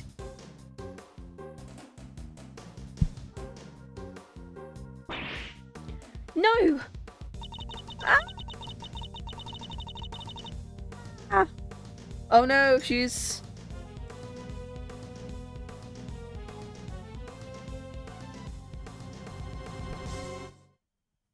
Oh no! Right. I have found someone to raid. And it's someone who's actually raided me before as well, which is really cool. Uneasy has raided me before, and I kind of want to return the favor a little bit.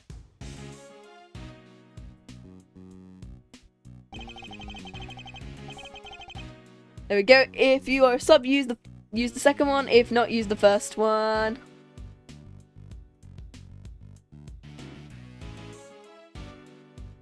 There we go. Will you please stop pacing, detective? You're kicking up dust. Right. I swept the floor 3 times already. Then sweep it a 4th. I'm gonna take your badge, Edgeworth. How can you stand there cool as a cucumber? Well, we don't know for certain they will. Sure seems like they mean to. Cavell pretty much spelled it out.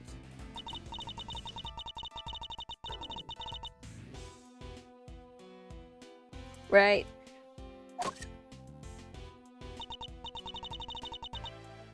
And that is where we will save and end today. Thank you for joining me today in Ace Attorney Investigations. And we will start case number 4 on Sunday. So have a lovely day wherever you are in the world. A good evening, day or night. Thank you for joining.